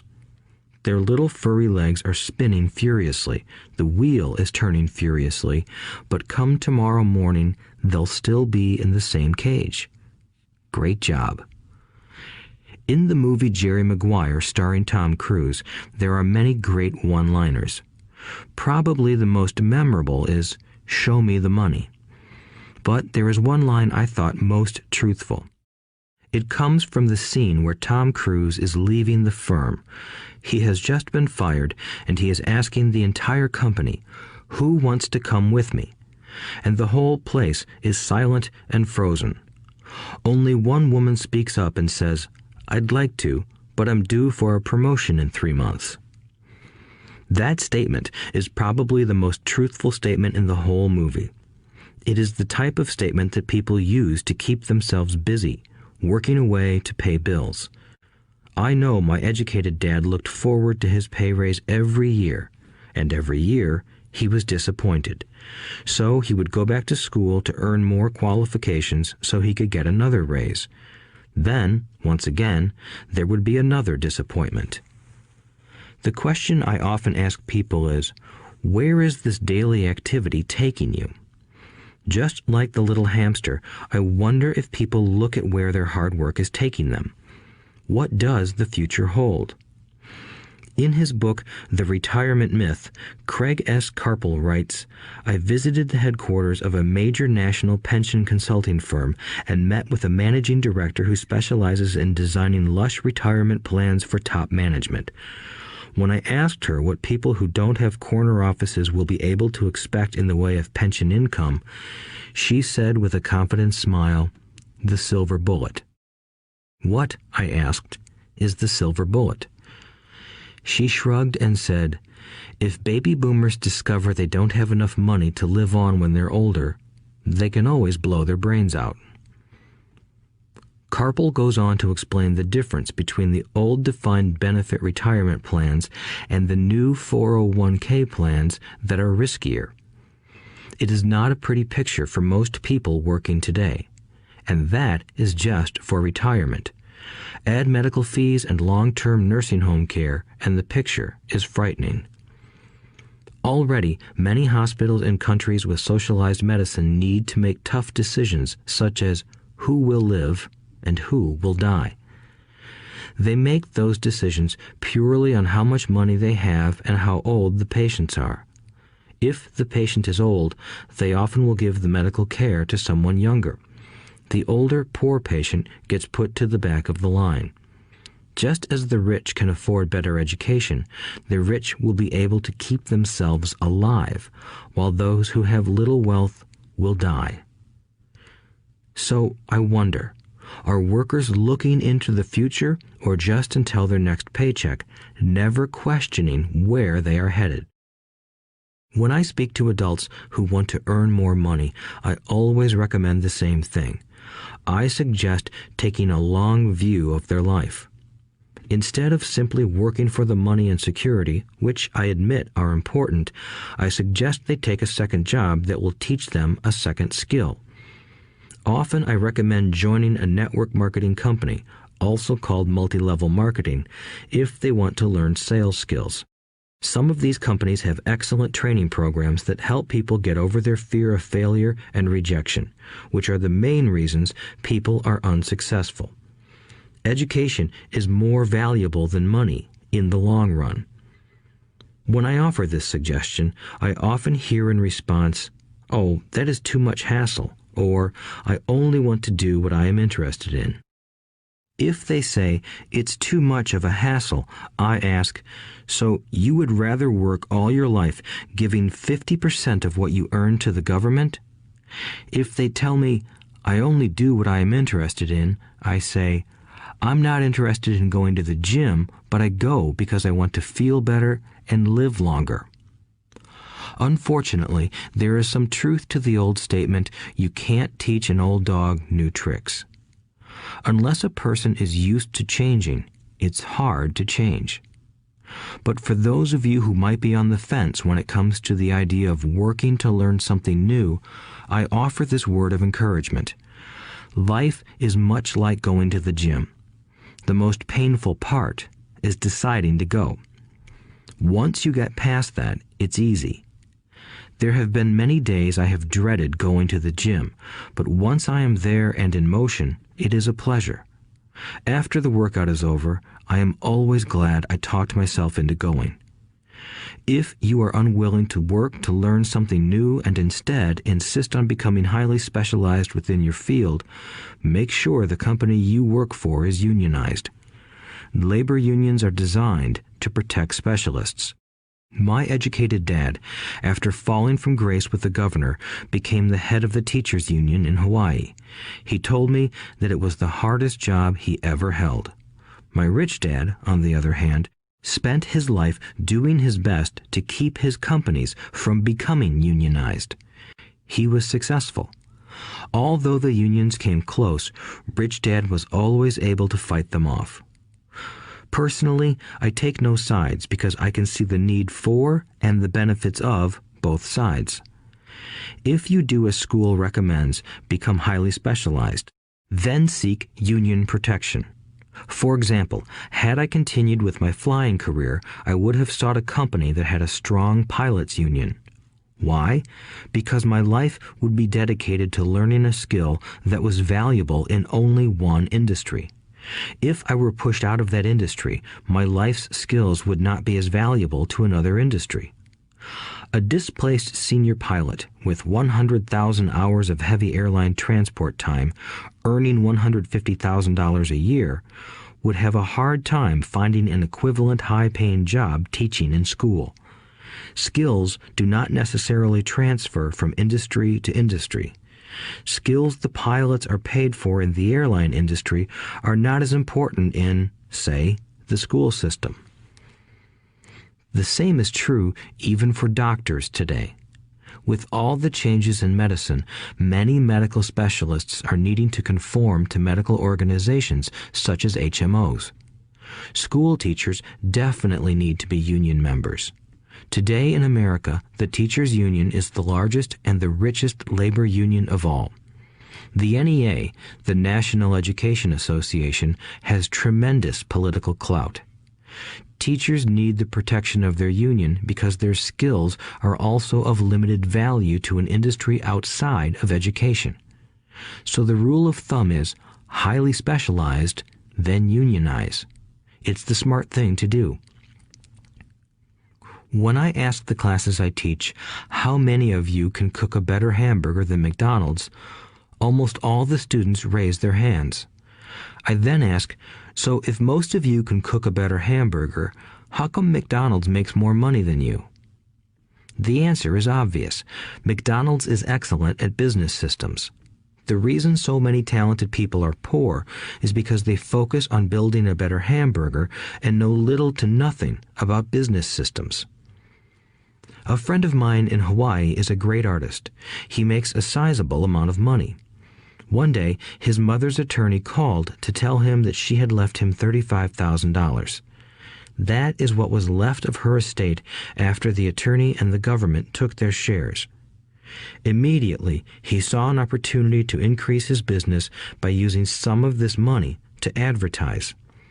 2 months later, his first 4-color full-page ad appeared in an expensive magazine that targeted the very rich. The ad ran for 3 months. He received no replies from the ad, and all of his inheritance is now gone. He now wants to sue the magazine for misrepresentation. This is a common case of someone who can build a beautiful hamburger but knows little about business. When I asked him what he learned, his only reply was, "Advertising salespeople are crooks." I then asked him if he would be willing to take a course in sales and a course in direct marketing. His reply, "I don't have the time, and I don't want to waste my money." The world is filled with talented poor people. All too often, they're poor or struggle financially or earn less than they are capable of, not because of what they know, but because of what they do not know. They focus on perfecting their skills at building a better hamburger rather than the skills of selling and delivering the hamburger. Maybe McDonald's does not make the best hamburger, but they are the best at selling and delivering a basic average burger. Poor Dad wanted me to specialize. That was his view on how to be paid more. Even after being told by the governor of Hawaii that he could no longer work in state government, my educated dad continued to encourage me to get specialized. Educated Dad then took up the cause of the teachers' union, campaigning for further protection and benefits for these highly skilled and educated professionals. We argued often, but I know he never agreed that over-specialization is what caused the need for union protection. He never understood that the more specialized you become, the more you are trapped and dependent on that specialty. Rich Dad advised that Mike and I groom ourselves. Many corporations do the same thing. They find a young, bright student just out of business school and begin grooming that person to someday take over the company. So these bright young employees do not specialize in one department. They are moved from department to department to learn all the aspects of business systems. The rich often groom their children or the children of others. By doing so, their children gain an overall knowledge of the operations of the business and how the various departments interrelate. For the World War II generation, it was considered bad to skip from company to company. Today, it is considered smart. Since people will skip from company to company rather than seek greater specialization in skills, why not seek to learn more than to earn? In the short term, it may earn you less, but it will pay dividends in the long term. The main management skills needed for success are 1. Management of cash flow, 2. Management of systems, 3. Management of people. The most important specialized skills are sales and marketing. The ability to sell, to communicate to another human being, be it a customer, employee, boss, spouse, or child, is the base skill of personal success. Communication skills such as writing, speaking, and negotiating are crucial to a life of success. These are skills I work on constantly, attending courses or buying educational resources to expand my knowledge. As I have mentioned, my educated dad worked harder and harder the more competent he became. He also became more trapped the more specialized he got. Although his salary went up, his choices diminished. Soon after he was locked out of government work, he found out how vulnerable he really was professionally. It is like professional athletes who suddenly are injured or are too old to play. Their once high-paying position is gone, and they have limited skills to fall back on. I think that is why my educated dad sided so much with the unions after that. He realized how much a union would have benefited him. Rich Dad encouraged Mike and me to know a little about a lot. He encouraged us to work with people smarter than we were and to bring smart people together to work as a team. Today, it would be called a synergy of professional specialties. Today, I meet ex-school teachers earning hundreds of thousands of dollars a year. They earn that much because they have specialized skills in their field as well as other skills. They can teach as well as sell and market. I know of no other skills to be more important than selling and marketing. The skills of selling and marketing are difficult for most people, primarily due to their fear of rejection. The better you are at communicating, negotiating, and handling your fear of rejection, the easier life is. Just as I advise that newspaper writer who wanted to become a best-selling author, I advise anyone else today. Being technically specialized has its strengths as well as its weaknesses. I have friends who are geniuses, but they cannot communicate effectively with other human beings, and, as a result, their earnings are pitiful. I advise them to just spend a year learning to sell. Even if they earn nothing, their communication skills will improve, and that is priceless. In addition to being good learners, sellers, and marketers, we need to be good teachers as well as good students. To be truly rich, we need to be able to give as well as to receive. In cases of financial or professional struggle, there is often a lack of giving and receiving. I know many people who are poor because they are neither good students nor good teachers. Both of my dads were generous men. Both made it a practice to give first. Teaching was one of their ways of giving. The more they gave, the more they received. One glaring difference was in the giving of money. My rich dad gave lots of money away. He gave to his church, to charities, and to his foundation. He knew that to receive money, you had to give money. Giving money is the secret to most great wealthy families. That is why there are organizations like the Rockefeller Foundation and the Ford Foundation. These are organizations designed to take their wealth and increase it, as well as give it away in perpetuity. My educated dad always said, "When I have some extra money, I'll give it." The problem was that there was never any extra.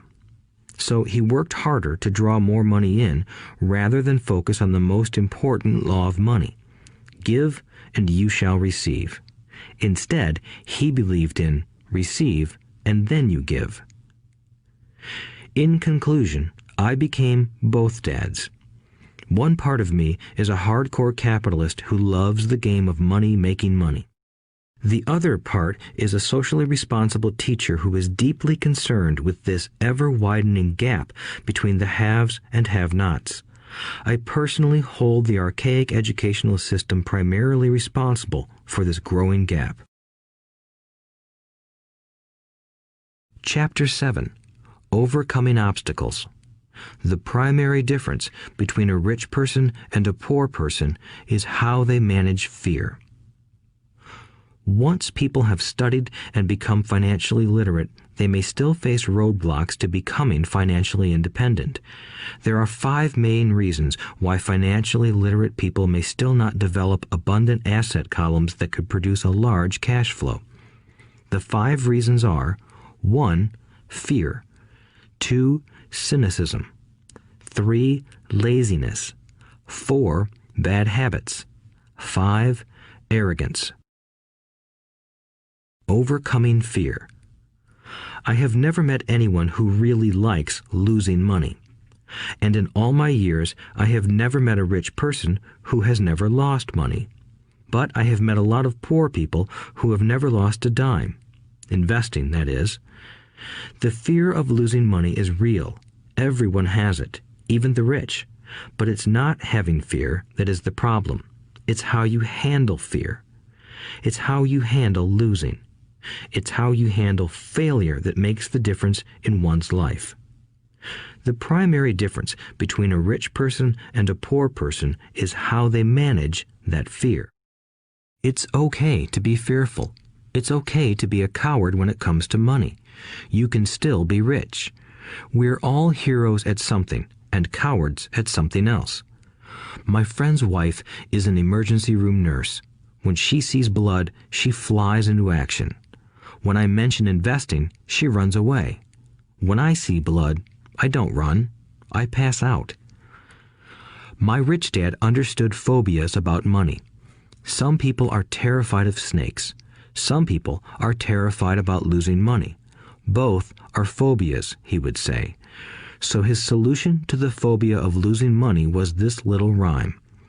If you hate risk and worry, start early. If you start young, it's easier to be rich. I won't go into it here, but there is a staggering difference between a person who starts investing at age 20 versus age 30. The purchase of Manhattan Island is said to be one of the greatest bargains of all time. New York was purchased for $24 in trinkets and beads. Yet if that $24 had been invested at 8% annually, that $24 would have been worth more than $28 trillion by 1995. Manhattan could be repurchased with money left over to buy much of Los Angeles. But what if you don't have much time left or would like to retire early? How do you handle the fear of losing money? My poor dad did nothing. He simply avoided the issue, refusing to discuss the subject. My rich dad, on the other hand, recommended that I think like a Texan. I like Texas and Texans, he used to say. In Texas, everything is bigger. When Texans win, they win big. And when they lose, it's spectacular. They like losing? I asked. That's not what I'm saying. Nobody likes losing. Show me a happy loser, and I'll show you a loser, said Rich Dad. It's a Texan's attitude toward risk, reward, and failure I'm talking about. It's how they handle life. They live it big. Not like most of the people around here, living like roaches when it comes to money, terrified that someone will shine a light on them and whimpering when the grocery clerk shortchanges them a quarter. Rich Dad went on, "What I like best is the Texas attitude. They're proud when they win, and they brag when they lose. Texans have a saying, if you're going to go broke, go big. You don't want to admit you went broke over a duplex." He constantly told Mike and me that the greatest reason for lack of financial success was because most people played it too safe. People are so afraid of losing that they lose, were his words. Fran Tarkenton, a one-time great NFL quarterback, says it still another way. Winning means being unafraid to lose. In my own life, I've noticed that winning usually follows losing. Before I finally learned to ride a bike, I first fell down many times. I've never met a golfer who has never lost a golf ball. I've never met people who have fallen in love who have never had their heart broken. And I've never met someone rich who has never lost money. So for most people, the reason they don't win financially is because the pain of losing money is far greater than the joy of being rich. Another saying in Texas is, everyone wants to go to heaven, but no one wants to die. Most people dream of being rich, but are terrified of losing money, so they never get to heaven. Rich Dad used to tell Mike and me stories about his trips to Texas. If you really want to learn the attitude of how to handle risk, losing, and failure, go to San Antonio and visit the Alamo. The Alamo is a great story of brave people who chose to fight, knowing there was no hope of success. They chose to die instead of surrendering. It's an inspiring story worthy of study. Nonetheless, it's still a tragic military defeat. They got their butts kicked. So, how do Texans handle failure? They still shout, "Remember the Alamo." Mike and I heard this story a lot. He always told us this story when he was about to go into a big deal and he was nervous. After he had done all his due diligence and it was time to put up or shut up, he told us this story. Every time he was afraid of making a mistake or losing money, he told us this story. It gave him strength, for it reminded him that he could always turn a financial loss into a financial win. Rich Dad knew that failure would only make him stronger and smarter. It's not that he wanted to lose. He just knew who he was and how he would take a loss. He would take a loss and make it a win. That's what made him a winner and others losers. It gave him the courage to cross the line when others backed out. That's why I like Texans so much, he would say. They took a great failure and turned it into inspiration, as well as a tourist destination that makes them millions. But probably his words that mean the most to me today are these. Texans don't bury their failures. They get inspired by them. They take their failures and turn them into rallying cries. Failure inspires Texans to become winners. But that formula is not just the formula for Texans. It is the formula for all winners. I've said that falling off my bike was part of learning to ride. I remember falling off only made me more determined to learn to ride, not less. I also said that I have never met a golfer who has never lost a ball. For top professional golfers, losing a ball or a tournament provides the inspiration to be better, to practice harder, to study more. That's what makes them better. For winners, losing inspires them. For losers, losing defeats them. I like to quote John D. Rockefeller, who said, "I always tried to turn every disaster into an opportunity." And being Japanese American, I can say this. Many people say that Pearl Harbor was an American mistake. I say it was a Japanese mistake. From the movie Tora, Tora, Tora, a somber Japanese admiral says to his cheering subordinates, "I am afraid we have awakened a sleeping giant." Remember Pearl Harbor became a rallying cry. It turned one of America's greatest losses into the reason to win. This great defeat gave America strength, and America soon emerged as a world power. Failure inspires winners, and failure defeats losers. It is the biggest secret of winners. It's the secret that losers do not know. The greatest secret of winners is that failure inspires winning. Thus, they're not afraid of losing. Repeating Fran Tarkenton's quote, "Winning means being unafraid to lose." People like Fran Tarkenton are not afraid of losing because they know who they are. They hate losing, so they know that losing will only inspire them to become better. There is a big difference between hating losing and being afraid to lose. Most people are so afraid of losing money that they lose. They go broke over a duplex. Financially, they play life too safe and too small. They buy big houses and big cars, but not big investments. The main reason that over 90% of the American public struggles financially is because they play not to lose.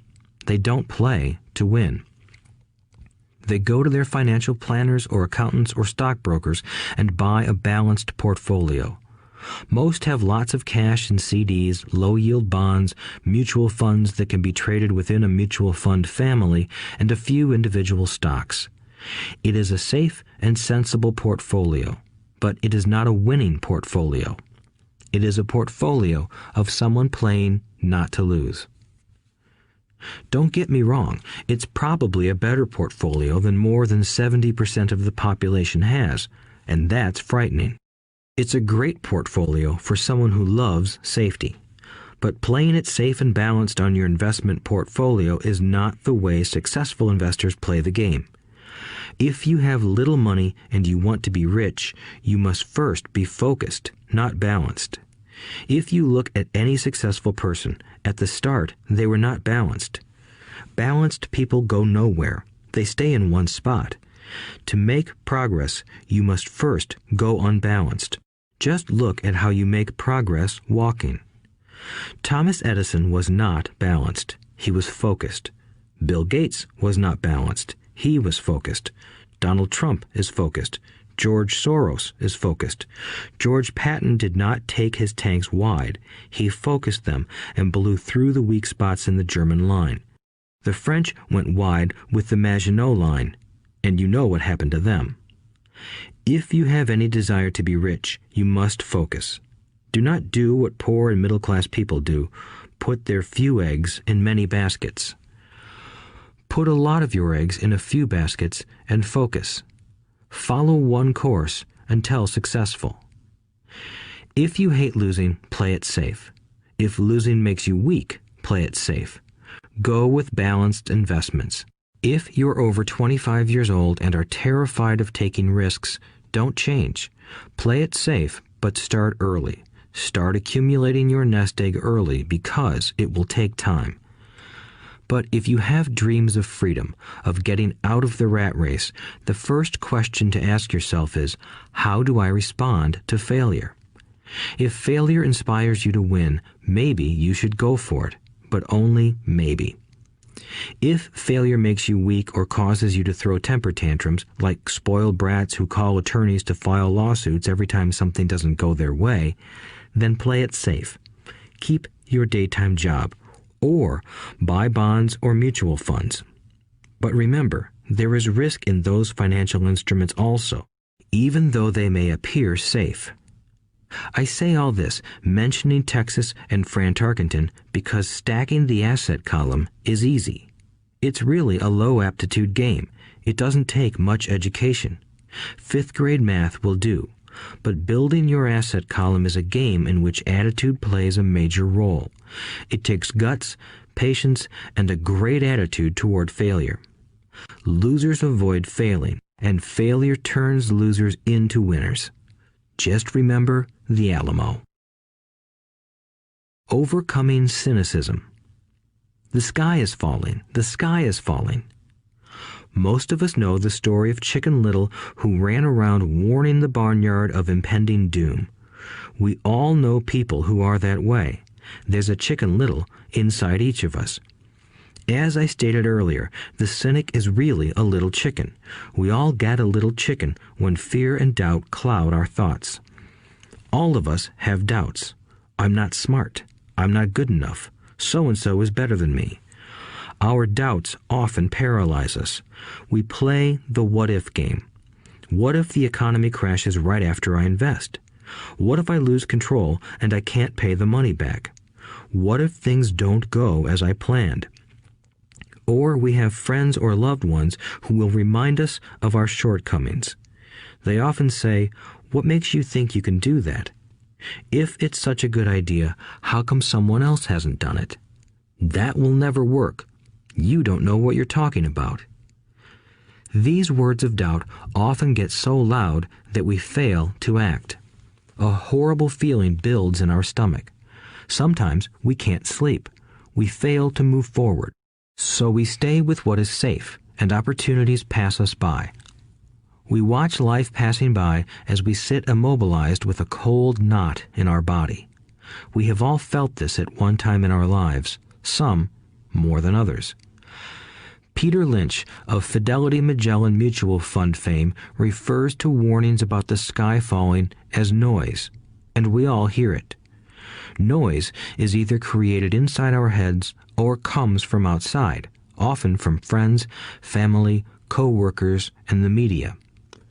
Lynch recalls the time during the 1950s when the threat of nuclear war was so prevalent in the news that people began building fallout shelters and storing food and water. If they had invested that money wisely in the market, instead of building a fallout shelter, they'd probably be financially independent today. When violence breaks out in a city, gun sales go up all over the country. A person dies from rare hamburger meat in the state of Washington, and the Arizona Health Department orders restaurants to have all beef cooked well done. A drug company runs a TV commercial in February showing people catching the flu. Colds go up as well as sales of cold medicine. Most people are poor because when it comes to investing, the world is filled with Chicken Littles running around yelling, "The sky is falling, the sky is falling."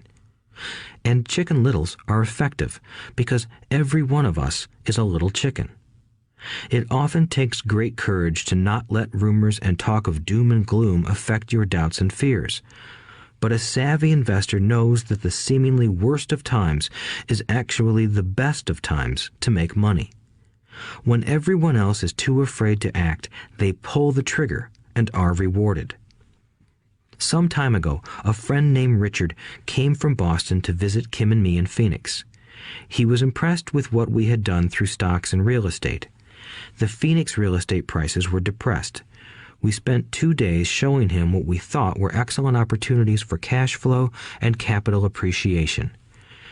Kim and I are not real estate agents. We are strictly investors.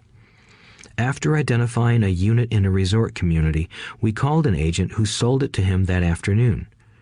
The price was a mere $42,000 for a 2-bedroom townhome. Similar units were going for $65,000. He had found a bargain. Excited, he bought it and returned to Boston. 2 weeks later, the agent called to say that our friend had backed out. I called immediately to find out why. All he said was that he talked to his neighbor, and his neighbor told him it was a bad deal. He was paying too much. I asked Richard if his neighbor was an investor. Richard said he was not. When I asked why he listened to him, Richard got defensive and simply said he wanted to keep looking. The real estate market in Phoenix turned, and a few years later, that little unit was renting for $1,000 a month, $2,500 in the peak winter months. The unit was worth $95,000. All Richard had to put down was $5,000, and he would have had a start at getting out of the rat race. Today, he still has done nothing. Richard's backing out did not surprise me. It's called buyer's remorse, and it affects all of us. The little chicken won, and a chance at freedom was lost. In another example, I hold a small portion of my assets in tax lien certificates instead of CDs. I earn 16% per year on my money, which certainly beats the interest rates banks offer on CDs. The certificates are secured by real estate and enforced by state law, which is also better than most banks. The formula they're bought on makes them safe. They just lack liquidity. So I look at them as 2 to 7 year CDs. Almost every time I tell someone that I hold my money this way, especially if they have money in CDs, they will tell me it's risky. They tell me why I should not do it. When I ask them where they get their information, they say from a friend or an investment magazine. They've never done it, and they're telling someone who's doing it why they shouldn't. The lowest yield I look for is 16%, but people who are filled with doubt are willing to accept a far lower return. Doubt is expensive. My point is that it's those doubts and cynicism that keep most people poor and playing it safe. The real world is simply waiting for you to get rich. Only a person's doubts keep them poor. As I said, getting out of the rat race is technically easy. It doesn't take much education, but those doubts are cripplers for most people. Cynics never win, said Rich Dad. Unchecked doubt and fear creates a cynic. Cynics criticize and winners analyze was another of his favorite sayings. Rich Dad explained that criticism blinded while analysis opened eyes. Analysis allowed winners to see that critics were blind and to see opportunities that everyone else missed. And finding what people miss is key to any success. Real estate is a powerful investment tool for anyone seeking financial independence or freedom. It is a unique investment tool. Yet every time I mention real estate as a vehicle, I often hear, "I don't want to fix toilets." That's what Peter Lynch calls noise. That's what my rich dad would say is the cynic talking, someone who criticizes and does not analyze, someone who lets their doubts and fears close their mind instead of open their eyes. So when someone says, "I don't want to fix toilets, I want to fire back," what makes you think I want to? They're saying a toilet is more important than what they want. I talk about freedom from the rat race, and they focus on toilets. That is the thought pattern that keeps most people poor. They criticize instead of analyze. I don't once hold the key to your success, Rich Dad would say, because I too do not want to fix toilets. I shop hard for a property manager who does fix toilets. And by finding a great property manager who runs houses or apartments, well, my cash flow goes up. But more importantly, a great property manager allows me to buy a lot more real estate since I don't have to fix toilets. A great property manager is key to success in real estate. Finding a good manager is more important to me than the real estate. A great property manager often hears of great deals before real estate agents do, which makes them even more valuable. That is what Rich Dad meant by, I don't once hold the key to your success. Because I do not want to fix toilets either, I figured out how to buy more real estate and expedite my getting out of the rat race. The people who continue to say, I don't want to fix toilets, often deny themselves the use of this powerful investment vehicle. Toilets are more important than their freedom. In the stock market, I often hear people say, I don't want to lose money. Well, what makes them think I or anyone else likes losing money? They don't make money because they choose to not lose money. Instead of analyzing, they close their minds to another powerful investment vehicle, the stock market. I was riding with a friend past our neighborhood gas station. He looked up and saw that the price of gas was going up and thus the price of oil. My friend is a worrywart, or a Chicken Little. To him, the sky is always going to fall, and it usually does, on him. When we got home, he showed me all the stats as to why the price of oil was going to go up over the next few years, statistics I had never seen before, even though I already owned substantial shares of an existing oil company. With that information, I immediately began looking for and found a new undervalued oil company that was about to find some oil deposits. My broker was excited about this new company, and I bought 15,000 shares for 65 cents per share. 3 months later, this same friend and I drove by the same gas station, and sure enough, the price per gallon had gone up nearly 15%. Again, the Chicken Little worried and complained. I smiled, because a month earlier, that little oil company hit oil, and those 15,000 shares went up to more than $3 per share since he had first given me the tip. And the price of gas will continue to go up if what my friend says is true. If most people understood how a stop worked in stock market investing, there would be more people investing to win instead of investing not to lose. A stop is simply a computer command that sells your stock automatically if the price begins to drop, helping to minimize your losses and maximize some gains. It's a great tool for those who are terrified of losing. So whenever I hear people focusing on their I don't wants rather than what they do want, I know the noise in their head must be loud. Chicken Little has taken over their brain and is yelling, the sky is falling and toilets are breaking. So they avoid their don't wants, but they pay a huge price. They may never get what they want in life. Instead of analyzing, their inner Chicken Little closes their mind. Rich Dad gave me a way of looking at Chicken Little. Just do what Colonel Sanders did. At the age of 66, he lost his business and began to live on his Social Security check. It wasn't enough. He went around the country selling his recipe for fried chicken. He was turned down 1,009 times before someone said yes, and he went on to become a multimillionaire at an age when most people are quitting. He was a brave and tenacious man, Rich Dad said of Harlan Sanders. So when you're in doubt and feeling a little afraid, just do what Colonel Sanders did to his little chicken. He fried it. Overcoming laziness. Busy people are often the most lazy. We have all heard stories of a businessman who works hard to earn money. He works hard to be a good provider for his wife and children. He spends long hours at the office and brings work home on weekends. One day he comes home to an empty house. His wife has left with the kids. He knew he and his wife had problems, but rather than work to make the relationship strong, he stayed busy at work. Dismayed, his performance at work slips and he loses his job. Today, I often meet people who are too busy to take care of their wealth, and there are people too busy to take care of their health. The cause is the same. They're busy, and they stay busy as a way of avoiding something they do not want to face. Nobody has to tell them. Deep down, they know. In fact, if you remind them, they often respond with anger or irritation. If they aren't busy at work or with the kids, they're often busy watching TV, fishing, playing golf, or shopping. Yet deep down, they know they are avoiding something important. That's the most common form of laziness. Laziness by staying busy.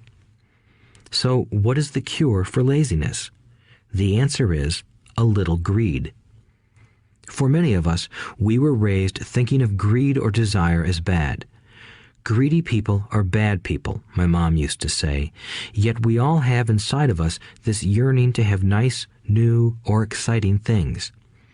So to keep that emotion of desire under control, often parents find ways of suppressing that desire with guilt. You only think about yourself. Don't you know you have brothers and sisters? Was one of my mom's favorites. You want me to buy you what? Was a favorite of my dad. Do you think we're made of money? Do you think money grows on trees? We're not rich people, you know. It wasn't so much the words, but the angry guilt trip that went with the words that got to me. Or the reverse guilt trip was the I'm sacrificing my life to buy this for you. I'm buying this for you because I never had this advantage when I was a kid. I have a neighbor who is stone broke but can't park his car in his garage. The garage is filled with toys for his kids. Those spoiled brats get everything they ask for.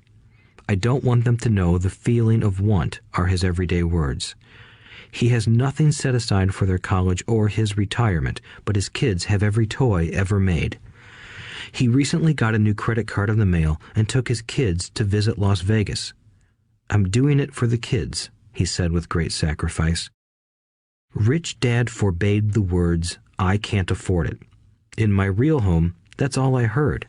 Instead, Rich Dad required his children to say, how can I afford it? He believed that the words, I can't afford it, shut down your brain. It didn't have to think anymore. How can I afford it opened up the brain and forced it to think and search for answers. But most importantly, he felt the words, I can't afford it, were a lie, and the human spirit knows it. The human spirit is very, very powerful, he would say. It knows it can do anything. By having a lazy mind that says, I can't afford it, a war breaks out inside you. Your spirit is angry, and your lazy mind must defend its lie. The spirit is screaming, come on, let's go to the gym and work out. And the lazy mind says, but I'm tired, I worked really hard today. Or the human spirit says, I'm sick and tired of being poor, let's get out there and get rich. To which the lazy mind says, rich people are greedy. Besides, it's too much bother.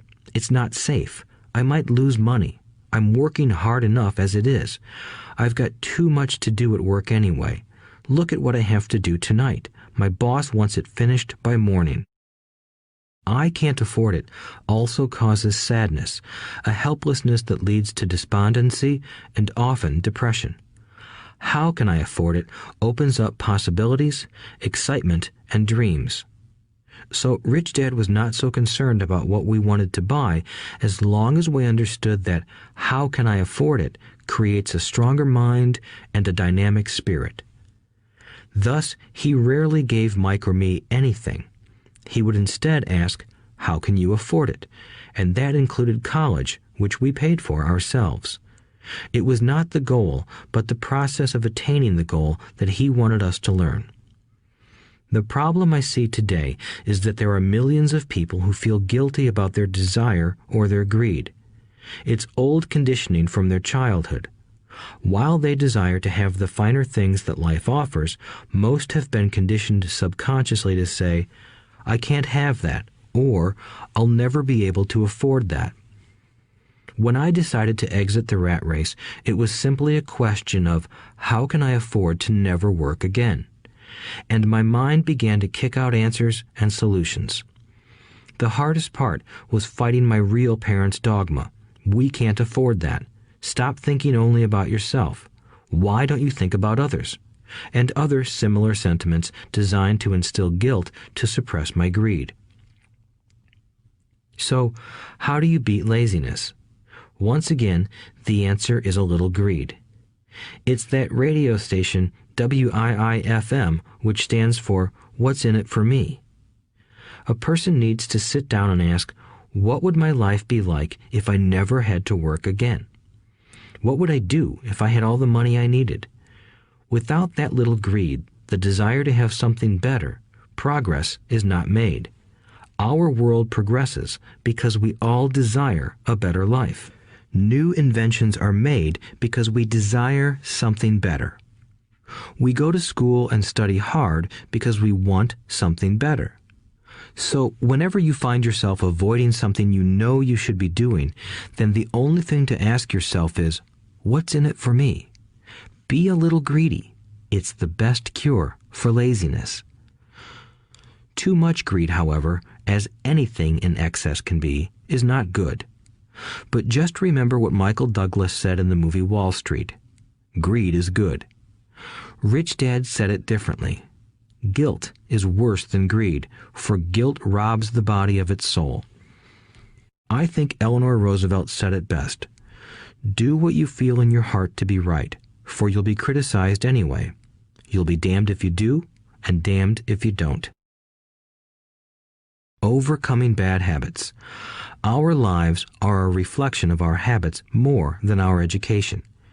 After seeing the movie Conan the Barbarian, starring Arnold Schwarzenegger, a friend said, "I'd love to have a body like Schwarzenegger." Most of the guys nodded in agreement. "I even heard he was really puny and skinny at one time," another friend added. "Yeah, I heard that too," another one said. "I heard he has a habit of working out almost every day in the gym." "Yeah, I'll bet he has to." "Nah," said the group's cynic. "I'll bet he was born that way. Besides, let's stop talking about Arnold and get some beers."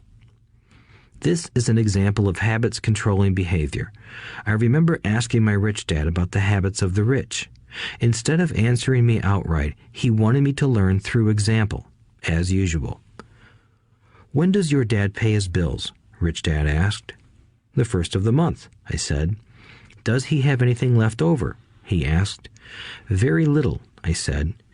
"That's the main reason he struggles," said Rich Dad. "He has bad habits. Your dad pays everyone else first. He pays himself last, but only if he has anything left over." "Which he usually doesn't," I said. "But he has to pay his bills, doesn't he? You're saying he shouldn't pay his bills?" "Of course not," said Rich Dad. "I firmly believe in paying my bills on time. I just pay myself first, before I pay even the government." "But what happens if you don't have enough money?" I asked. "What do you do then?" "The same," said Rich Dad. "I still pay myself first, even if I'm short of money. My asset column is far more important to me than the government." "But," I said, "don't they come after you?" "Yes, if you don't pay," said Rich Dad. "Look, I did not say not to pay. I just said I pay myself first, even if I'm short of money." "But," I replied, "how do you do that?" "It's not how. The question is why," Rich Dad said. "Okay, why?" "Motivation," said Rich Dad. "Who do you think will complain louder if I don't pay them? Me or my creditors?" "Your creditors will definitely scream louder than you," I said, responding to the obvious. "You wouldn't say anything if you didn't pay yourself." So you see, after paying myself, the pressure to pay my taxes and the other creditors is so great that it forces me to seek other forms of income. The pressure to pay becomes my motivation. I've worked extra jobs, started other companies, traded in the stock market, anything just to make sure those guys don't start yelling at me. That pressure made me work harder, forced me to think, and all in all, made me smarter and more active when it comes to money. If I had paid myself last, I would have felt no pressure, but I'd be broke. So it is the fear of the government or other people you owe money to that motivates you? "That's right," said Rich Dad. You see, government bill collectors are big bullies. So are bill collectors in general. Most people give in to those bullies. They pay them and never pay themselves. You know the story of the 98-pound weakling who gets sand kicked in his face? I nodded. I see that ad for weightlifting and bodybuilding lessons in the comic books all the time. Well, most people let the bullies kick sand in their faces. I decided to use the fear of the bully to make me stronger. Others got weaker. Forcing myself to think about how to make extra money is like going to the gym and working out with weights. The more I work my mental money muscles out, the stronger I get. Now, I'm not afraid of those bullies. I liked what Rich Dad was saying, so if I pay myself first, I get financially stronger mentally and fiscally. Rich Dad nodded. And if I pay myself last, or not at all, I get weaker. So, people like bosses, managers, tax collectors, bill collectors, and landlords push me around all my life just because I don't have good money habits. Rich Dad nodded, just like the 98-pound weakling. Overcoming arrogance. What I know makes me money. What I don't know loses me money. Every time I have been arrogant, I have lost money. Because when I'm arrogant, I truly believe that what I don't know is not important, Rich Dad would often tell me. I have found that many people use arrogance to try to hide their own ignorance. It often happens when I am discussing financial statements with accountants or even other investors. They try to bluster their way through the discussion. It is clear to me that they don't know what they're talking about. They're not lying, but they are not telling the truth. There are many people in the world of money, finances, and investments who have absolutely no idea what they're talking about. Most people in the money industry are just spouting off sales pitches like used car salesmen. When you know you are ignorant in a subject, start educating yourself by finding an expert in the field or a book on the subject. Chapter 8. Getting Started. There is gold everywhere. Most people are not trained to see it. I wish I could say acquiring wealth was easy for me, but it wasn't. So in response to the question, how do I start, I offer the thought process I go through on a day-to-day basis. It really is easy to find great deals. I promise you that. It's just like riding a bike. After a little wobbling, it's a piece of cake. But when it comes to money, it takes determination to get through the wobbling. That's a personal thing. To find million-dollar deals of a lifetime requires us to call on our financial genius. I believe that each of us has a financial genius within us. The problem is that our financial genius lies asleep, waiting to be called upon. It lies asleep because our culture has educated us into believing that the love of money is the root of all evil. It has encouraged us to learn a profession so we can work for money, but failed to teach us how to have money work for us. It taught us not to worry about our financial future because our company or the government would take care of us when our working days are over. However, it is our children, educated in the same school system, who will end up paying for this absence of financial education. The message is still to work hard, earn money, and spend it. And when we run short, we can always borrow more. Unfortunately, 90% of the Western world subscribes to the above dogma, simply because it's easier to find a job and work for money. If you are not one of the masses, I offer you the following 10 steps to awaken your financial genius. I simply offer you the steps I have personally followed. If you want to follow some of them, great. If you don't, make up your own. Your financial genius is smart enough to develop its own list. While in Peru, I asked a gold miner of 45 years how he was so confident about finding a gold mine. He replied, "There is gold everywhere. Most people are not trained to see it." And I would say that is true. In real estate, I can go out and in a day come up with 4 or 5 great potential deals. while the average person will go out and find nothing, even looking in the same neighborhood. The reason is that they have not taken the time to develop their financial genius. I offer you the following 10 steps as a process to develop your God-given powers, powers over which only you have control. 1. Find a reason greater than reality, the power of spirit. If you ask most people if they would like to be rich or financially free, they would say yes. But then reality sets in. The road seems too long with too many hills to climb. It's easier to just work for money and hand the excess over to your broker. I once met a young woman who had dreams of swimming for the U.S. Olympic team. The reality was that she had to get up every morning at 4 o'clock to swim for 3 hours before going to school. She did not party with her friends on Saturday night. She had to study and keep her grades up, just like everyone else. When I asked her what fueled her superhuman ambition and sacrifice, she simply said, "I do it for myself and the people I love.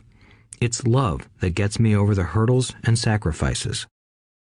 A reason or a purpose is a combination of wants and don't wants. When people ask me what my reason for wanting to be rich is, I tell them that it is a combination of deep emotional wants and don't wants. I will list a few. First, the don't wants, for they create the wants. I don't want to work all my life. I don't want what my parents aspired for, which was job security and a house in the suburbs. I don't like being an employee. I hated that my dad always missed my football games because he was so busy working on his career. I hated it when my dad worked hard all his life and the government took most of what he worked for at his death. He could not even pass on what he worked so hard for when he died. The rich don't do that. They work hard and pass it on to their children. Now, the wants. I want to be free to travel the world and live in the lifestyle I love. I want to be young when I do this. I want to simply be free. I want control over my time and my life. I want money to work for me. Those are my deep-seated emotional reasons. What are yours? If they are not strong enough, then the reality of the road ahead may be greater than your reasons. I have lost money and been set back many times, but it was the deep emotional reasons that kept me standing up and going forward. I wanted to be free by age 40, but it took me until I was 47, with many learning experiences along the way.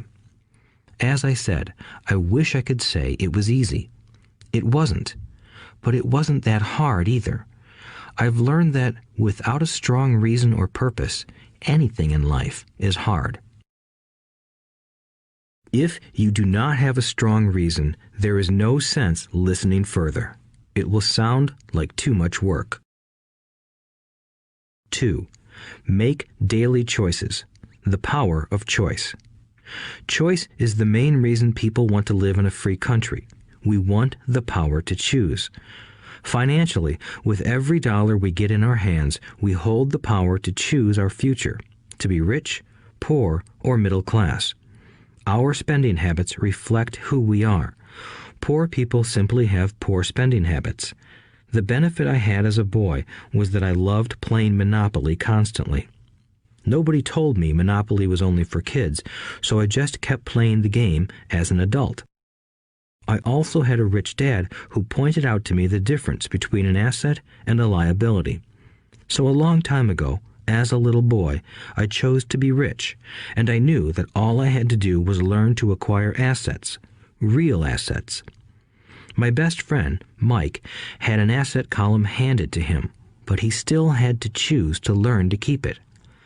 Many rich families lose their assets in the next generation simply because there was no one trained to be a good steward over their assets. Most people choose not to be rich. For 90% of the population, being rich is too much of a hassle. So they invent sayings that go, "I'm not interested in money. I'll never be rich. I don't have to worry. I'm still young. When I make some money, then I'll think about my future." My husband or wife handles the finances. The problem with those statements is that they rob the person who chooses to think such thoughts of two things. One is time, which is your most precious asset. The second is learning. Having no money should not be an excuse to not learn, but that is a choice we all make daily. The choice of what we do with our time, our money, and what we put in our heads. That is the power of choice. All of us have choice. I just choose to be rich, and I make that choice every day. Invest first in education. In reality, the only real asset you have is your mind, the most powerful tool we have dominion over. Each of us has the choice of what we put in our brain once we're old enough. You can watch TV, read golf magazines, or go to ceramics class or a class on financial planning. You choose. Most people simply buy investments rather than first investing in learning about investing. A friend of mine recently had her apartment burglarized. The thieves took her electronics and left all the books. And we all have that same choice. 90% of the population buys TV sets, and only about 10% buy business books. So what do?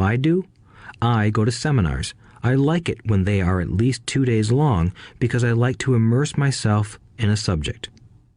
In 1973, I was watching this guy on TV who was advertising a 3-day seminar on how to buy real estate for nothing down.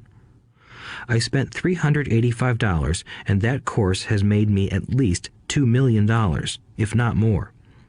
But more importantly, it bought me life. I don't have to work for the rest of my life because of that one course. I go to at least 2 such courses every year. I love CDs and audiobooks. The reason? I can easily review what I just heard. I was listening to an investor say something I completely disagreed with. Instead of becoming arrogant and critical, I simply listened to that 5-minute stretch at least 20 times, maybe more.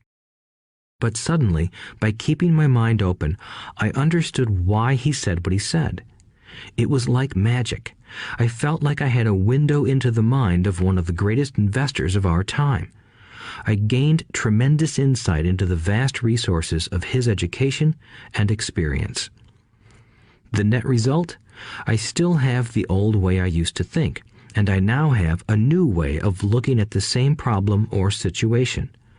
I have 2 ways to analyze a problem or trend, and that is priceless. Today, I often say, how would Donald Trump do this, or Warren Buffett, or George Soros? The only way I can access their vast mental power is to be humble enough to read or listen to what they have to say. Arrogant or critical people are often people with low self-esteem who are afraid of taking risks. That's because if you learn something new, you are then required to make mistakes in order to fully understand what you have learned. If you have listened this far, arrogance is not one of your problems. Arrogant people rarely read or listen to experts. Why should they? They are the center of the universe. There are so many intelligent people who argue or defend when a new idea clashes with the way they think. In this case, their so-called intelligence combined with arrogance equals ignorance. Each of us knows people who are highly educated or believe they are smart, but their balance sheet paints a different picture. A truly intelligent person welcomes new ideas, for new ideas can add to the synergy of other accumulated ideas. Listening is more important than talking. If that were not true, God would not have given us 2 ears and only 1 mouth. Too many people think with their mouth instead of listening in order to absorb new ideas and possibilities.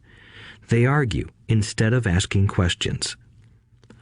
I take a long view on my wealth. I do not subscribe to the get-rich-quick mentality most lottery players or casino gamblers have. I may go in and out of stocks, but I am long on education. If you want to fly an airplane, I advise taking lessons first. I am always shocked at people who buy stocks or real estate but never invest in their greatest asset, their mind. Just because you bought a house or two does not make you an expert at real estate. 3. Choose friends carefully. The power of association. First of all, I do not choose my friends by their financial statements. I have friends who have actually taken a vow of poverty, as well as friends who earn millions every year. The point is that I learn from all of them. Now, I will admit that there are people I have actually sought out because they had money. But I was not after their money. I was seeking their knowledge. In some cases, these people who had money have become dear friends. I've noticed that my friends with money talk about money. They don't do it to brag. They're interested in the subject. So I learn from them, and they learn from me. My friends who are in dire financial straits do not like talking about money, business, or investing. They often think it rude or unintellectual. So I also learn from my friends who struggle financially. I find out what not to do. I have several friends who have generated over $1 billion in their short lifetimes. The 3 of them report the same phenomenon. Their friends who have no money have never come to them to ask them how they did it, but they do come asking for one of 2 things, or both, a loan or a job. Warning: don't listen to poor or frightened people. I have such friends, and while I love them dearly, they are the Chicken Littles of life. To them, when it comes to money, especially investments, it's always the sky is falling, the sky is falling. They can always tell you why something won't work. The problem is that people listen to them. But people who blindly accept doom and gloom information are also Chicken Littles. As that old saying goes, birds of a feather flock together. If you watch business channels on TV, they often have a panel of so-called experts. One expert will say the market is going to crash, and the other will say it's going to boom. If you're smart, you listen to both. Keep your mind open, because both have valid points. Unfortunately, most poor people listen to Chicken Little. I have had many close friends try to talk me out of a deal or an investment. Not long ago, a friend told me he was excited because he found a 6% certificate of deposit. I told him I earned 16% from the state government. The next day, he sent me an article about why my investment was dangerous. I have received 16% for years now, and he still receives 6%. I would say that one of the hardest things about wealth building is to be true to yourself and to be willing to not go along with the crowd. This is because, in the market, it is usually the crowd that shows up late that is slaughtered. If a great deal is on the front page, it's too late in most instances. Look for a new deal. As we used to say as surfers, there is always another wave. People who hurry and catch a wave late usually are the ones who wipe out. Smart investors don't time the markets. If they miss a wave, they search for the next one and get themselves in position. This is hard for most investors because buying what is not popular is frightening. Timid investors are like sheep going along with the crowd. Or their greed gets them in when wise investors have already taken their profits and moved on. Wise investors buy an investment when it's not popular. They know their profits are made when they buy, not when they sell. They wait patiently. As I said, they do not time the market. Just like a surfer, they get in position for the next big swell. It's all insider trading. There are forms of insider trading that are illegal, and there are forms of insider trading that are legal. But either way, it's insider trading. The only distinction is, how far away from the inside are you? The reason you want to have rich friends is because that is where the money is made. It's made on information. You want to hear about the next boom, get in and get out before the next bust. I'm not saying do it illegally, but the sooner you know, the better your chances are for profits with minimal risk. That is what friends are for, and that is financial intelligence. 4.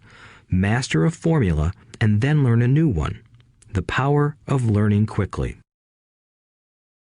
In order to make bread, every baker follows a recipe, even if it's only held in their head.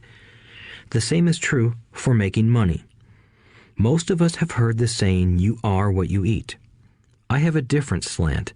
I say, "You become what you study."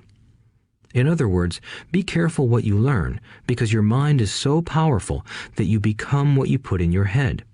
For example, if you study cooking, you then tend to cook.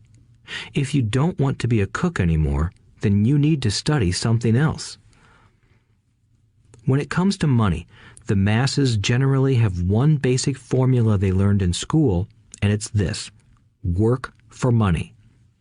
The predominant formula I see in the world is that every day millions of people get up, go to work, earn money, pay bills, balance checkbooks, buy some mutual funds, and go back to work. That is the basic formula, or recipe. If you're tired of what you're doing, or you're not making enough, it's simply a case of changing the formula via which you make money. Years ago, when I was 26, I took a weekend class called How to Buy Real Estate Foreclosures. I learned a formula. The next trick was to have the discipline to actually put into action what I had learned. That is where most people stop. For 3 years, while working for Xerox, I spent my spare time learning to master the art of buying foreclosures. I've made several $million using that formula. So, after I mastered that formula, I went in search of other formulas. For many of the classes, I did not directly use the information I learned, but I always learned something new. I have attended classes designed for derivative traders, commodity option traders, and chaologists. I was way out of my league, being in a room full of people with doctorates in nuclear physics and space science. Yet, I learned a lot that made my stock and real estate investing more meaningful and lucrative. Most junior colleges and community colleges have classes on financial planning and buying traditional investments. They are good places to start, but I always search for a faster formula. That is why, on a fairly regular basis, I make more in a day than many people will make in their lifetime.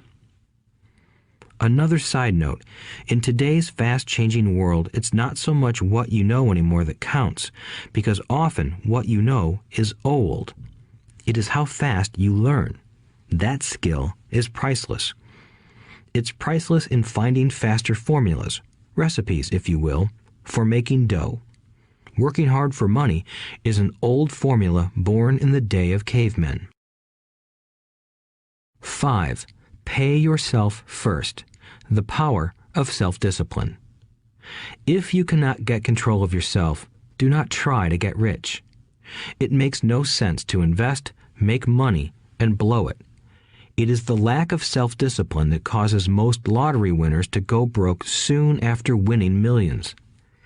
It is the lack of self-discipline that causes people who get a raise to immediately go out and buy a new car or take a cruise. It is difficult to say which of the 10 steps is the most important, but of all the steps, this step is probably the most difficult to master if it is not already a part of your makeup. I would venture to say that personal self-discipline is the number one delineating factor between the rich, the poor, and the middle class. Simply put, people who have low self-esteem and low tolerance for financial pressure can never be rich. As I have said, a lesson learned from my rich dad was that the world will push you around. The world pushes people around, not because other people are bullies, but because the individual lacks internal control and discipline. People who lack internal fortitude often become victims of those who have self-discipline. In the entrepreneur classes I teach, I constantly remind people to not focus on their product, service, or widget, but to focus on developing management skills. The 3 most important management skills necessary to start your own business are management of 1. Cash flow, 2. people. 3, personal time. I would say the skills to manage these 3 apply to anything, not just entrepreneurs.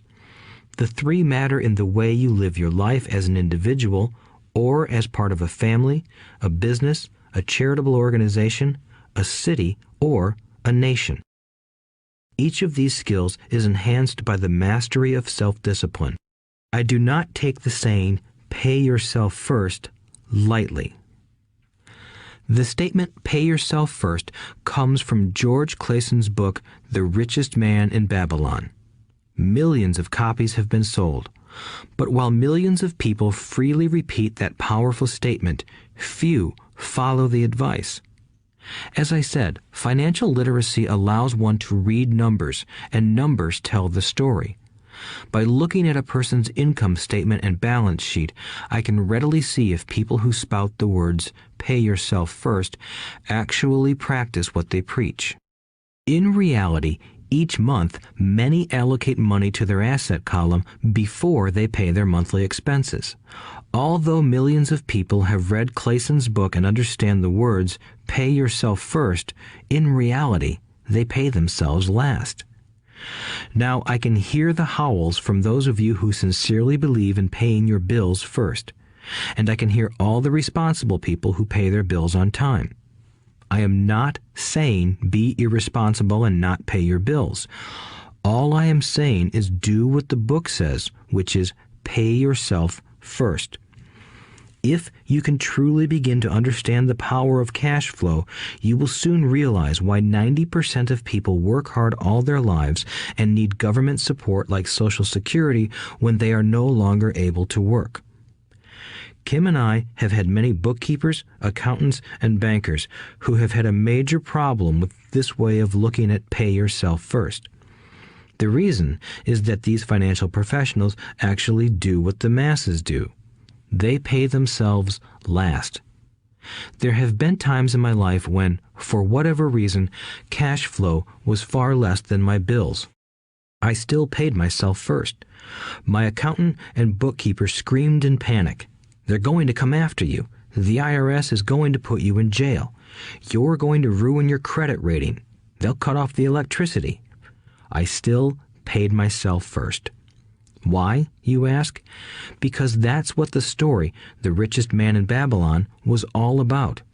The power of self-discipline and the power of internal fortitude. As my rich dad taught me the first month I worked for him, most people allow the world to push them around. A bill collector calls and you pay or else. A sales clerk says, "Oh, just put it on your charge card." Your real estate agent tells you, "Go ahead. The government allows you a tax deduction on your home." That is what the book is really about. Having the guts to go against the tide and get rich. You may not be weak, but when it comes to money, many people get wimpy.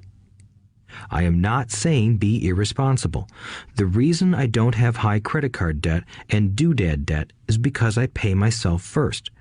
The reason I minimize my income is because I don't want to pay it to the government. That is why my income comes from my asset column through a Nevada corporation. If I work for money, the government takes it. Although I pay my bills last, I am financially astute enough to not get into a tough financial situation. I don't like consumer debt. I actually have liabilities that are higher than 99% of the population, but I don't pay for them. Other people pay for my liabilities. They're called tenants. So rule number 1 in paying yourself first is don't get into debt in the first place.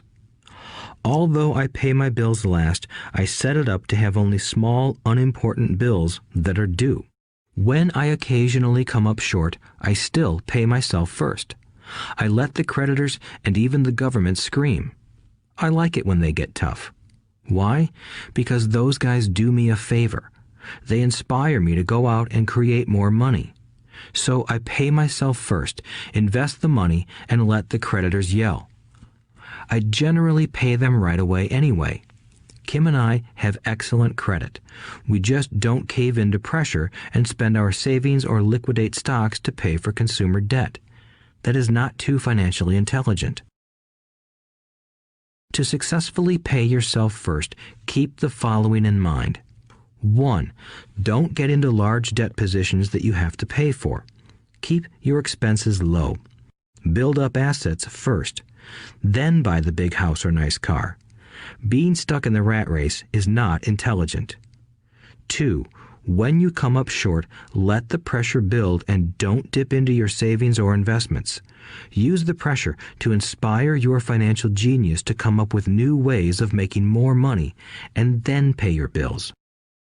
You will have increased your ability to make more money as well as your financial intelligence. So many times I have gotten into financial hot water and used my brain to create more income while staunchly defending the assets in my asset column. My bookkeeper has screamed and dived for cover, but I was like a good soldier defending the fort. Fort assets. Poor people have poor habits. A common bad habit is innocently called dipping into savings. The rich know that savings are only used to create more money, not to pay bills. I know that sounds tough, but as I said, if you're not tough inside, the world will always push you around anyway.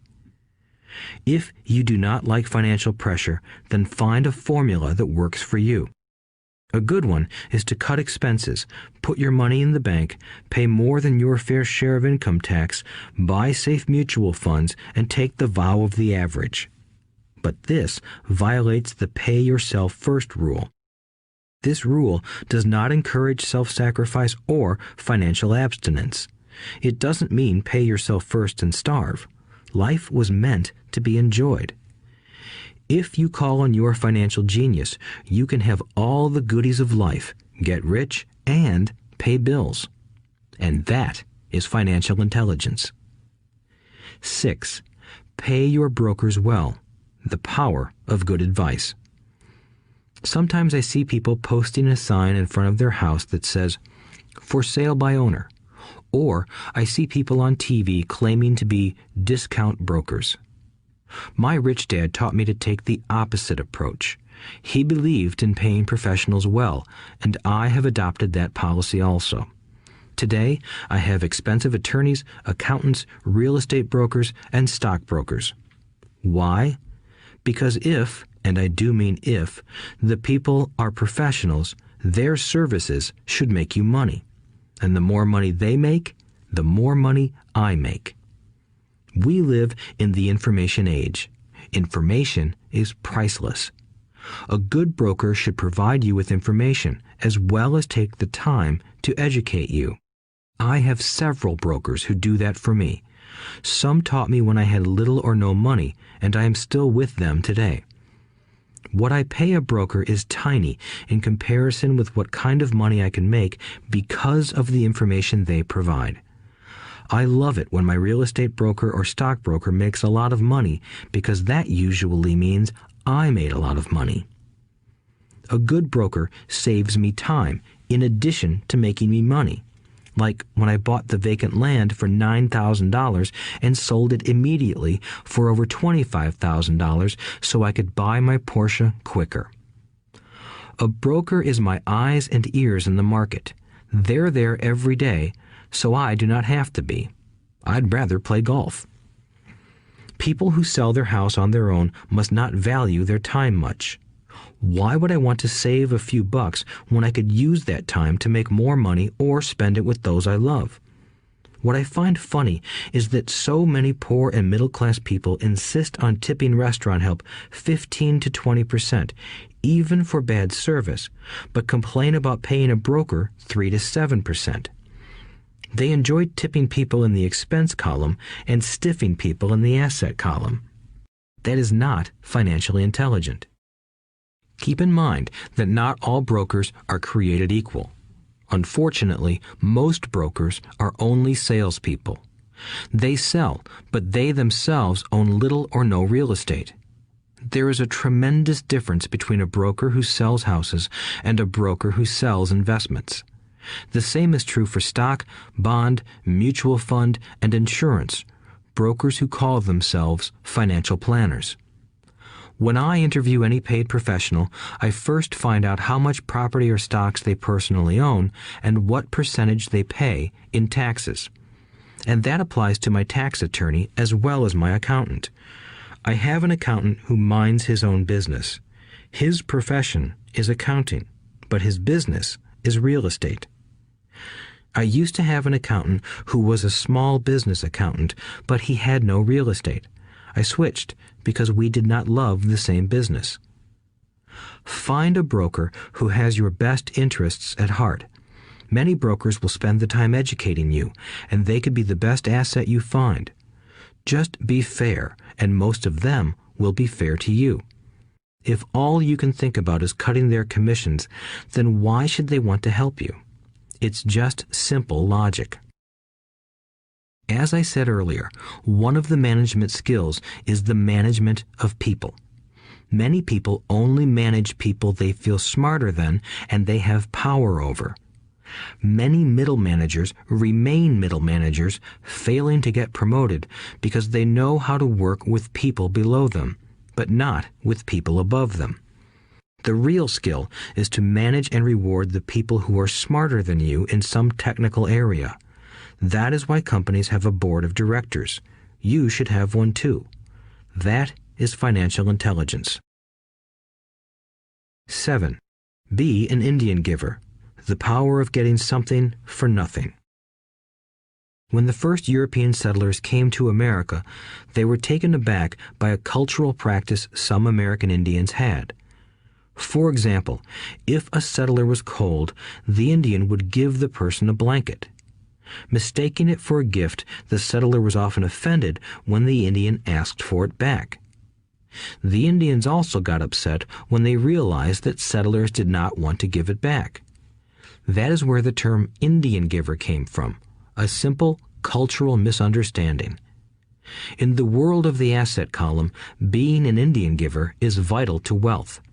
The sophisticated investor's first question is, how fast do I get my money back?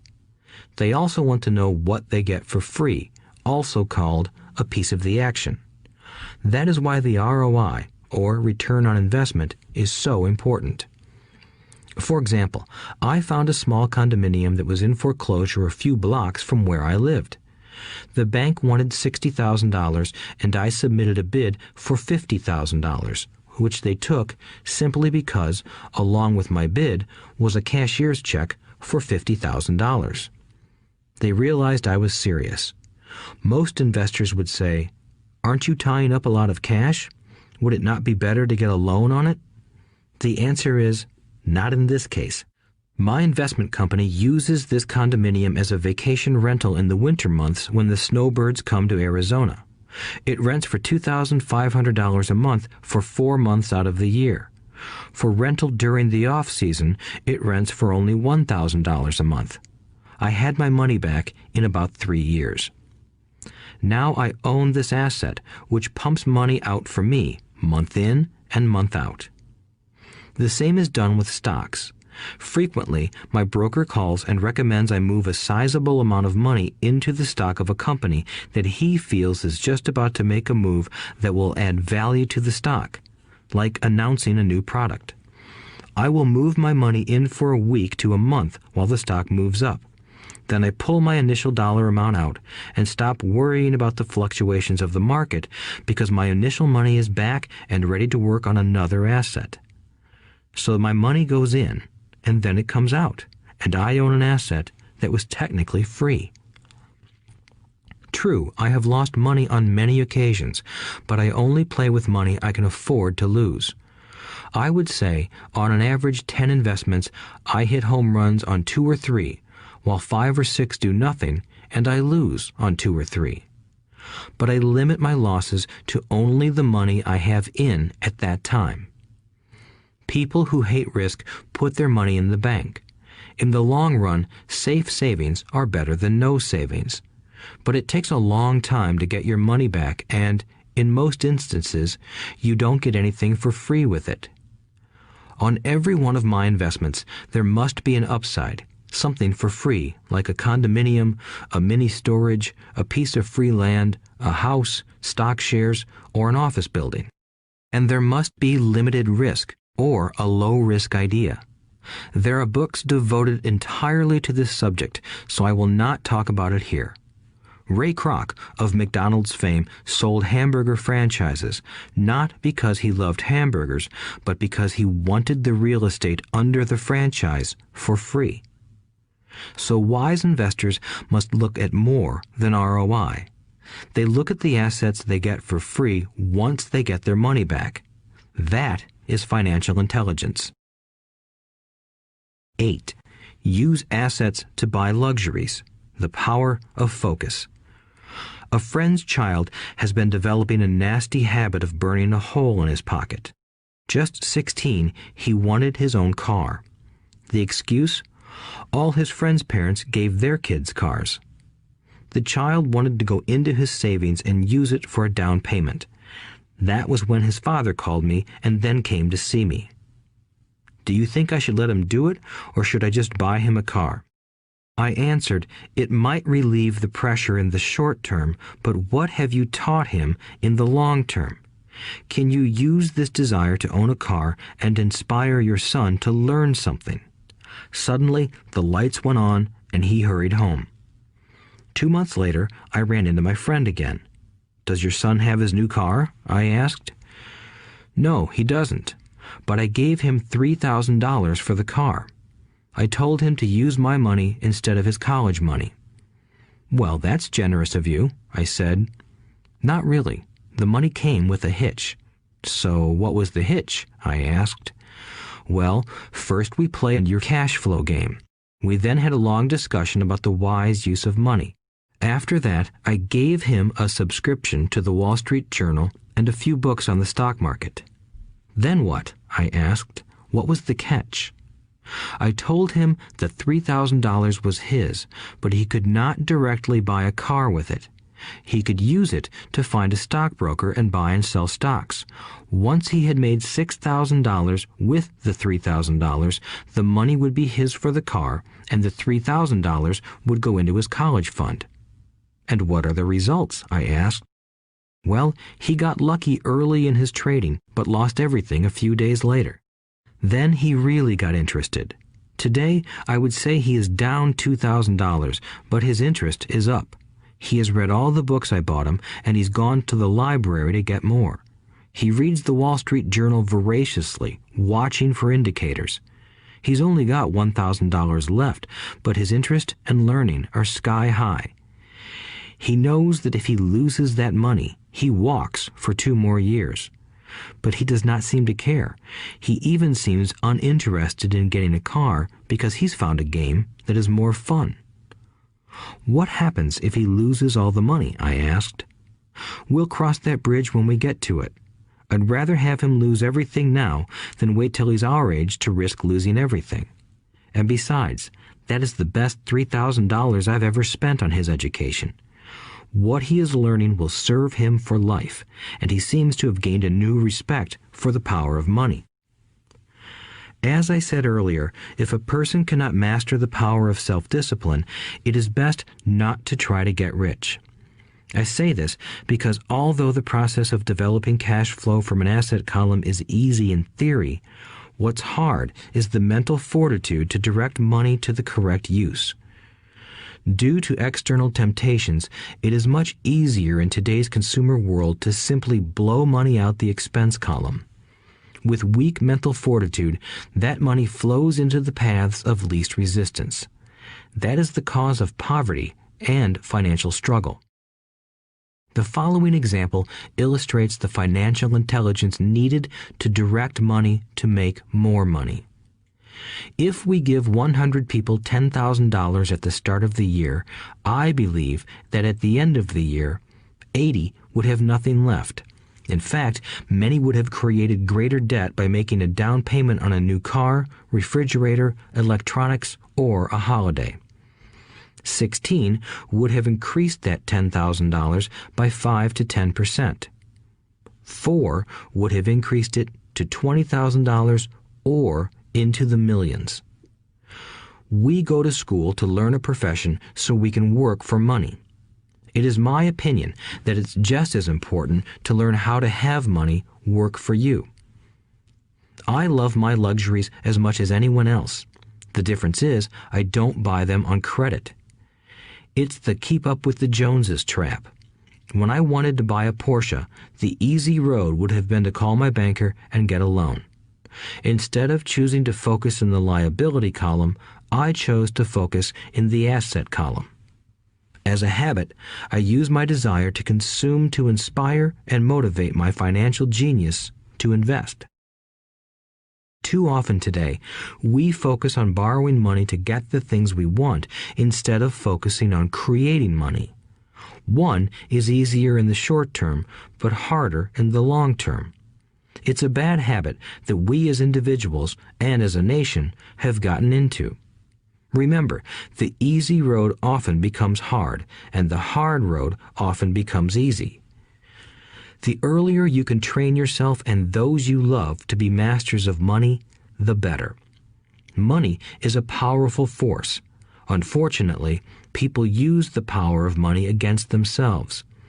If your financial intelligence is low, money will run all over you.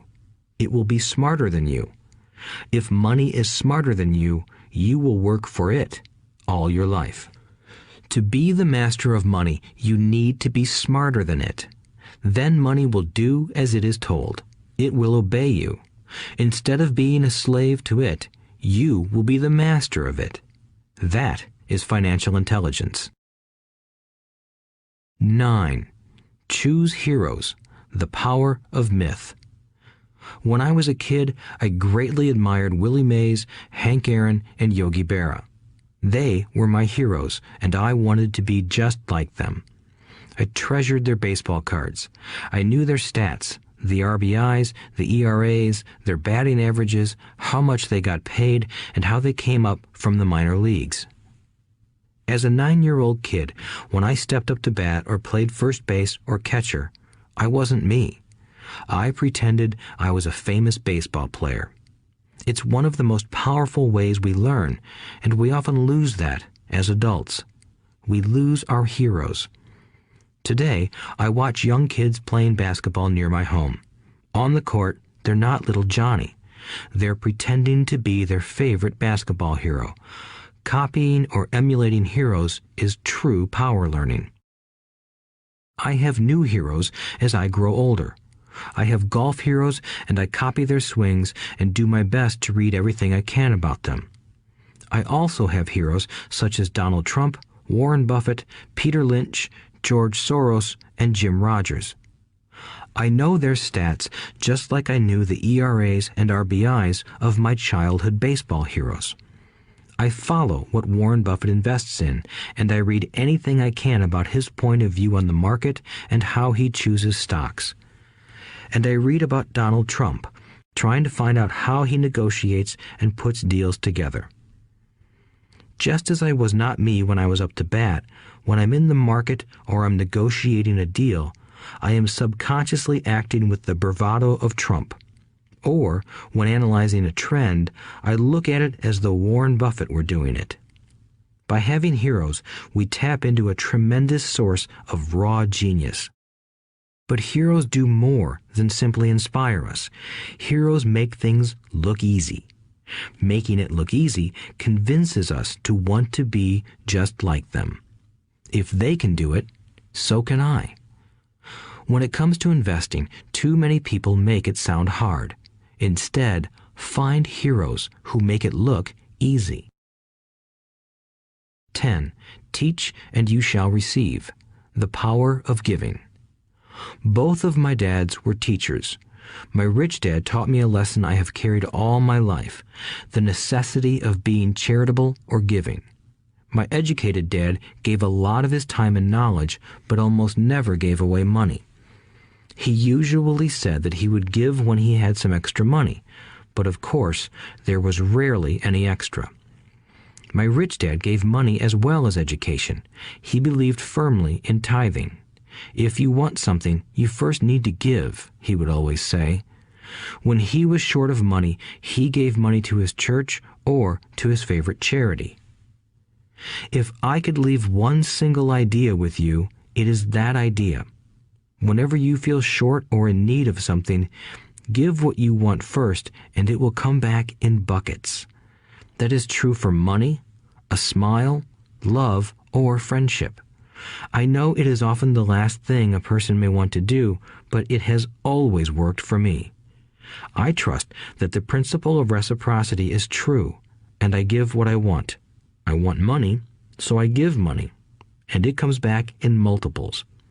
I want sales, so I help someone else sell something, and sales come to me. I want contacts, and I help someone else get contacts. Like magic, contacts come to me. I heard a saying years ago that went, God does not need to receive, but humans need to give. My rich dad would often say, poor people are more greedy than rich people. He would explain that if a person was rich, that person was providing something that other people wanted. In my life, whenever I have felt needy or short of money or short of help, I simply went out or found in my heart what I wanted and decided to give it first. And when I gave, it always came back. It reminds me of the story of the guy sitting with firewood in his arms on a cold, freezing night. He is yelling at the pot-bellied stove, "When you give me some heat, then I'll put some wood in you." And when it comes to money, love, happiness, sales, and contacts, all one needs to remember is to give first. Often, just the process of thinking of what I want and how I could give that to someone else breaks free a torrent of bounty. Whenever I feel that people aren't smiling at me, I simply begin smiling and saying hello. Like magic, the next thing I know, I'm surrounded by smiling people. It is true that your world is only a mirror of you. So that's why I say, teach and you shall receive. I have found that the more I teach those who want to learn, the more I learn. If you want to learn about money, teach it to someone else. A torrent of new ideas and finer distinctions will come in. There are times when I have given and nothing has come back, or what I have received is not what I wanted. But upon closer inspection and soul-searching, I was often giving to receive in those instances instead of giving for the joy that giving itself brings. My dad taught teachers, and he became a master teacher. My rich dad always taught young people his way of doing business. In retrospect, it was their generosity with what they knew that made them smarter. There are powers in this world that are much smarter than we are. You can get there on your own, but it's easier with the help of the powers that be. You only need to be generous with what you have. Chapter 9. Still want more? Here are some to-dos. Many people may not be satisfied with my 10 steps. They see them more as philosophies than actions. I think understanding the philosophy is just as important as the action. There are many people who want to do instead of think, and then there are people who think but do not do. I would say that I am both. I love new ideas, and I love action. So for those who want a to-do list on how to get started, I will share with you some of the things I do in abbreviated form. Stop doing what you're doing. In other words, take a break and assess what is working and what is not working. The definition of insanity is doing the same thing over and over and expecting a different result. Stop doing what is not working and look for something new. Look for new ideas. For new investing ideas, I go to bookstores and search for books on different and unique subjects. I call them formulas. I buy how-to books on formulas I know nothing about. For example, in the bookstore I found the book The 16% Solution by Joel Moskowitz. I bought the book and read it, and the next Thursday I did exactly as the book said. Most people do not take action, or they let someone talk them out of whatever new formula they are studying. My neighbor told me why 16% would not work.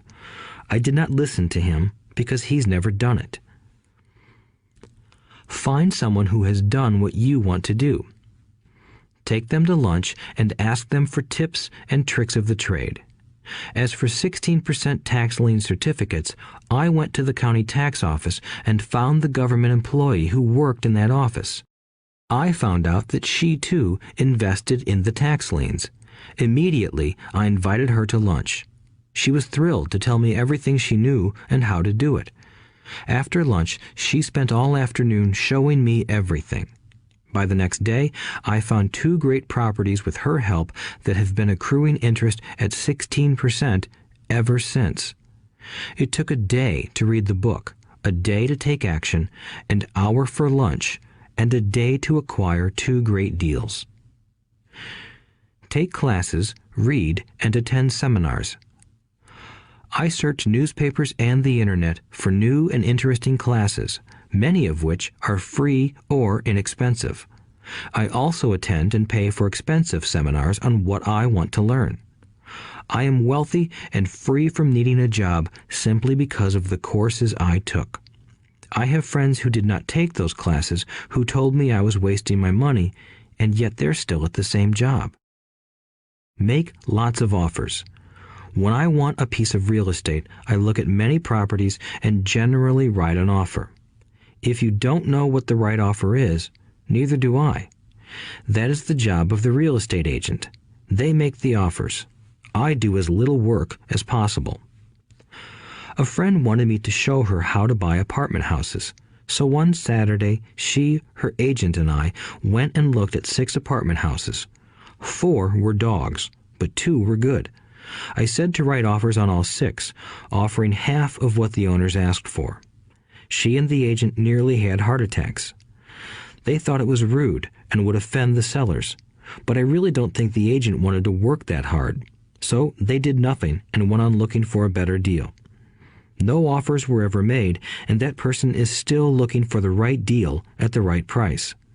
Well, you don't know what the right price is until you have a second party who wants to deal. Most sellers ask too much.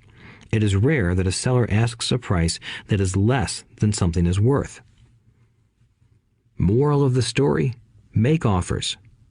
People who are not investors have no idea what it feels like to try to sell something. I have had a piece of real estate that I wanted to sell for months. I would have welcomed any offer. They could have offered me 10 pigs and I would have been happy. Not at the offer, but just because someone was interested. I would have countered, maybe for a pig farm in exchange. But that's how the game works. The game of buying and selling is fun.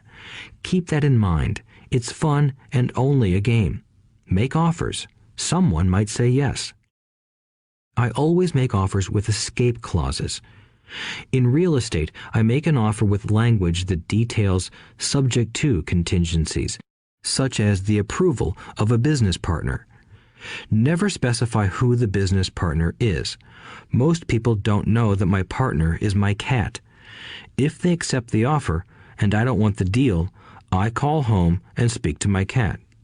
I make this ridiculous statement to illustrate how absurdly easy and simple the game is. So many people make things too difficult and take it too seriously. Finding a good deal, the right business, the right people, the right investors, or whatever is just like dating.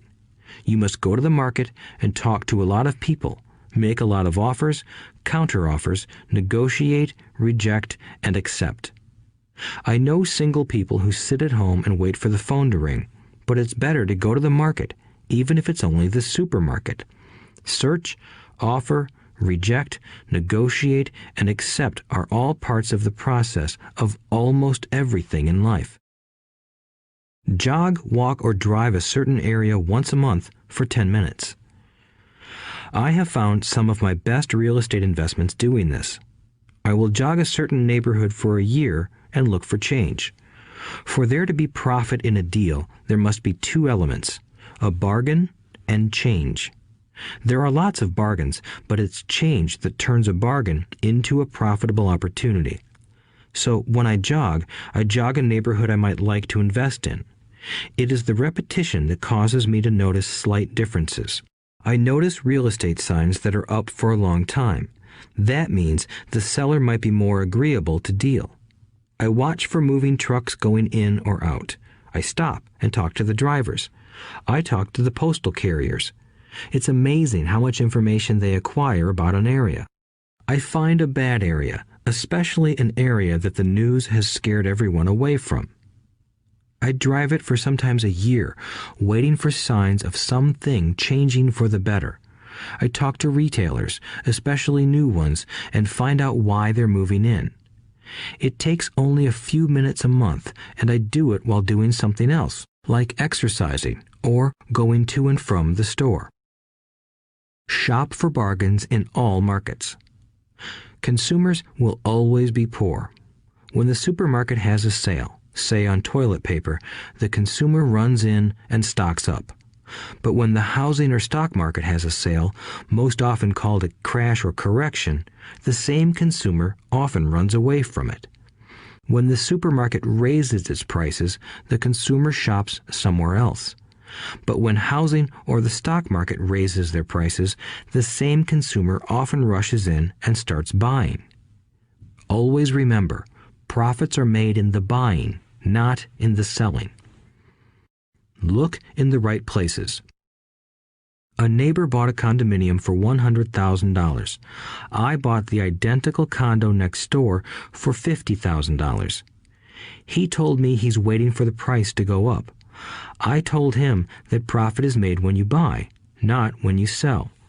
He shopped with a real estate broker who owns no property of her own.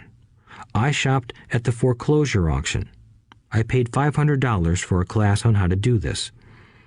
My neighbor thought that the $500 for a real estate investment class was too expensive.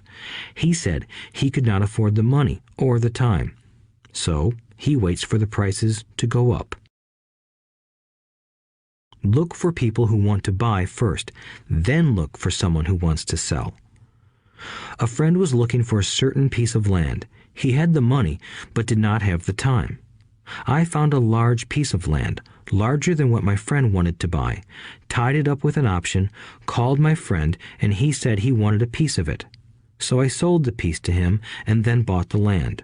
I kept the remaining land as mine for free. Moral of the story: buy the pie and cut it in pieces. Most people look for what they can afford, so they look too small. They buy only a piece of the pie, so they end up paying more for less. Small thinkers don't get the big breaks.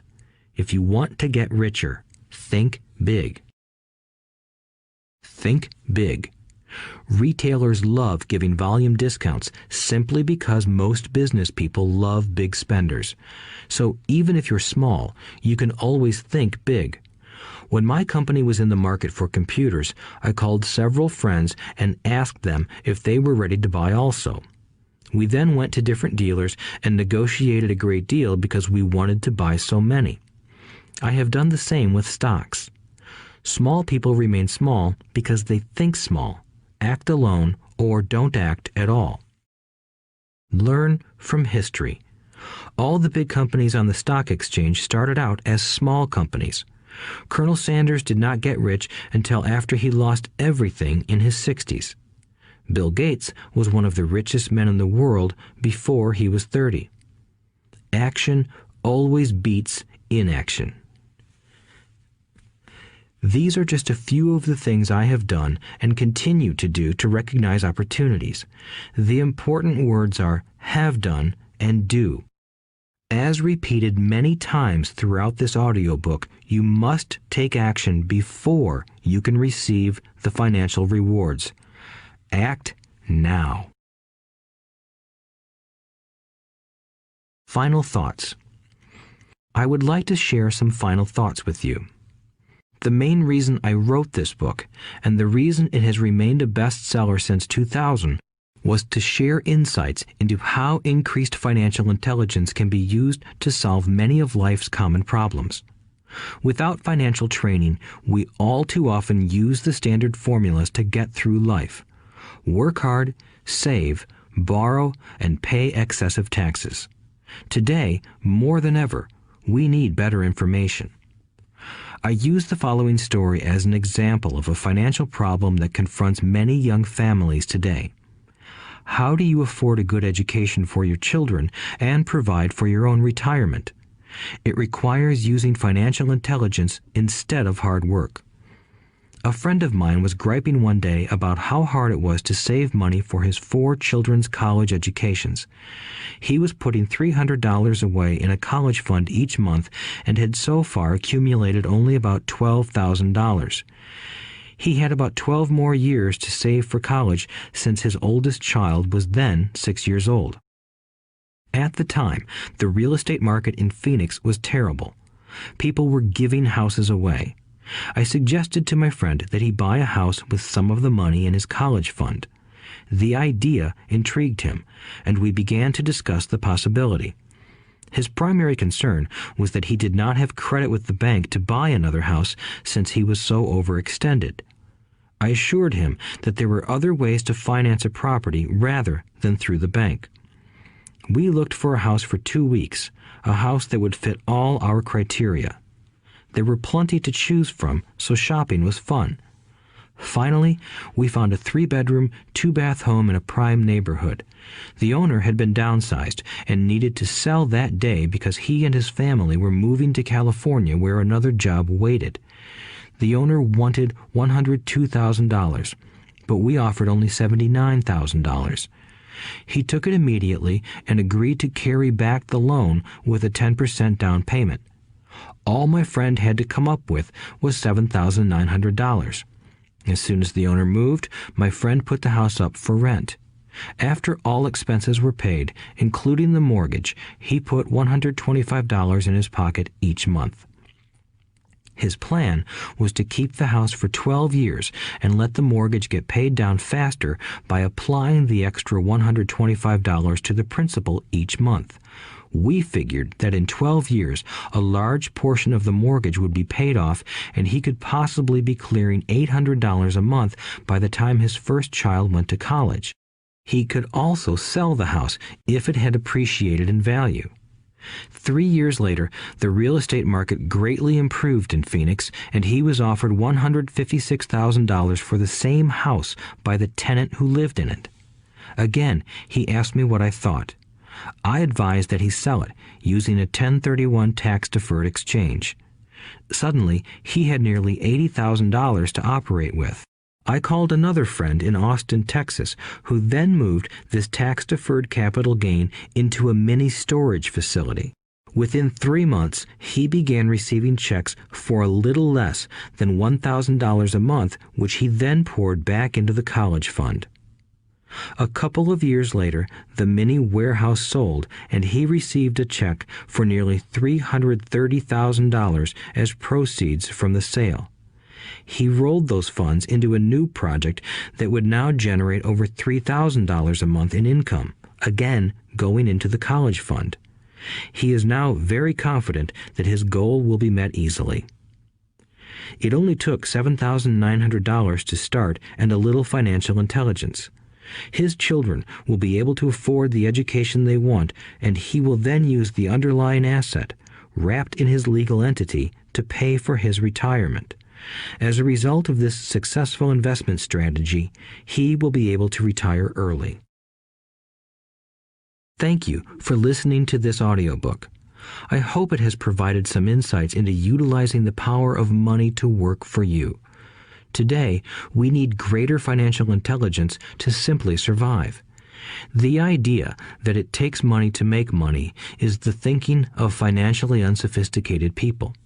It does not mean that they're not intelligent. They have simply not learned the science of money making money. Money is only an idea. If you want more money, simply change your thinking.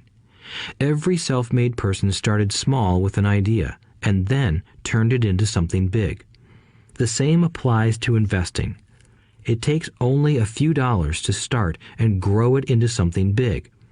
I meet so many people who spend their lives chasing the big deal or trying to amass a lot of money to get into a big deal. But to me, that is foolish. Too often, I have seen unsophisticated investors put their large nest egg into one deal and lose most of it rapidly. They may have been good workers, but they were not good investors. Education and wisdom about money are important. Start early. Buy a book. Go to a seminar. Practice. Start small. I turned $5,000 cash into a $1 million asset, producing $5,000 a month cash flow in less than 6 years. But I started learning as a kid.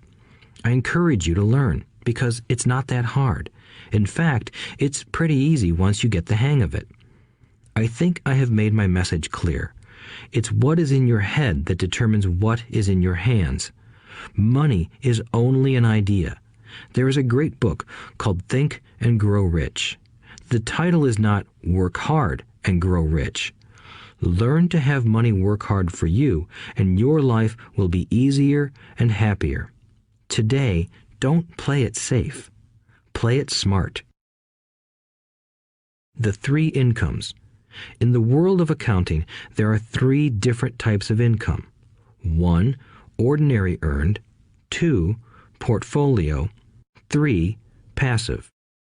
When my poor dad said to me, "Go to school, get good grades, and find a safe, secure job," he was recommending I work for earned income. When my rich dad said, "The rich don't work for money, they have their money work for them," he was talking about passive income and portfolio income. Passive income, in most cases, is income derived from real estate investments. Portfolio income is income derived from paper assets such as stocks and bonds. Portfolio income is the income that makes Bill Gates the richest man in the world, not earned income. Rich Dad used to say, the key to becoming wealthy is the ability to convert earned income into passive income or portfolio income as quickly as possible. He would say, taxes are highest on earned income. The least taxed income is passive income. That is another reason why you want your money working hard for you. The government taxes the income you work hard for more than the income your money works hard for. In my second book, Rich Dad's Cash Flow Quadrant, I explain the 4 different types of people who make up the world of business. They are E, employee, S, self-employed, B, business owner, and I, investor. Most people go to school to learn to be an E or an S.